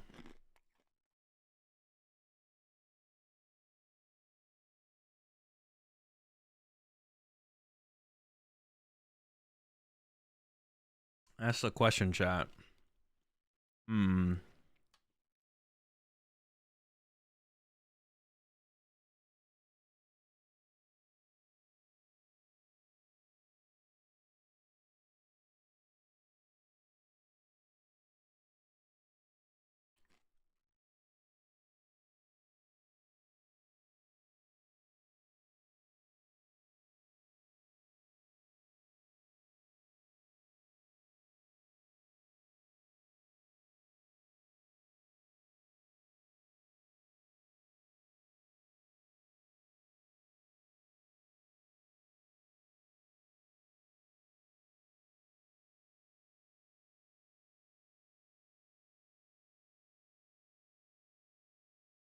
Man, I do just want to kind of play some Pokemon now, though.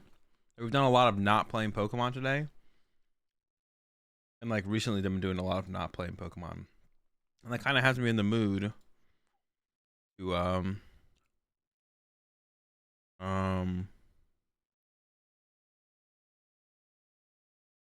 that has me like in the mood to play some Pokemon now all of a sudden, which usually I'm usually like not in the mood to play Pokemon. Dude, I want PTCGO back too, man. Ugh, I'm with you, bro. I'm with you. I'm with you. I'm with you.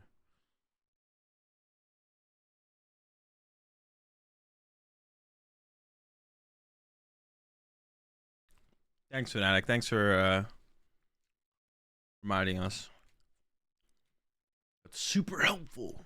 Um. Hmm.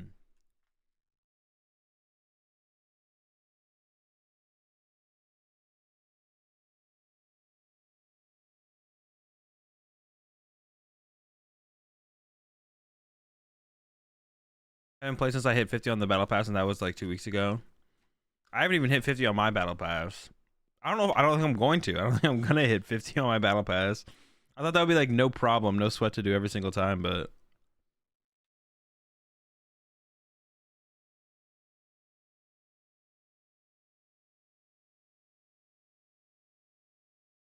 I don't know.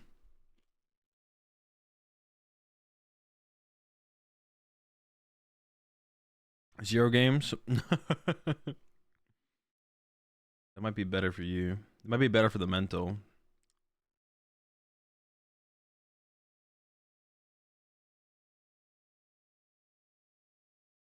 You should play. I feel like that's like the same thing for a lot of people. PTCGO daily. Yeah, I feel like most people used to play PTCGO daily, but now it's just like there's no reason to, or there's no want to, there's no drive to, because it just feels so bad to play it. There's more people playing IRL as well, so it's like you get your fill of Pokemon that way, and then there's like no drive to want to do something that's like so inferior to just playing IRL or playing on like tabletop simulator.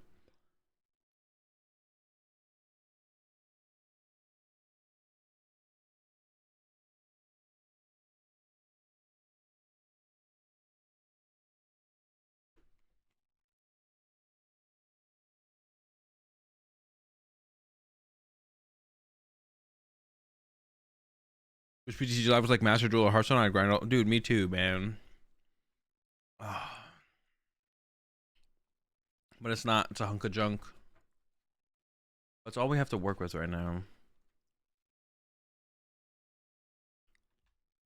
Limitless tabletop simulator. I can show you right now. That's what a lot of people have been using to like test recently. Tools, tabletop. And then you just like input a deck list here. So we go like here and go like copy deck to clipboard. Let's see what it gives us. We have a 40 card deck. That'll have to do. All right, what do we got? What do we got? Shuffle. Right. Shuffle. X7. Wait, okay, X7. Okay. How do we get a Scyther in here? Okay. How do we, is there place prize cards? Prize top card. We go S. Oh, little baby cards. Automatically reshuffle mulligans when starting a new game. Okay. How do I place a prize card? Is there a way to do this fast though? View top X, Alt plus, view all. Click new game. New game. Oh, what the heck? Wait, why can't I see my prize cards? Oh, is that like, wait, why do I see my prize cards?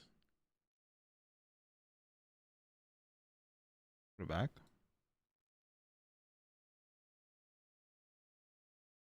I mean, I guess you'd want to be able to see your prize cards for testing purposes.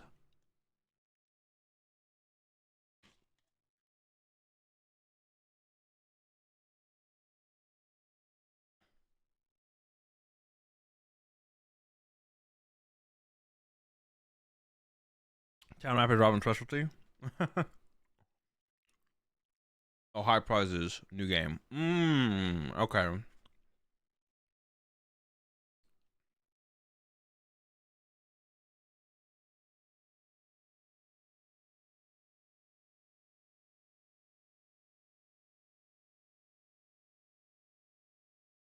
Draw one. View top X Alt plus, so Alt 6. Shuffle back to hand, discard. Shuffle back because I whiffed. Attach for turn. Hey, dude, this thing is clean. I've actually never gone this far in depth into this before.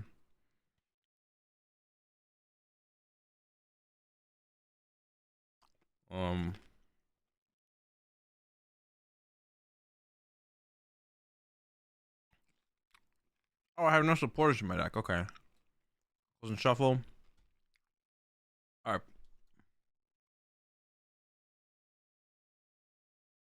It just does it automatic? Oh. Okay. If I do this, I don't know. But if you bring up, it switches it. But if I bring this back, it just moves it to the bench. That's fine, though. Bro, this has more quality of life additions than PTCG Live.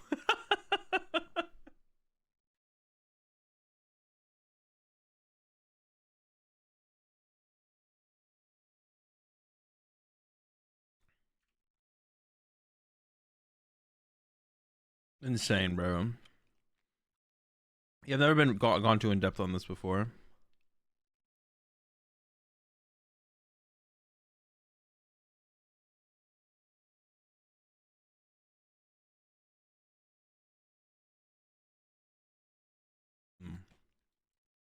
Oh, what the heck?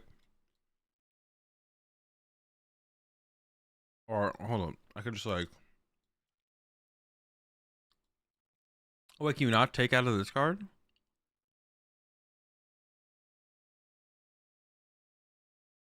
I can't just directly drag out. Okay, that's kind of an L to be honest, but it's just the top card, I guess. Need a view. Get the squad out.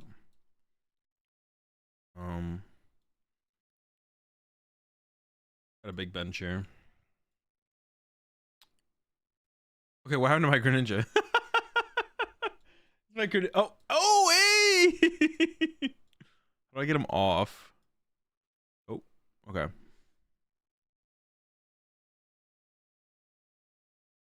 Problem.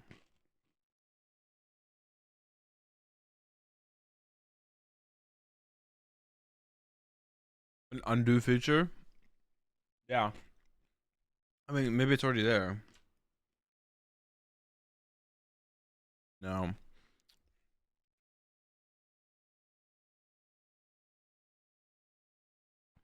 Click on.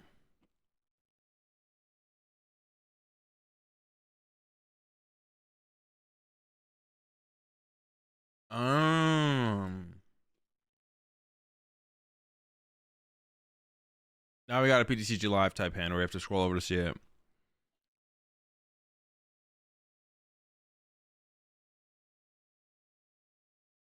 I've seen Greninja attach to a Pokemon in live before, so it's still better than live. Yeah, at least in this, we can take the Greninja off the site there.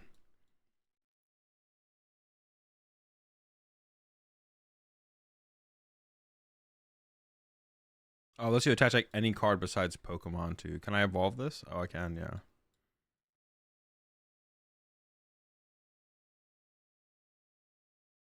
Oh, did it eat the...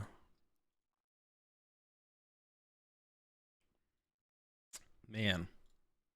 This is so much better than... This feels like better than PTCG Live. I can't get frustrated at it because it's like... It's just like something Robin made. Like...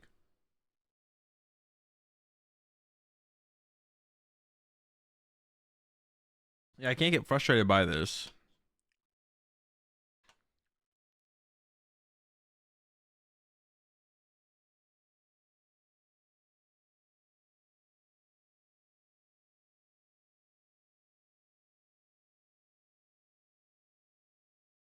I'm gonna play Lorcana? I don't know, maybe. Because you made the mistake not to game... Exactly, yeah, that's true.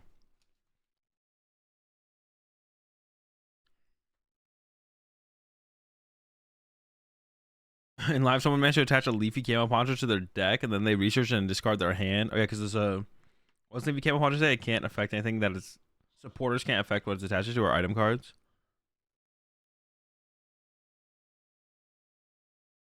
Bro, it's such a mess, man. It's such an unbelievable mess.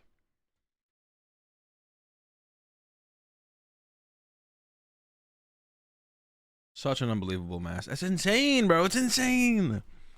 All right, we can't rant yet. We gotta save my rant for June 8th.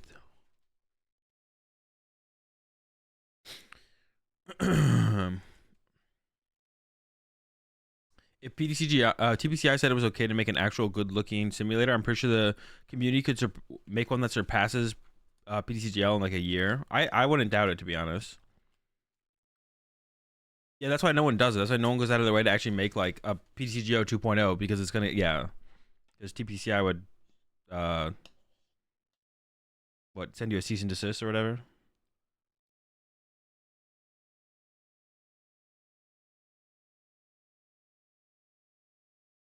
So cringe, man. They should just hire Pokemon people from the Pokemon community. I don't know. Sucks, man.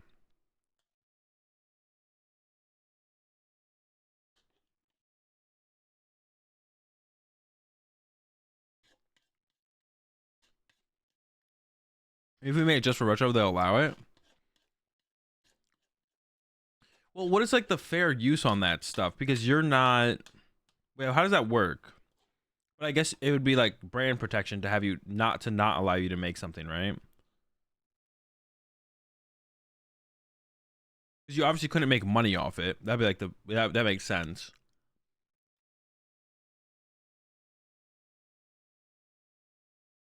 Yeah, you wouldn't be allowed to make money off it. They could take it down if they wanted. They could just take it down. Unlucky. It may make sense, I guess.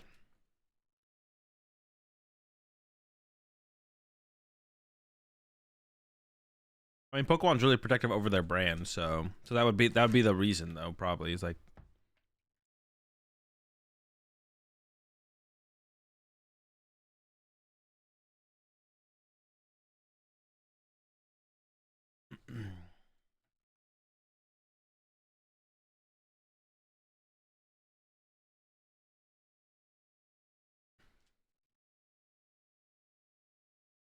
Showdown's a thing for VGC. That's true. Showdown exists.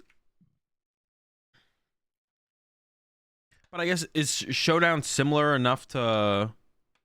Showdown is like all automated too, right? Yeah, Showdown existing is interesting then, actually. Maybe they wouldn't do anything. Who runs Showdown? They maybe wouldn't do anything if someone tried to make a... If someone effectively tried to make a PTCG 2.0, maybe they wouldn't do anything because Showdown exists. Because everything is automated on Showdown, so like, it just looks bad. But that would theoretically be what a TCG wanted. It'd be like everything would be automated, but it looks bad. Yeah, they could take it down, but the fact that they don't means that maybe if they're... The fact that they don't means maybe if someone tried to make a TCG one, it wouldn't get taken down either.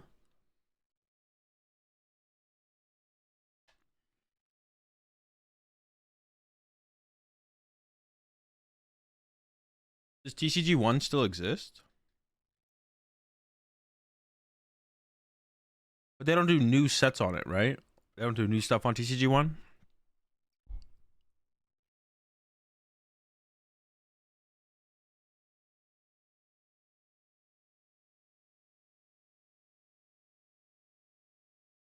I appreciate that Prime's up there.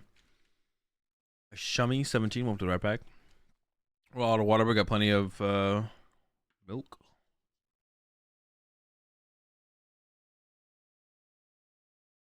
They used to do new sets, but they stopped.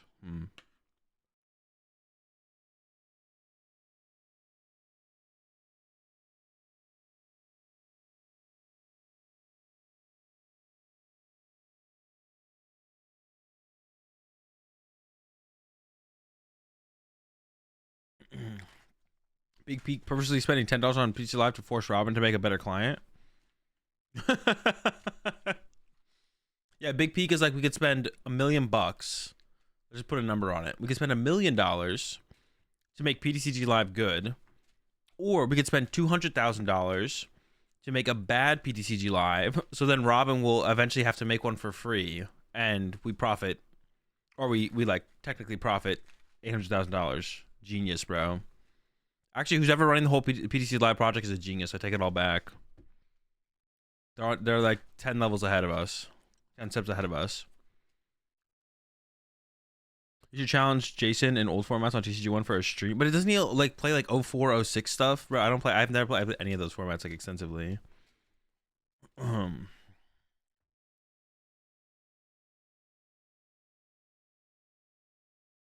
take him on in 2010. Good formats? Nah, they're just old formats.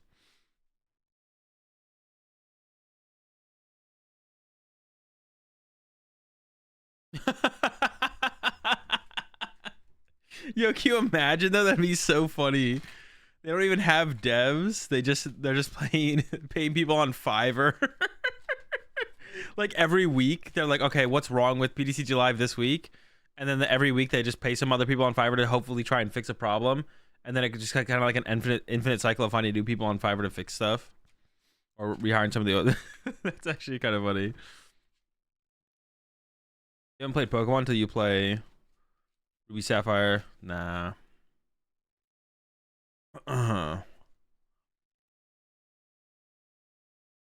If that's all you consider Pokemon, then that's not Pokemon, because then all the other stuff is more. So that means that's Pokemon, and this whatever you're talking about isn't Pokemon. You know what I'm saying? That's a Jake L. Don't play his egos there, Jacoby. That's a Jake L.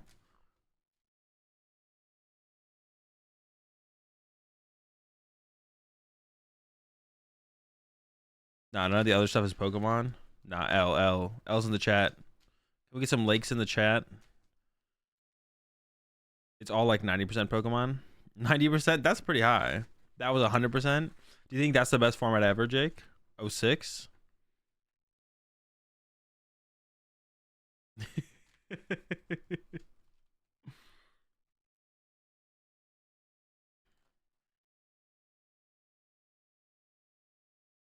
Which one? What is 06? What 106? Yeah, what 106 worlds? I don't remember.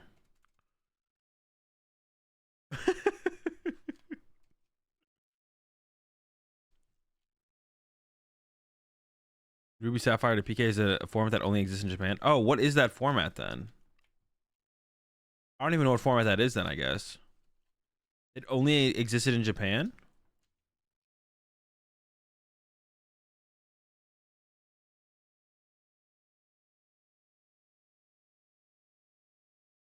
Oh, that was the Mutrick year? Okay. Why didn't what is PK? So RS is Ruby Sapphire, right?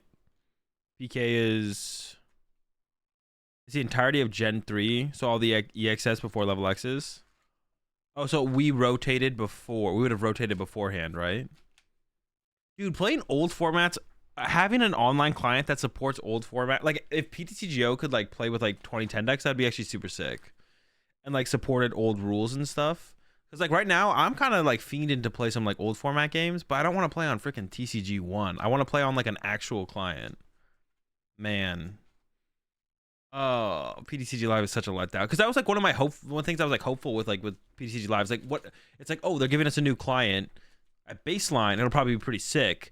And then past that, what else could they do with it? But at baseline, it sucks. And it's like, okay, when will this be sick? That's like, we're like so far behind the potential of anything cool ever happening.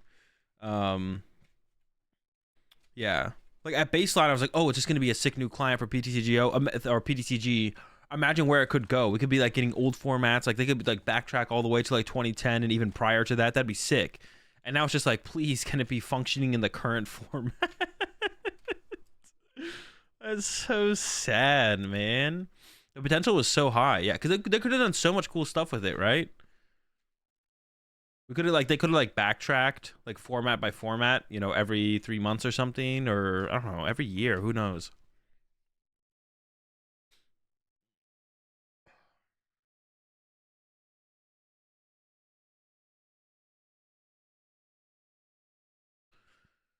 I also really would love drafts and cubes in a client, but alas.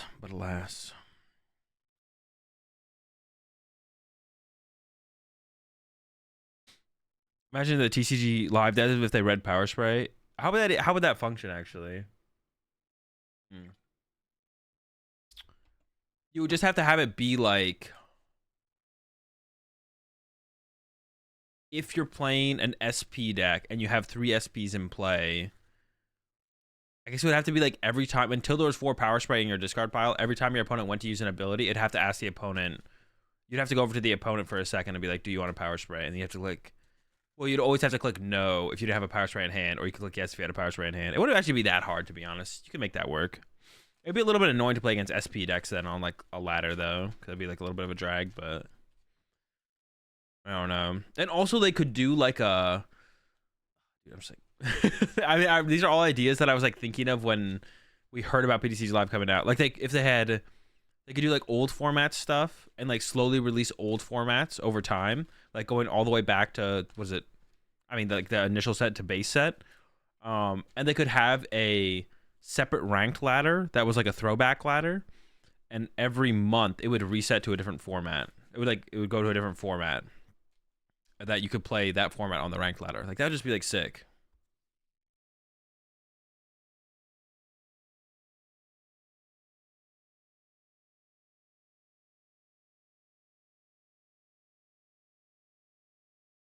Wait, MTGO has a webcam client that reads the cards you play to show everyone?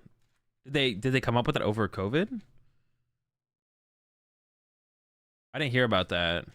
But dude, literally, if over COVID, Magic is just like, yo, we need a way to like run tournaments during COVID, like for stuff. Let's make this client where the webcam client can read the cards, and then Pokemon's like, I don't know, we've been making PTCG Live for 3 years pre-COVID. Now that we're post-COVID, the client still sucks. Literally in the middle of COVID, Magic was like, yo, let's do this shit. That's so sad. We have to prompt a Power Players in the format because if you don't prompt, you don't know that player didn't have any of that in their deck. Well, no, it'd only be if you have 3 SP Pokemon in play, because you could only play Power Spray if there was 3 SP Pokemon in play. So that would be the trigger to prompt it. Magic's just a better game. It's not a better game, but it's run by a better company for competitive. Yeah, it's just run by a better company. In terms of, I mean, Pokemon's the biggest brand in the world, so we can't say it's a better company in all ways, but we can say it's a better company in terms of making a competitive card game.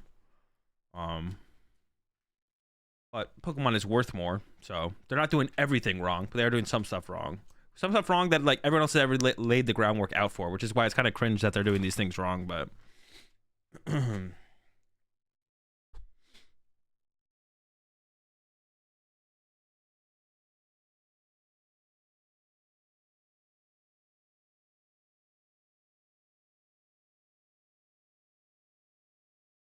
Magic does also send the Pinkertons after you if you open a set early, though.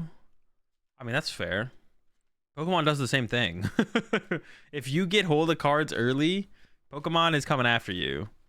Pokemon is coming after you big time. They're gonna find you. Big Pikachu, like you're just gonna disappear from the face of the earth. They're gonna send in Big Pikachu. That's the last thing you'll ever see, and then no one will hear of you ever again. If you get hold of cards when you shouldn't, bro, that's it, bro. Big Peak, he's suiting up and heading out, and you'll never be heard of ever again. The last thing you're gonna see is Big Peak for just a second. Nintendo does the same thing, yeah. Well, Nintendo is Pokemon, right? So it's literally the exact same. I mean, they have the same standards, I'm sure. It's the exact same thing. Every game does that now. Yeah, I'm sure. I'm sure some companies care a little bit less than others. Like, I think the brand of like something like Pokemon matters a little bit more, but they'll try and get you. Everyone's gonna try and get you if you get anything when you shouldn't.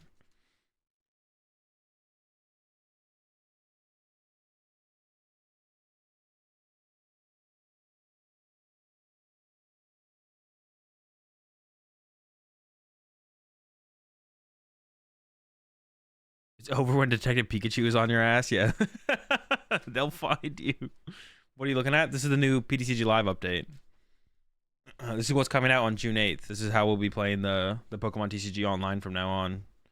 June 8th. Look out for it. This is it. This is where we are now.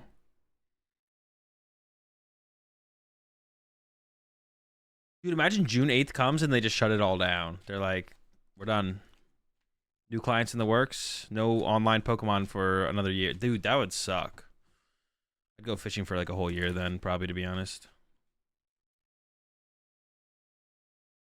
Imagine if they just shut everything down. They just like on June 8th, they're just like, all right, we're done. We're shutting it down. You guys win. We're gonna hire more people or people who actually know what they're doing. Because once again, I don't like to like. I'm not trying to rag on. Whenever I'm ragging on PTCG Live, I'm trying not to rag on the devs. It definitely could be a matter that, well, I mean, it definitely is. They're definitely responsible to some extent for some of the stuff. Some of the stuff is kind of ridiculous. For sure. Also, whoever is like the artistic director or kind of director in general over there is tripping, bro. I don't know. Like, just they need someone better in charge for sure. Like whoever like, yeah, whoever is like the idea guy over there for like art style, functionality, like all that, like yeah, there definitely is some what's it called on the devs, but a large part of that could just be because they're understaffed and underpaid. Not underpaid, but like under resourced. And then I mean usually it all just comes back to TPCI. If it is the devs' fault, TPCI needs to get better devs. If it's they don't have enough devs, the devs are good but they don't have enough devs, then it still comes back to TPCI and they need to get more devs. Like it all comes back to TPCI at the end of the day. It doesn't really matter. It doesn't matter if the devs are good or bad or whatever. It just does not matter. They need to hold their product to a higher standard, and they're just not. Whoever's in charge of like quality management is just like struggling. Like I said, bro, I'm here. Hire me. I'll get in there. I'll bust some heads, bro. I'll fire some people. I'll hire some people. We're chilling.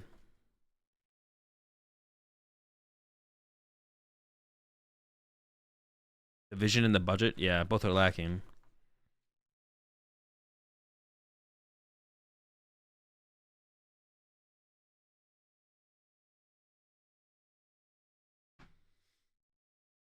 I mean, it sounds like it would have been I mean, I don't know. I don't know what the qualifications you need for a job like that, to be honest. No clue. I assume going into it, they had some idea of who to hire to be able to find the right people, or how to find the right people that they thought they needed to hire. But they definitely come up really short so far on that, it seems like. But I mean, there's a lot of really good. you got a lot of people in the Pokemon community who seem to be pretty in the know about this kind of stuff, and I don't know, maybe they should have tried to like get more people from the Pokemon community to be working on this kind of stuff. I don't know, maybe they did. I don't know who works on it, obviously, so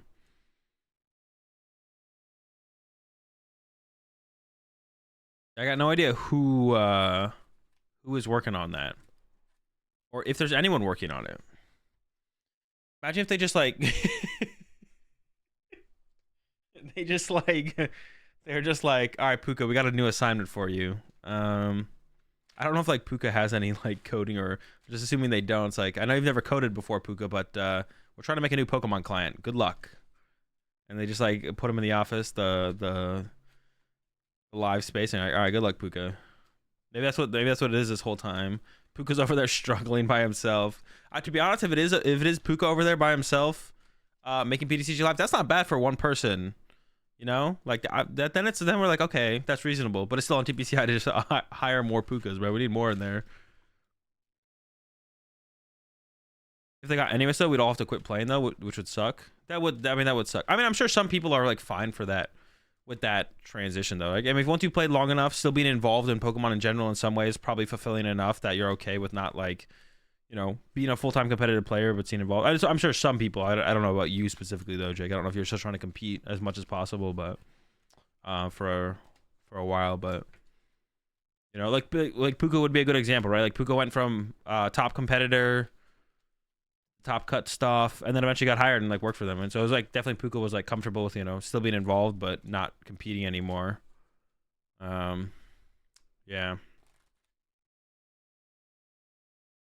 Is your office is a basement? 2x Puka. Yeah, let's get a second. Dude, I mean, PTCG Live at twice. If PTCG Live was worked on twice the amount it was in its time span, that would maybe be enough. So 2 Pukas is maybe all we need, to be honest. If it is Puka over there working on it. Just need better product management and or a better feedback loop from testers and users. Yeah. The initial product was so bad, though. Dude, you know what? Dude, I don't know. There's like, so you say you're a web dev there, Timeless. What is the process for that? Like company wants to make product. Company starts making product. At what point are you like, the people who are working on the product aren't enough to stress test this and stuff? Like, is that where the beta comes involved? But the product was so bad when the beta first released. It felt like it was like more of an alpha than a beta. Like, did they skip a step of testing? Like, it feels like they did.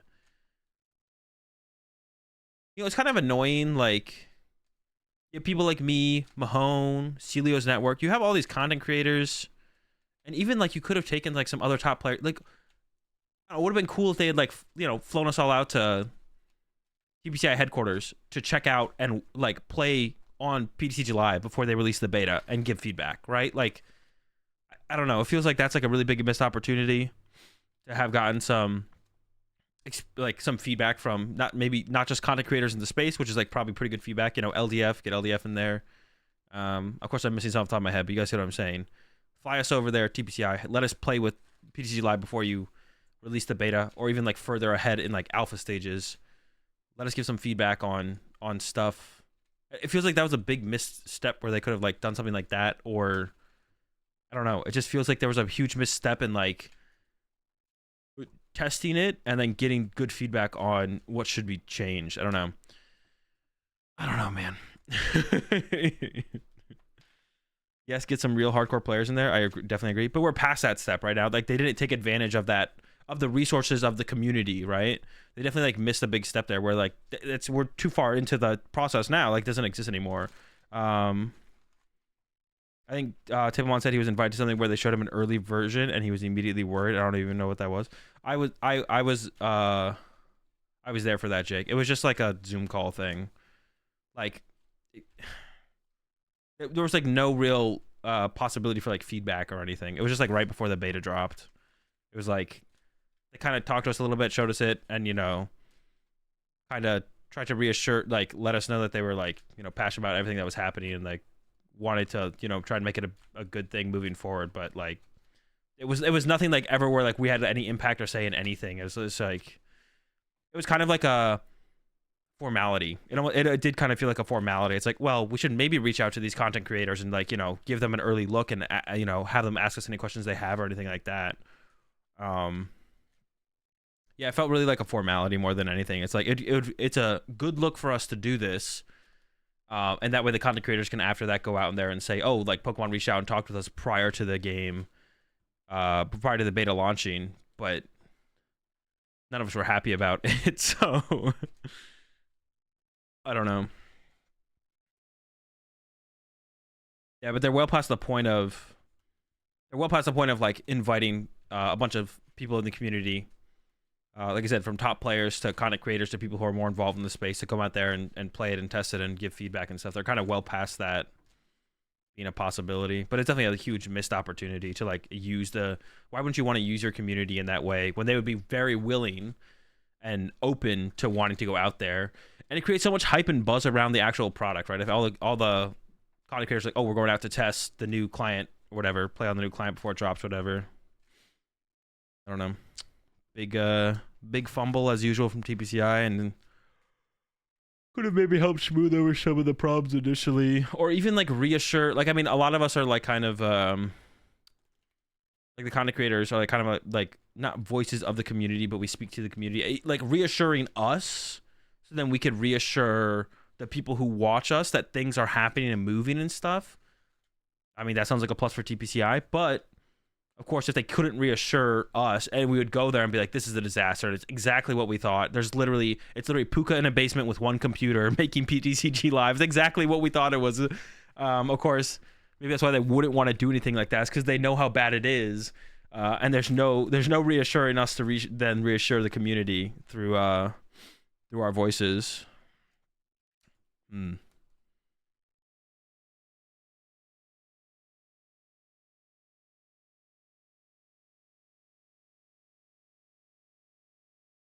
By the time games are usually revealed to the public, the game is beyond changing at any significant way. They have had to bring in the community at a very early stage. That's what I'm saying. That's what they should have done. Like, I don't know how long ago it would have been because I don't know like the full process of these things, but yeah, definitely a while ago or whatever. The thing is as well that what is called beta is way ahead of what an actual real beta is. A buggy mess, and that is when you go and Bugfist, we should have released a real beta. I think that is actually like fair to say. Just like every beta, that definitely my perspective, and I think that the perspective of a beta from a lot of people changed a lot over the years, because everything that every beta that I played in for a while now has been like basically a almost finished product with some bugs. Like when I played in the Halo Infinite beta, it's just like I was playing the game when it came out. Like it wasn't too much of a difference. I'm trying to think of it, like, well, I mean, Hearthstone's beta was like what, 10 years ago? How old is Hearthstone? 10 years ago? It's not 10 years ago, is it? But when I played Hearthstone's beta way back then, it wasn't really buggy at all, to be honest, if I remember correctly. Like there's very few, if any, bugs that I ran into. I feel like all the betas these days are pretty much almost finished product. But then I guess just stress testing is the biggest thing more than anything. But PTCG Live, I mean, maybe that is a little bit more of what a beta actually is. Yeah, I don't know. But if all these other places that release betas come out with way more of a better, more polished, finished product, then we know the process is possible to come out with a more polished, finished product before you release it as a beta. So why should PTCG Live be different, right? Like why would they be any different? They should be similar, right? Like it should be similar. So many resources in the app. There just shouldn't have been avatars ever. There should never have been avatars in PTCG Live. There doesn't need to be. Maybe they could have like a little thing where you have like your favorite Pokemon be like your symbol or icon or something. Yeah, maybe they could do that, like where just like your favorite Pokemon is like a little animated duder. Hang on, what is yeah, like what if you just had your favorite Pokemon here and it was like just a little animated. That would be a lot of Pokemon animations to make, I guess, but it sounds pretty straightforward, pretty simple. Just put your favorite Pokemon here. Um, just right there. Have it be like slightly animated. Don't need like a whole avatar thing. Profile this would be a whole different layout, of course, but doesn't have to be animated. Nah, you don't want it to be animated because otherwise it like wouldn't flow with everything. Like, all this stuff is kind of like moving or like moves or shines. I mean, you don't want it to be like moving as well. Having it just be like a picture would be weird, but yeah.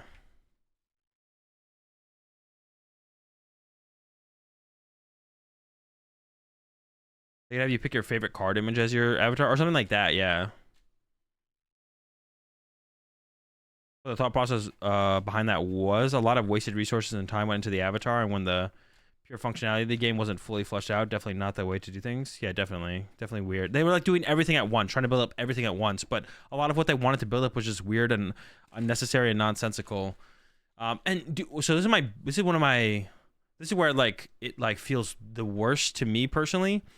Is there's a ton of course there's gonna be like not everyone's gonna like everything, but some things have to be done in a certain way. But they're like kind of like they're kind of like kneeling to the whim of every gripe that the Pokemon community has. And most of the stuff they should change, definitely. But does that mean they don't have anyone there who can come up with good, unique, new things? Like they've changed so much stuff so drastically. Like, do they just not have anyone there who's like good with ideas or who can come up with ideas at all?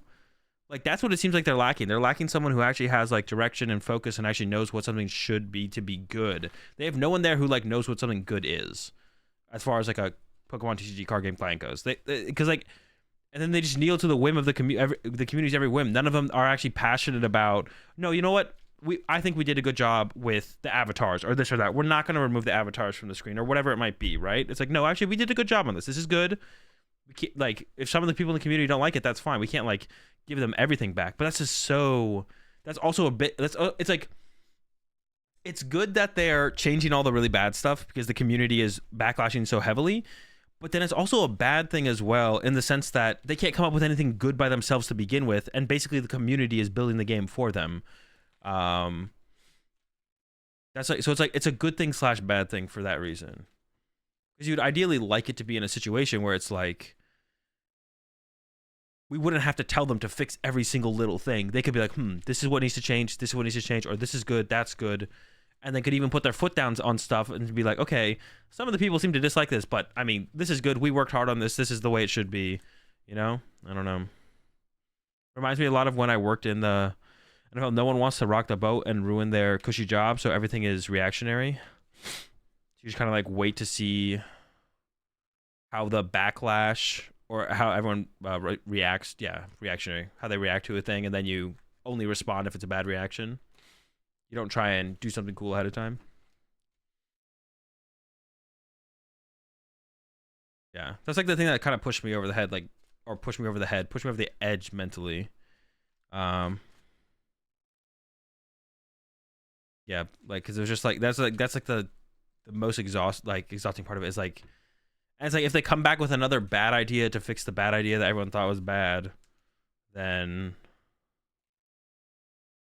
if they come back with another bad idea to fix the bad idea that everyone thought was bad, then they have to fix it again. It's just like it's theoretically like an infinite cycle.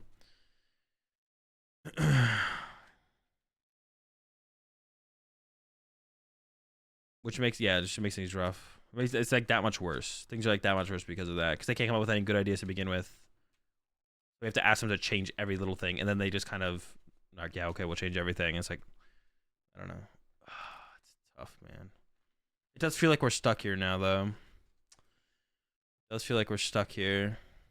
Do you think that it's good to grind Guardian out for the next set? I mean, it's the only deck that's for sure going to be broken, so I'd say yes. I'd say yeah.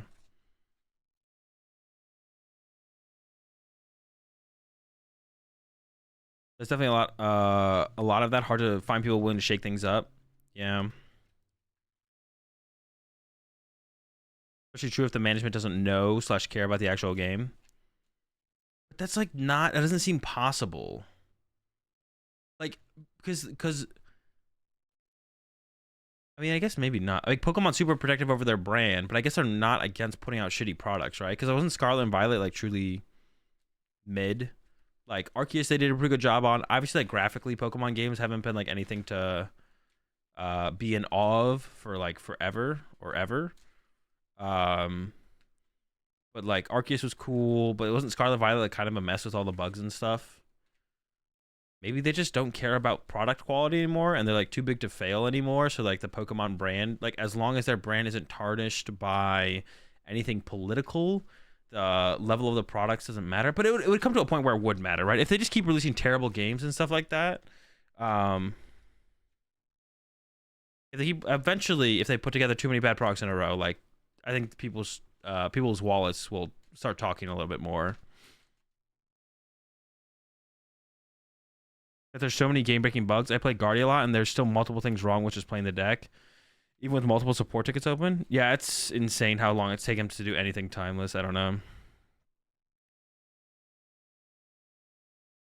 I hold on to the fact that PTCGO was a mess for the first couple years. Yeah, but PTCGO in its time was like revolutionary. Like, at least that's how I remember it. Like, PTCGO was like revolutionary. Like, there was nothing else like PTCGO at the time. So it having problems back then makes sense. But when you have games like Arena, Snap, and I don't know what other ones are there. Arena, Snap, the Yu-Gi-Oh client, and sure, like you could argue like for Arena, but outside of the economy, the gameplay just works, right? When you have games like releasing and Hearthstone, right? When Hearthstone released, the gameplay just works.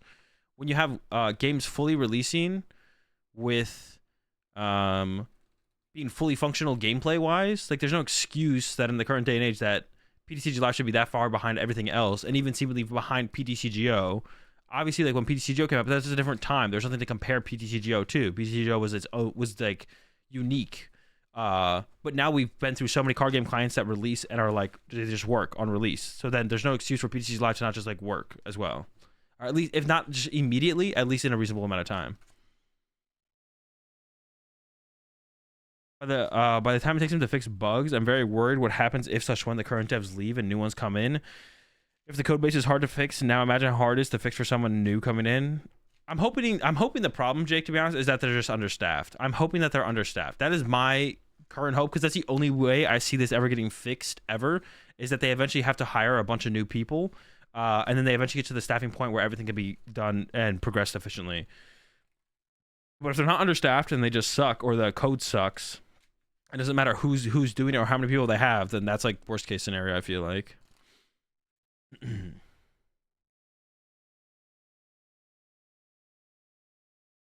Management in any high level episode cannot care about the actual product. Management will throw everyone but themselves in front of the bus.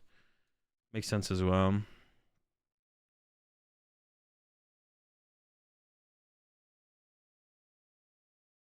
I feel like they're just putting in a minimum amount of work to keep the brand alive. It feels like so backwards, because Pokemon is like still so big. How would you not want it to like thrive? Why are you settling for eventually the like killing off Pokemon as opposed to having it thrive? I don't know.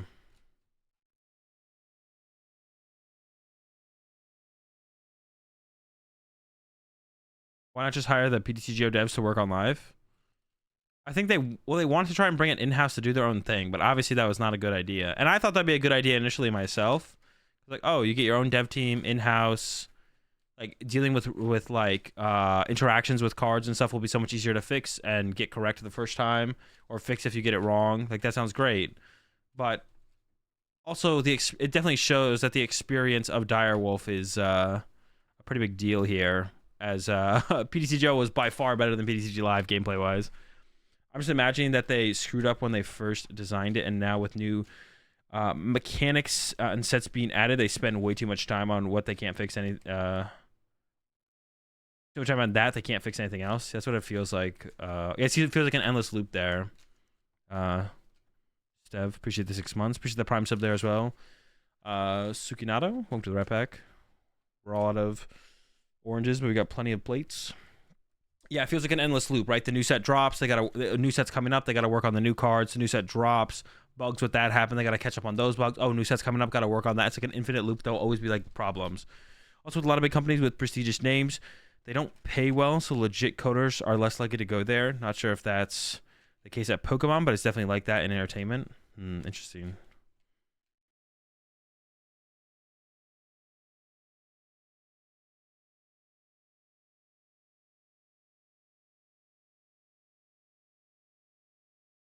That probably has to be a big problem, right, Phoenix? Is that the players, the community is the QA department, right? Like we are the we're the test dummies in this situation, which is like, yeah, I don't think that's a good thing. Like they should have more thorough, rigorous testing of the program. I don't know.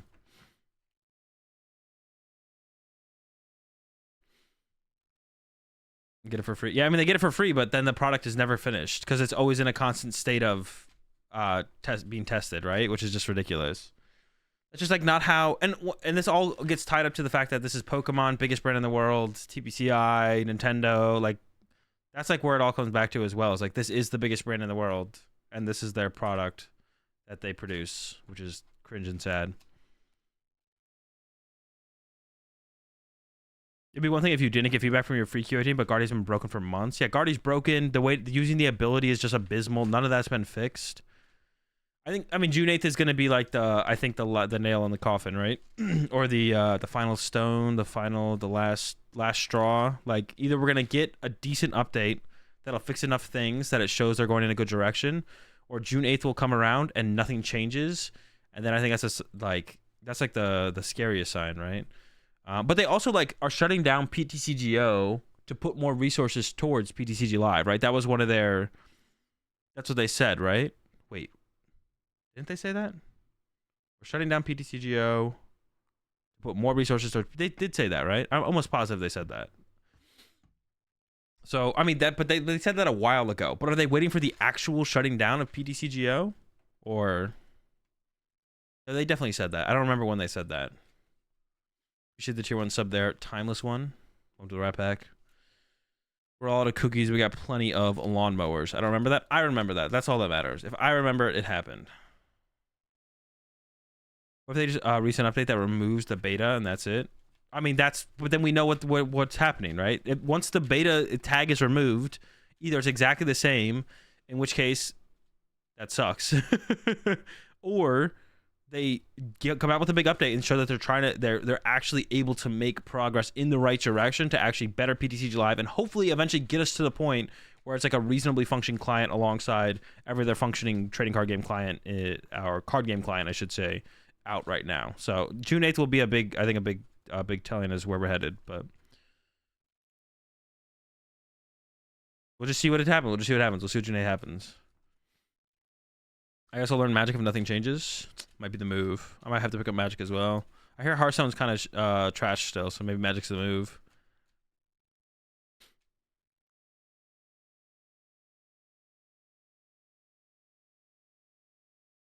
We're gonna get 2 booster boxes for the new set, but kind of worried about reseals on Amazon. Reading reviews and recommendations where to buy. Go check out fullgripgames.com. I don't know if they have any sealed product like booster boxes left, but they might. Just go over to fullgripgames.com. It'll be on like one of the banners on the main page. It should be pretty easy to find the booster boxes and see if they have any still available.